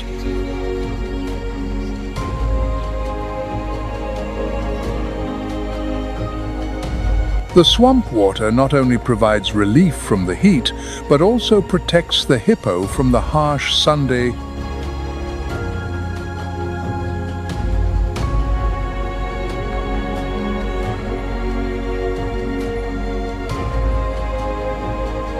Its thick skin secretes a red blood-like fluid that acts as a natural sunscreen and antibacterial agent.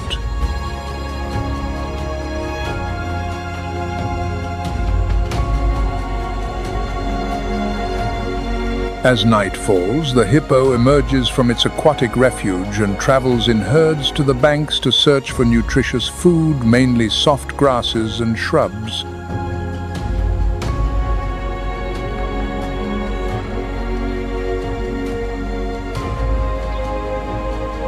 On average, they consume up to 80 pounds of grass per night, but they do this only in the later hours when other animals have retreated.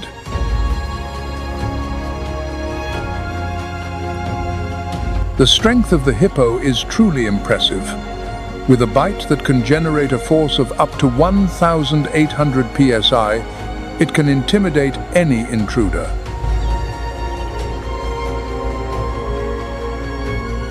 Its canine teeth, which can be up to 16 inches long, are powerful weapons for defending its underwater territory.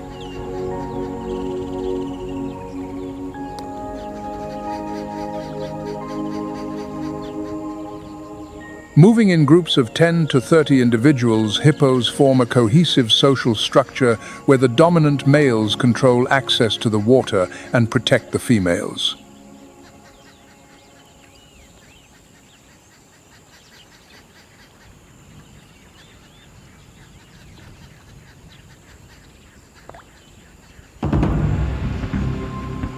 The western corridor of the Serengeti along the Grumeti River is a true lifeline.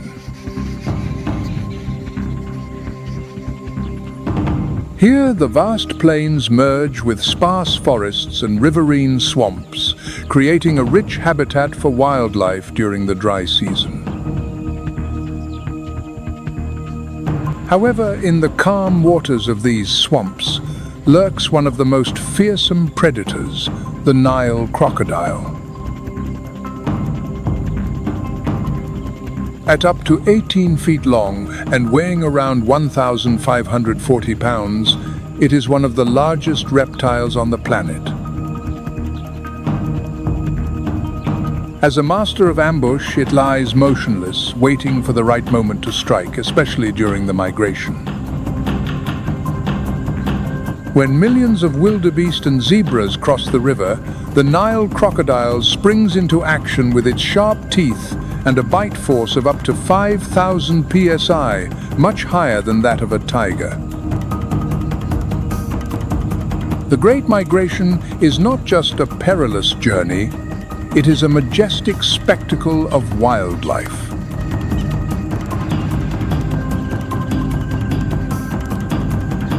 The massive herds of migrating animals head towards the Promised Land in search of lush green pastures and renewing rains.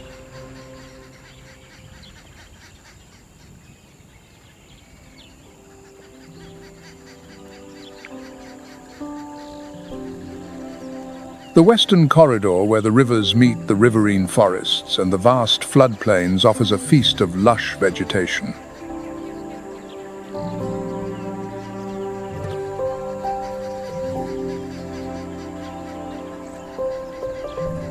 It is a temporary sanctuary meeting the survival needs of thousands of wild species, including zebras and other large herbivores.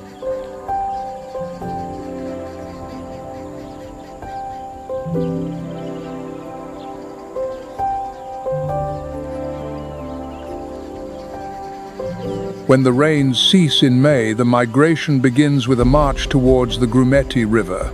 The herds arrive at the riverbanks where the persistent moisture sustains the soft grasses.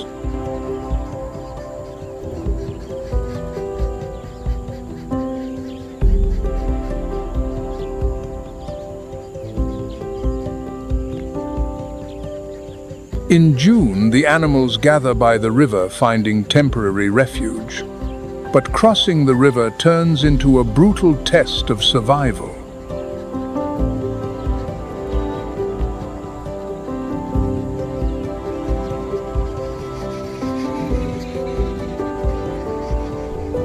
The weak or unlucky individuals become prey for the underwater predators, such as the fearsome Nile crocodile.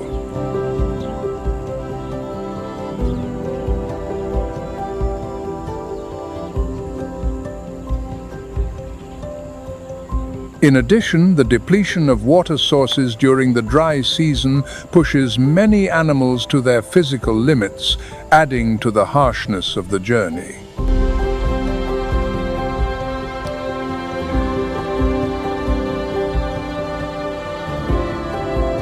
The wild migration is not just a survival instinct.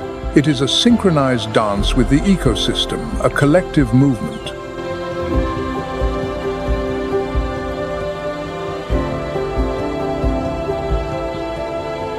The herds form a natural barrier against predators such as lions, leopards, and spotted hyenas.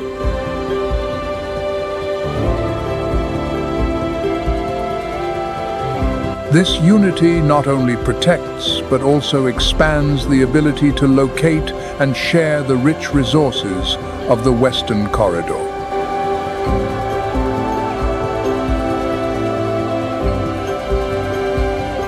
The death of some individuals during the migration brings life to others, with the carcasses floating in the river becoming food for the crocodiles.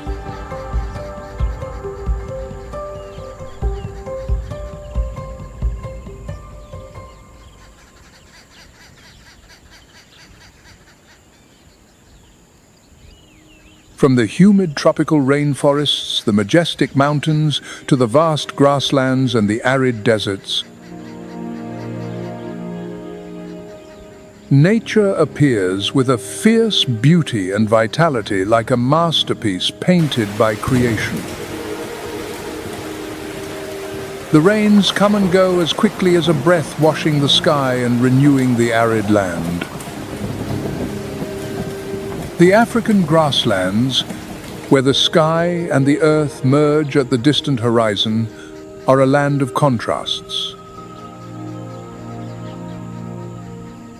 Every day here is a race for survival, where the predators move as silently as the wind and the prey must flee and fight every moment to live. This harsh struggle for survival with all its competition and challenges is part of the cycle ordained by creation.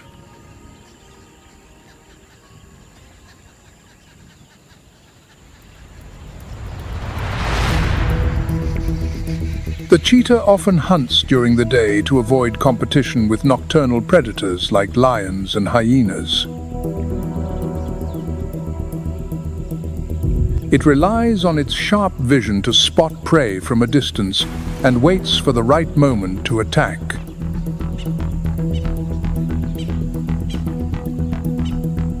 When it is about 100 to 130 feet from its target, the cheetah sprints at high speed to approach its prey.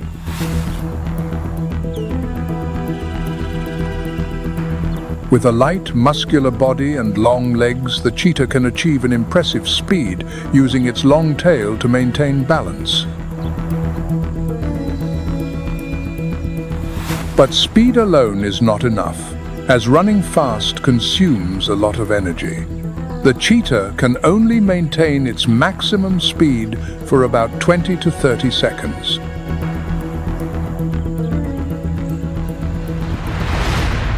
Even after exhausting chases, the cheetah has to face the harsh reality of its poor endurance, and when it catches its prey, it still risks losing its meal.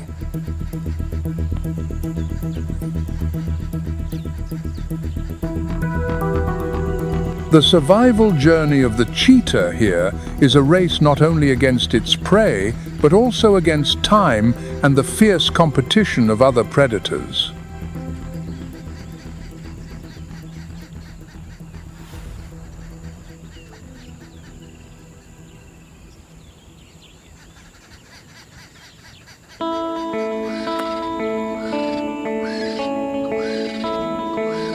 In the vast wilderness of the Serengeti, it is not only the large animals that dominate, but the sky is also teeming with life, with over 500 resident bird species.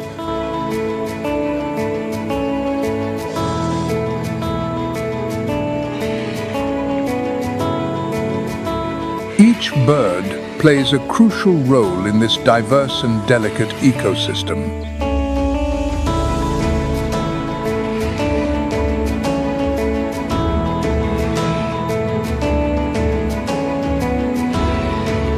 One of the most impressive sights in the sky is the marabou stork, a large water bird of the stork family with a wingspan of up to 10 feet.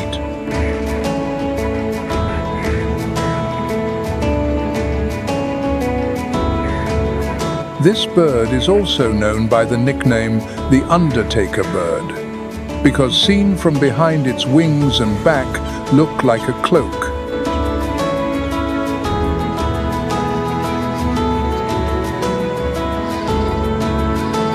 This nickname is not just an image, but also reflects its important mission as nature's cleanup crew.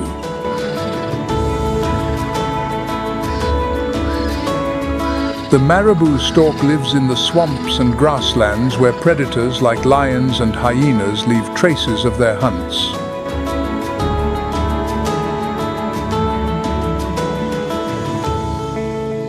They use their strong beaks to clean up what is left of the carcasses, helping to prevent the spread of disease and maintain the delicate balance of nature.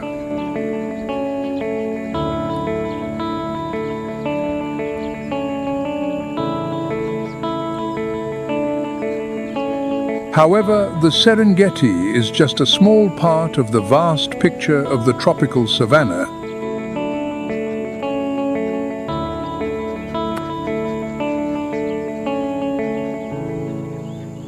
In that context, the Miombo woodlands of central Zambia stand out as one of the largest and most diverse savanna ecosystems in Central and Southern Africa.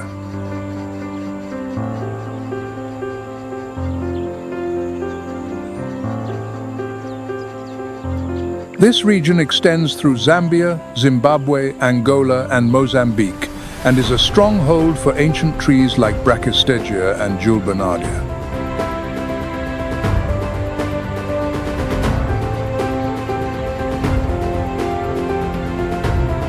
These ancient trees are like pillars reaching to the sky, supporting and protecting thousands of wild species that live below.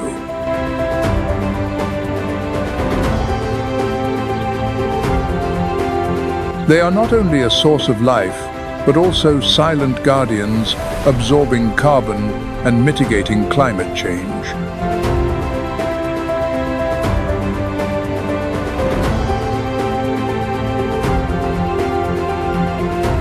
The animals in the region have also evolved to adapt to these difficult conditions, contributing together to maintain the special harmony and balance of the vast savanna ecosystem.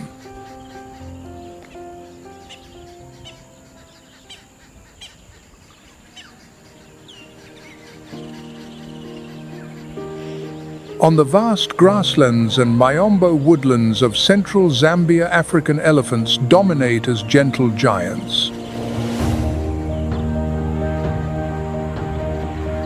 This species, Loxodonta africana, is the largest surviving terrestrial animal.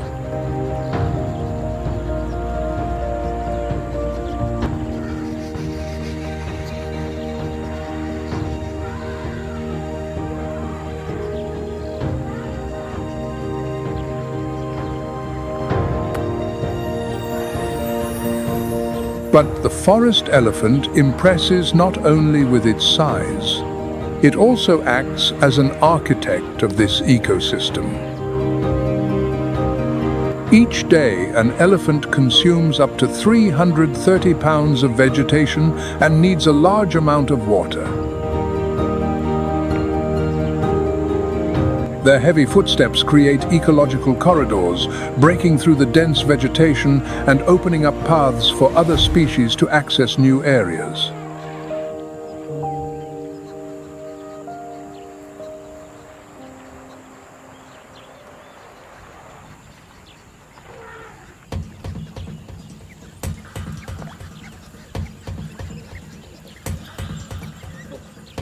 On the vast grasslands and Miombo woodlands of central Zambezi, another silhouette glides not with brute force, but with a rare intelligence and cunning.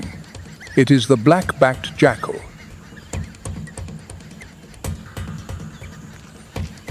Distinguished by the silver-black saddle on its back, it is a cunning survivor of this land.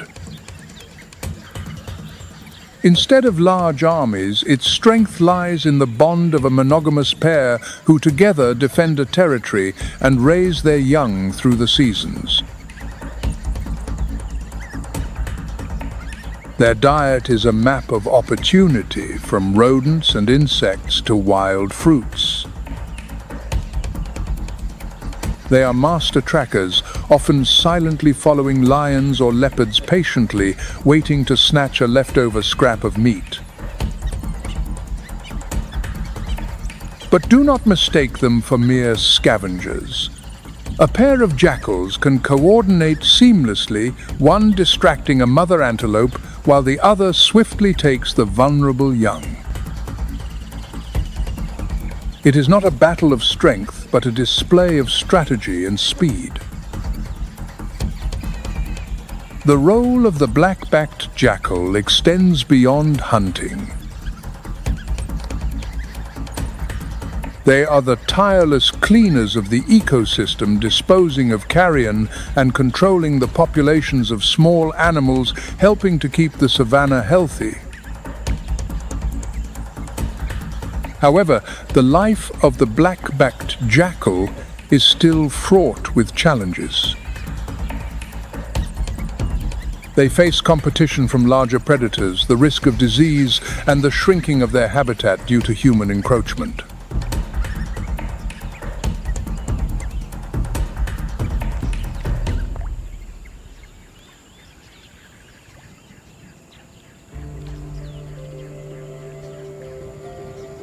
In the tropical forests and vast grasslands of the Guinea forest-savanna mosaic, the leopard Panthera pardus stands out as a master hunter.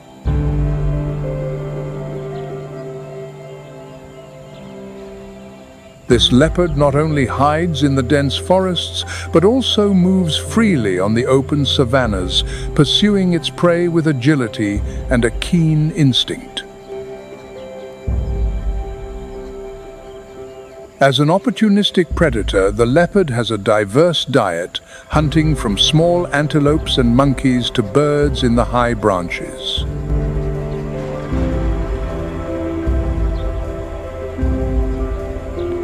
In particular, its hunting ability is more dangerous at night when its excellent vision and silent footsteps make it a seasoned hunter.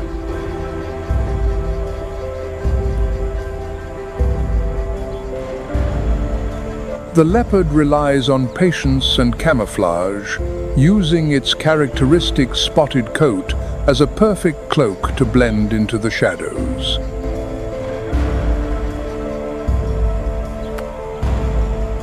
When it gets close enough, the leopard dashes with an impressive speed of up to 35 miles per hour, using its powerful jaws to bring down its prey in an instant.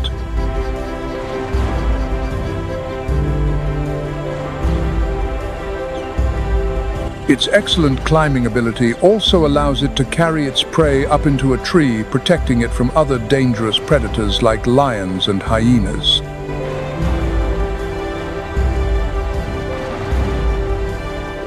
Leaving the transitional zone between forest and savanna of the Guinea forest-savanna mosaic, our journey continues to the dense and arid Somali acacia comifera bushlands.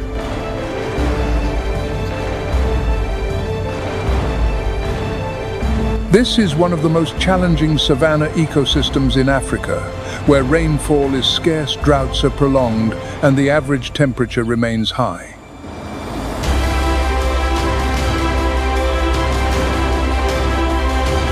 The arid landscape with its low, thorny bushes creates a wild and difficult setting, but is also the source of the rhythm that regulates the entire local ecosystem.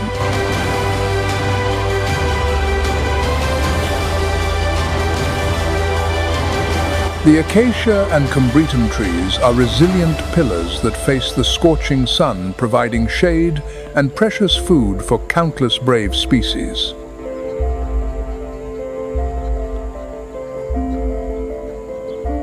The creatures in the region have developed special survival strategies, turning challenges into opportunities to exist in this harsh environment.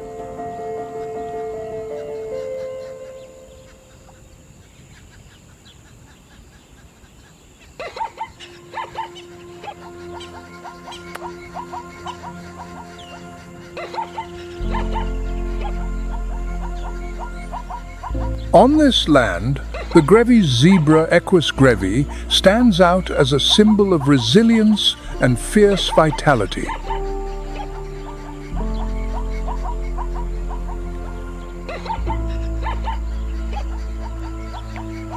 Considered the rarest zebra species in the world, with only a few thousand individuals remaining.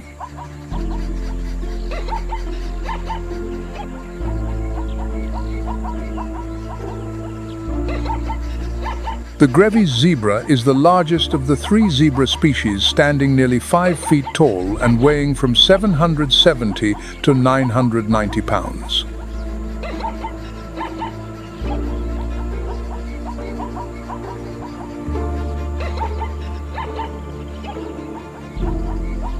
Its narrow black and white striped coat and large rounded ears not only provide perfect camouflage, but also enhance its hearing and aid in body temperature regulation.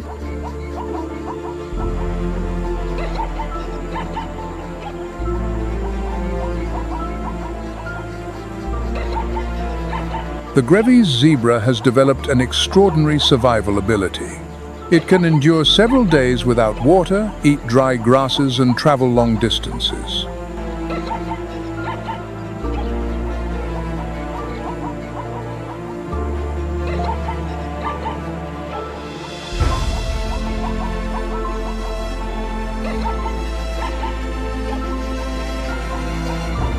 In this scarce environment, they move in small groups with cautious steps, contributing to controlling the growth of weeds.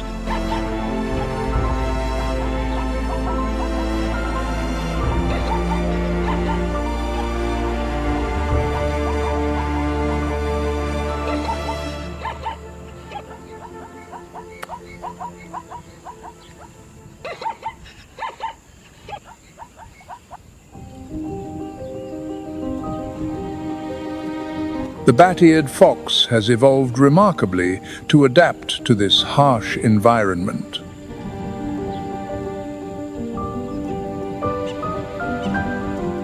Its ears are not just for hearing sounds, but have also become a special hunting tool, detecting the slightest movements underground.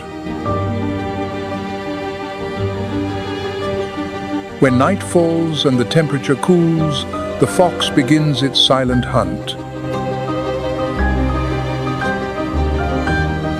Termites, which make up the bulk of its diet, become a precious source of energy to survive the long, dry periods.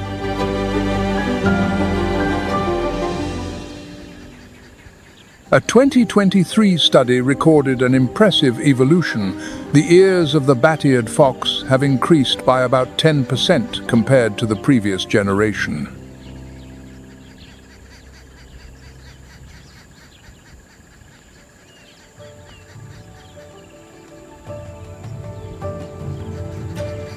The Somali acacia savanna is home to one of Africa's most resilient warriors, the East African oryx.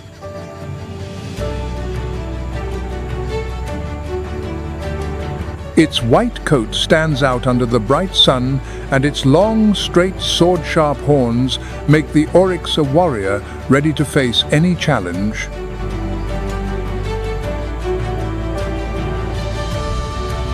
When the sun sets, the intense heat subsides. The oryx begins its search for food. Night is when it is most active, avoiding water loss through sweat and taking advantage of the cool air to survive.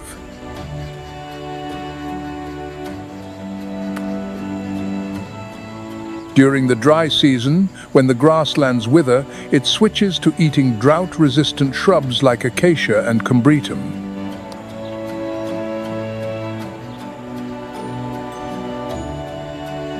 With a special digestive system, the oryx can absorb nutrients from the driest and toughest plants and survive for weeks, even months, without a drop of water.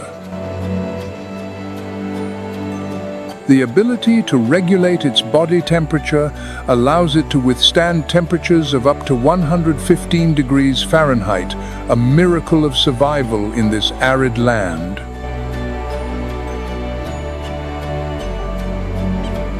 But that is not all.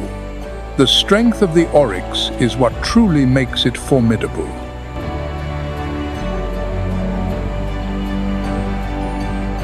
With its horns up to 33 inches long, sharp as swords, it is always ready to repel fierce predators like lions and leopards.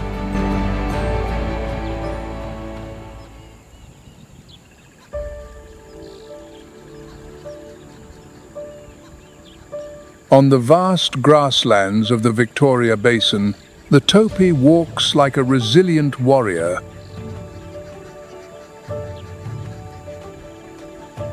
With its reddish-brown coat and characteristic black spots on its elbows and face, the topi is perfectly camouflaged on the savanna.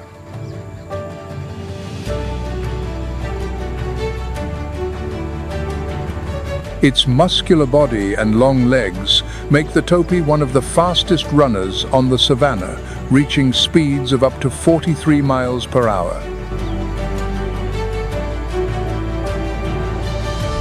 The topi is also a resilient migratory species, moving in search of green pastures and stable water sources around Lake Victoria during the long dry months.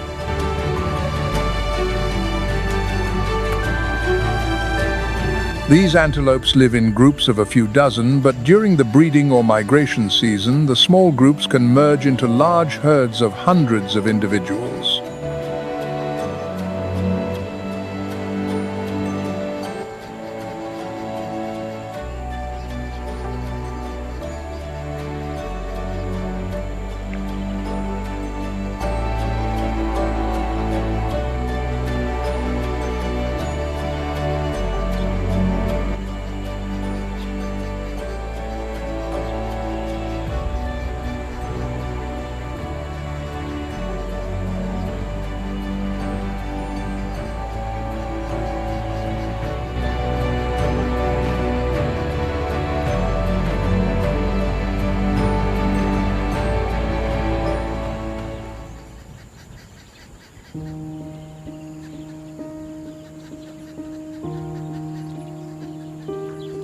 The white rhino is the second largest terrestrial mammal, surpassed only by the three species of elephant.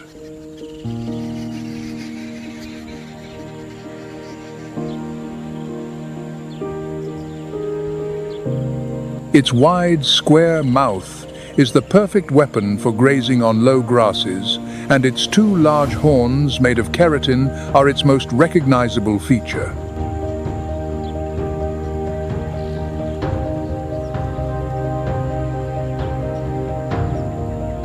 The front horn, the largest, can be up to 5.5 feet long in adult males, serving as both a powerful defensive tool and a symbol of power.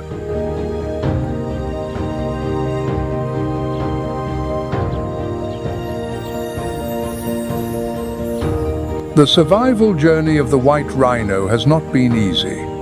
At the end of the 19th century, this species was nearly extinct in the wild, with only about 20 individuals remaining.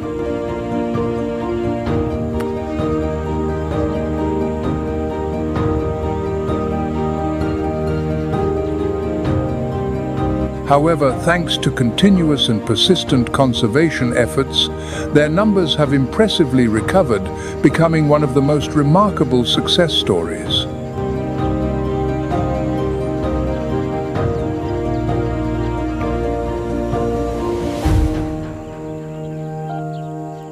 By 2023, about 18,000 white rhinos lived in Africa.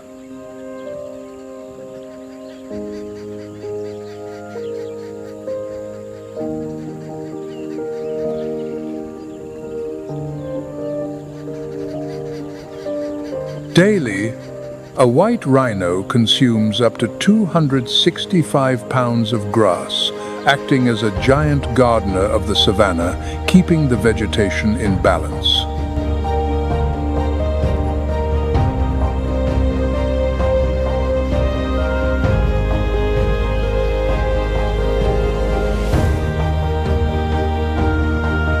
Most white rhinos are concentrated in the Kruger and Kalahari National Parks, where the wet summers and dry winters provide a stable food source.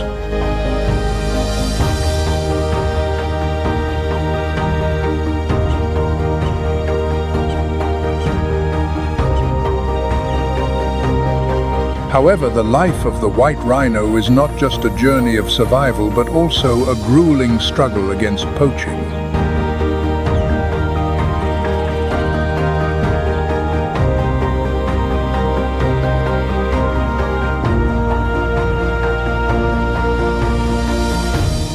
A report by Save the Rhino in 2022 stated that in just 1 year, over 450 rhinos were killed in South Africa, mainly for their horns.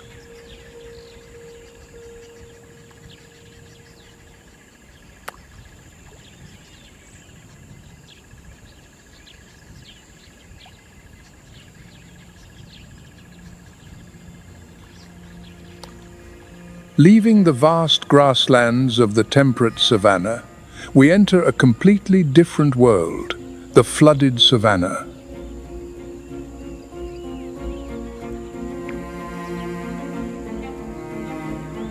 This is a place where water and life intertwine wonderfully as the seasonal rains transform the arid landscapes into large lakes and fertile swamps.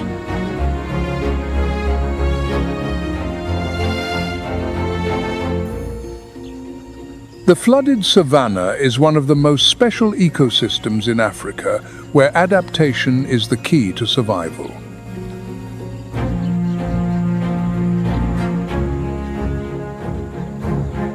The Sud, one of the largest wetlands in Africa, is the ideal habitat for the hippopotamus, a large and resilient animal.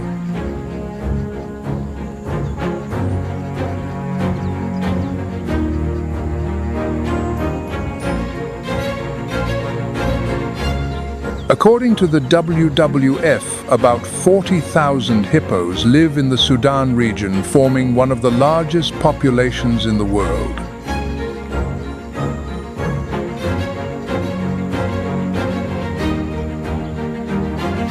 Despite its enormous size, Second only to the elephant and the white rhino, the hippopotamus spends most of its time in the cool waters where it regulates its body temperature.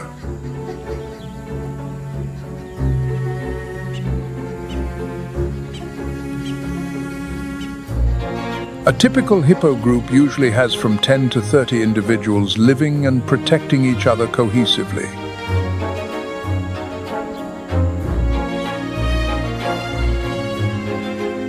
The role of the hippo is not limited to the water, but extends to the land.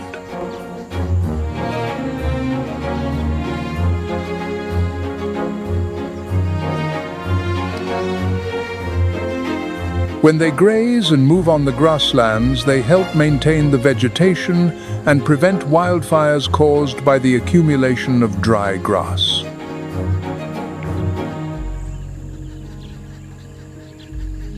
In addition, their dung is a precious source of nutrients for the ecosystem of the rivers and lakes, feeding microorganisms and fish.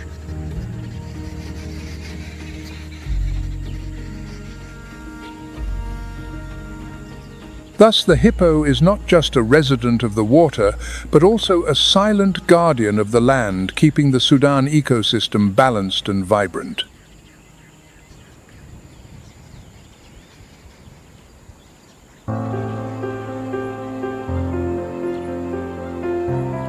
Each rainy season, as the waters of the Nile flood the grasslands, the entire region awakens with new life.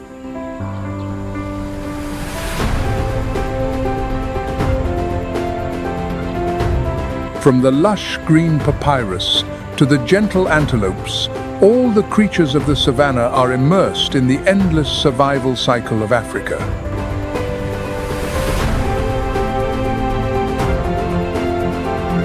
This is a stage where nature demonstrates its power, resilience, and skill in a wild and wonderful landscape.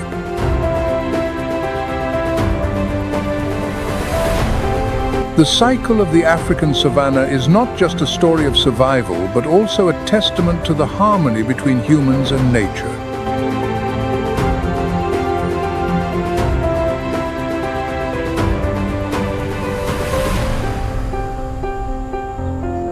In every footstep of the animals, from the mighty crocodiles to the tiny blades of grass, we feel the constant heartbeat of the great forest.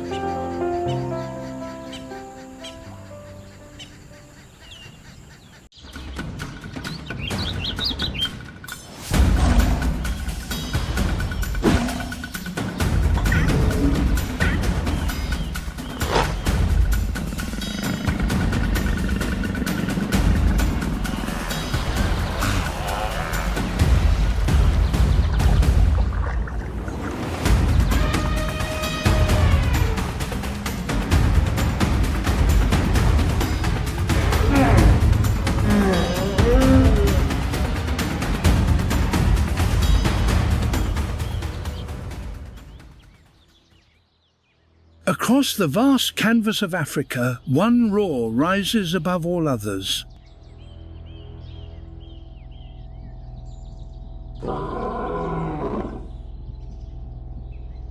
It is the sound of the lion, a symbol of power and the heart of a complex social world, unlike any other in the cat family.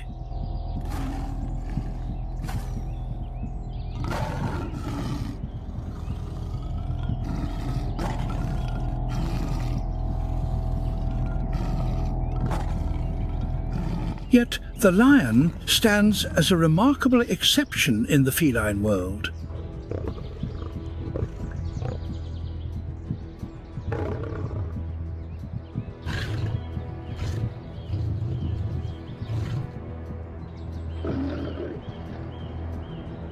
They are the only cats to live socially, forging a powerful family alliance, a true pride.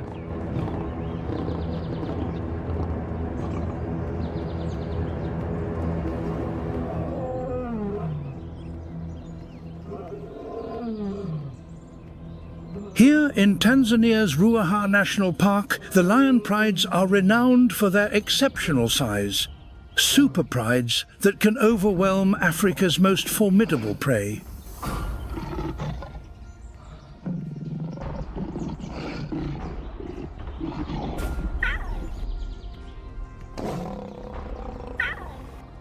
This lioness with her 3 small cubs carries a grave wound inflicted by a buffalo.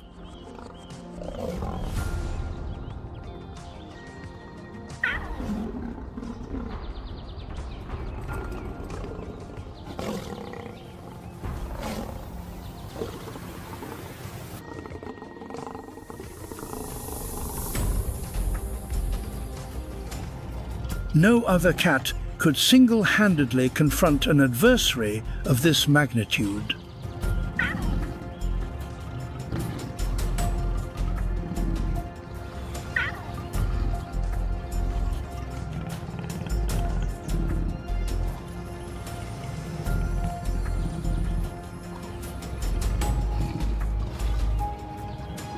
It is this profound social bond that sets the lion apart.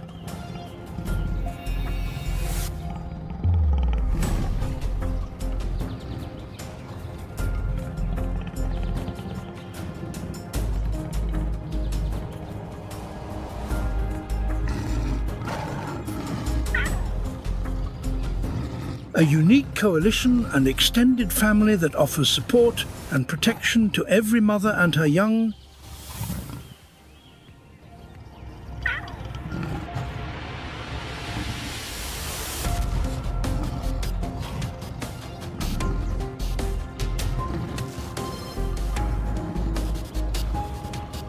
The strength of the lion lies not in tooth and claw, but in the pride.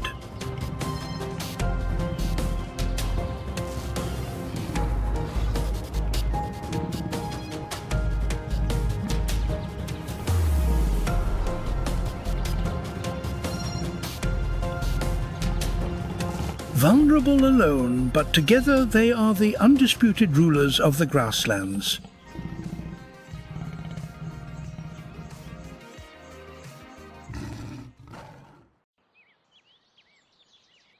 This cheetah family, however, must remain constantly on the move. They are more than mere sprinters of the open plains.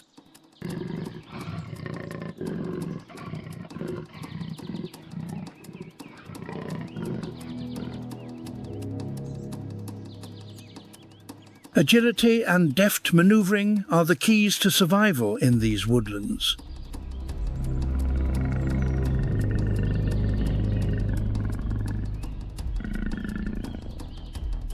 It is a steeplechase where every jink and weave from the prey offers a chance of escape.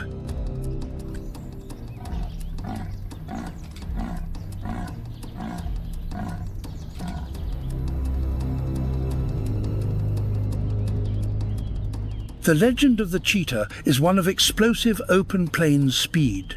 But here in the woodlands, that legend is rewritten.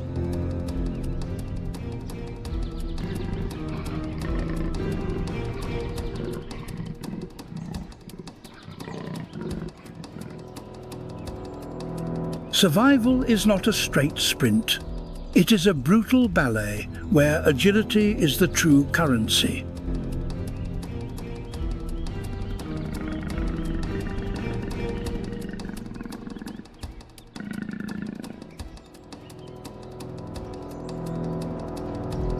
Here, it is not outright speed, but agility that is the currency of life.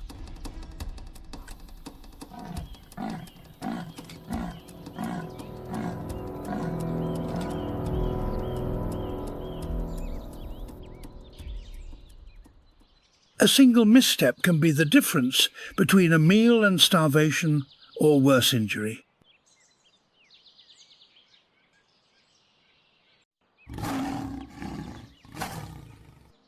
One of the largest prides in the valley, they require a substantial kill every few days to sustain their collective strength.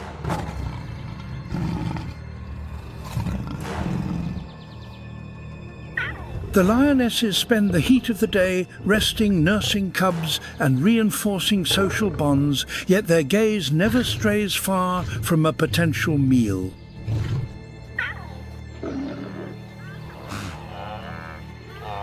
A single wildebeest could feed the entire pride, and it is the lead female who orchestrates the hunt.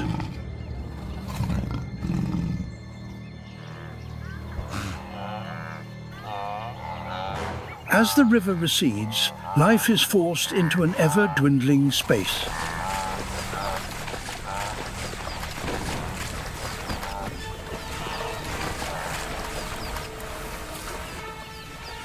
For the crocodiles, the oppressive heat is not a burden but a blessing.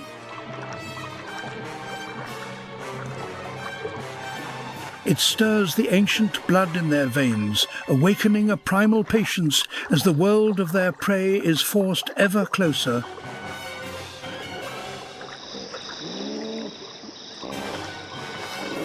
It is a time of great peril.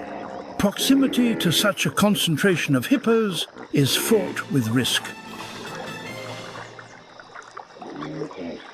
A mother will go to any length to protect her calf, and in these crocodile-infested waters, she is on constant high alert.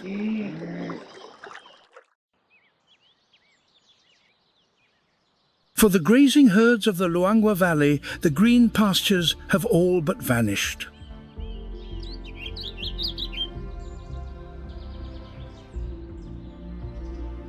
Some, like the elephants, will trek up to 50 miles a day to reach the shrinking Luangwa River.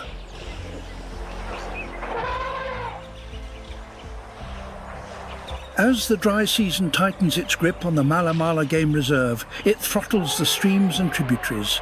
The landscape's vibrant green surrenders to a brittle brown.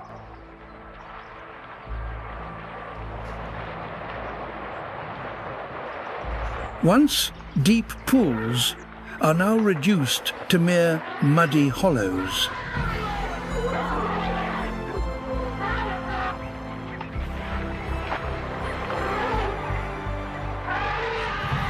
And the elephants arrive family by family. The matriarchs lead them along ancient pathways etched into the memory of generations.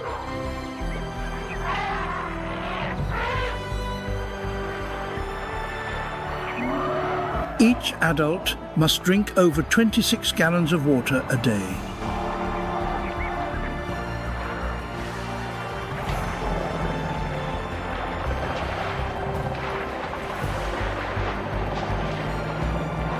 They know that harder times still lie ahead.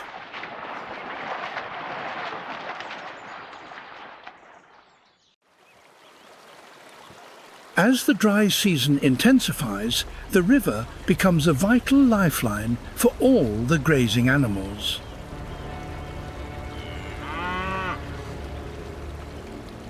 An opportunity the predators cannot afford to miss. For them, the dry season is a time of feasting.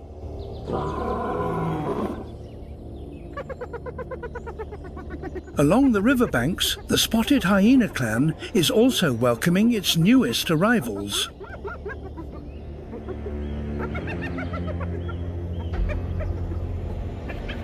Though born to different mothers, each cub is granted sanctuary in the communal den.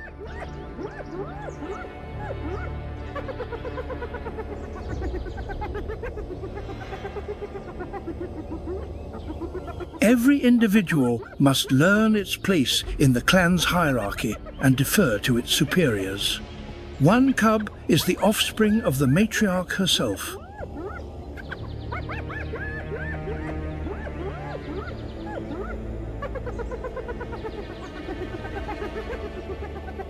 She is a devoted mother, yet the very essence of her being the fire that makes her a leader flows from the same aggression that defines the clan's brutal hierarchy. She is both nurturer and warrior.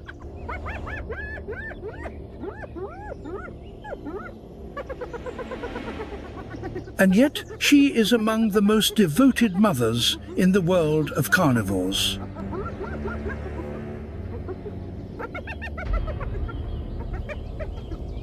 A hyena mother will only suckle her own young.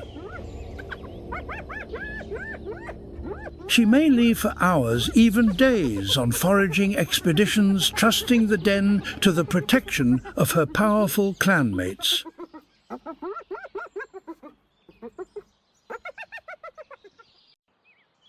As Africa's largest and most powerful feline, the lion has little to fear, with one very large exception, the white rhinoceros.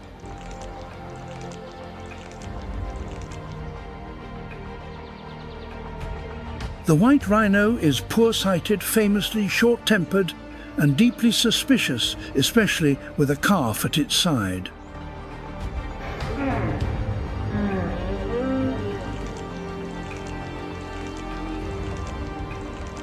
The mere scent of lion can be enough to enrage this 2-ton armored titan.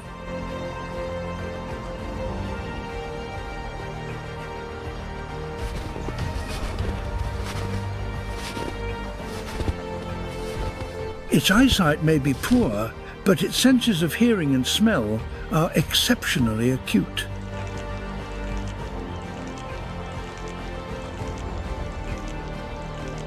In the wild, the predator does not always hold dominion.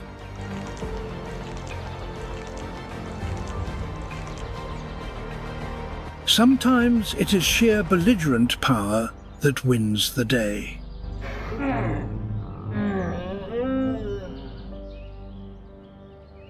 But like every other grazer, it must contend with a far more pressing threat, the drought.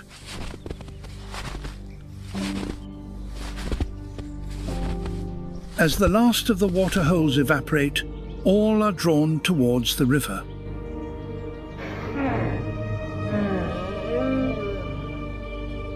Months of hardship must be endured before the rains return. The game trails to the river, become highways for the herbivores. The winter dawns at Mala Mala are crisp and painted in fiery orange, but the middays are scorching and thick with dust. In this land of extremes, life does not simply endure, it flourishes in a symphony of light and fire.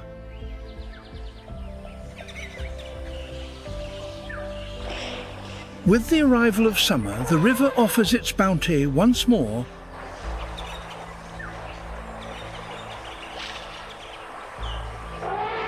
Lush vegetation carpets the river's edge, and for the elephants, life is easier.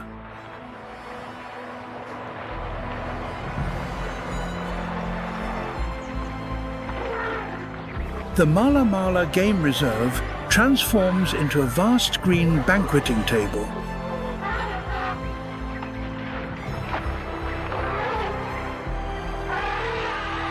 Elephants breed year-round, but a calf born in the summer affords a far less demanding start in life.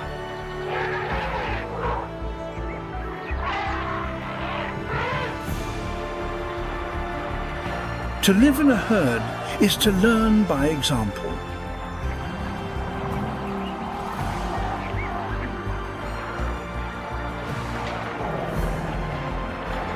Though the youngsters are not, perhaps, always the best of role models,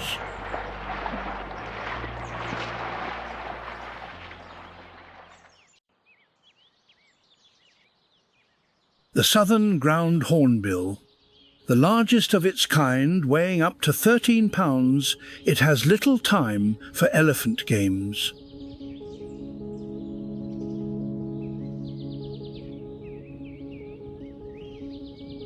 It is foraging for anything that slithers, slides or crawls, and like the elephants, these birds live in tight-knit family groups.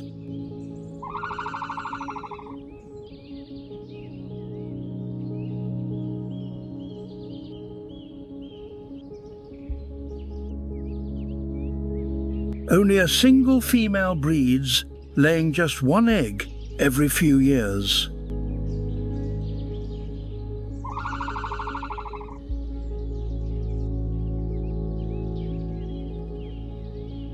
As flowers bloom, the valleys are filled with the sound of birdsong. A thorny plant now plays host to one of the world's most successful butterflies.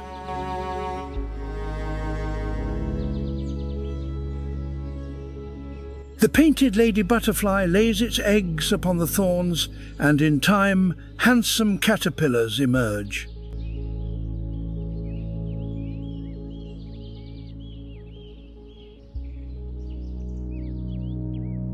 A voracious appetite drives their search for nutrient-rich leaves.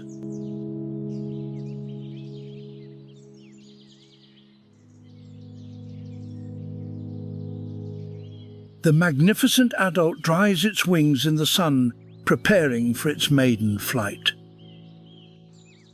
A hesitant start, but it is driven to take to the air and play its part in the ecosystem. Further north, the environment becomes one of great extremes, a dramatic escarpment of rock reaching over 13,000 feet. This natural wonder, born from the collision of three tectonic plates, has been sculpted by ancient glaciers and scoured by incessant winds. Climate change now threatens the plant life that clings to these slopes. Below, vast wetlands stretch for hundreds of square miles.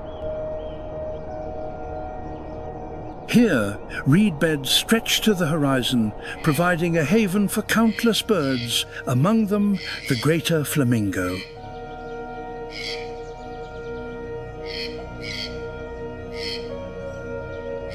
These remarkable birds congregate in flocks that can number in the hundreds of thousands.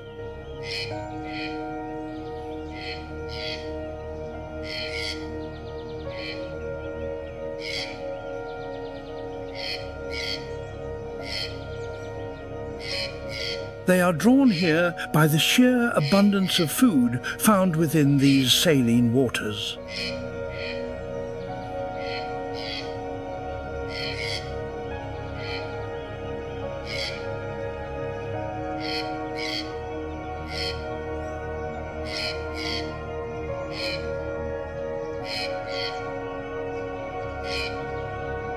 This communal nursery ensures the emergence of a robust new generation, giving each chick the greatest possible chance of survival.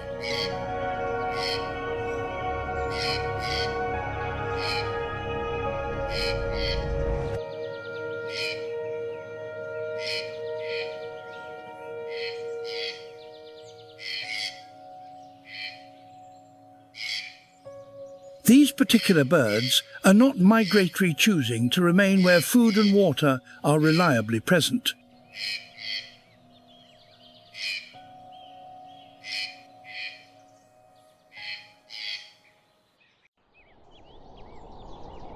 But in recent years, these vital habitats have begun to vanish.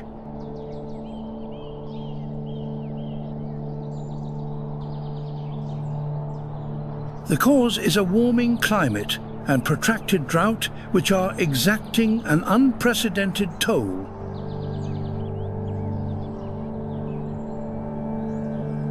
Where generations of flamingos once saw their reflections in vast, shimmering mirrors of water, they now see only cracked earth.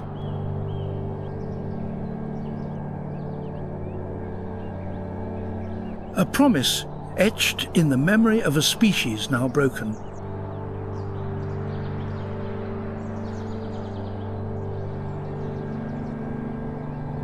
And this makes life ever more precarious for the creatures of these fragile ecosystems.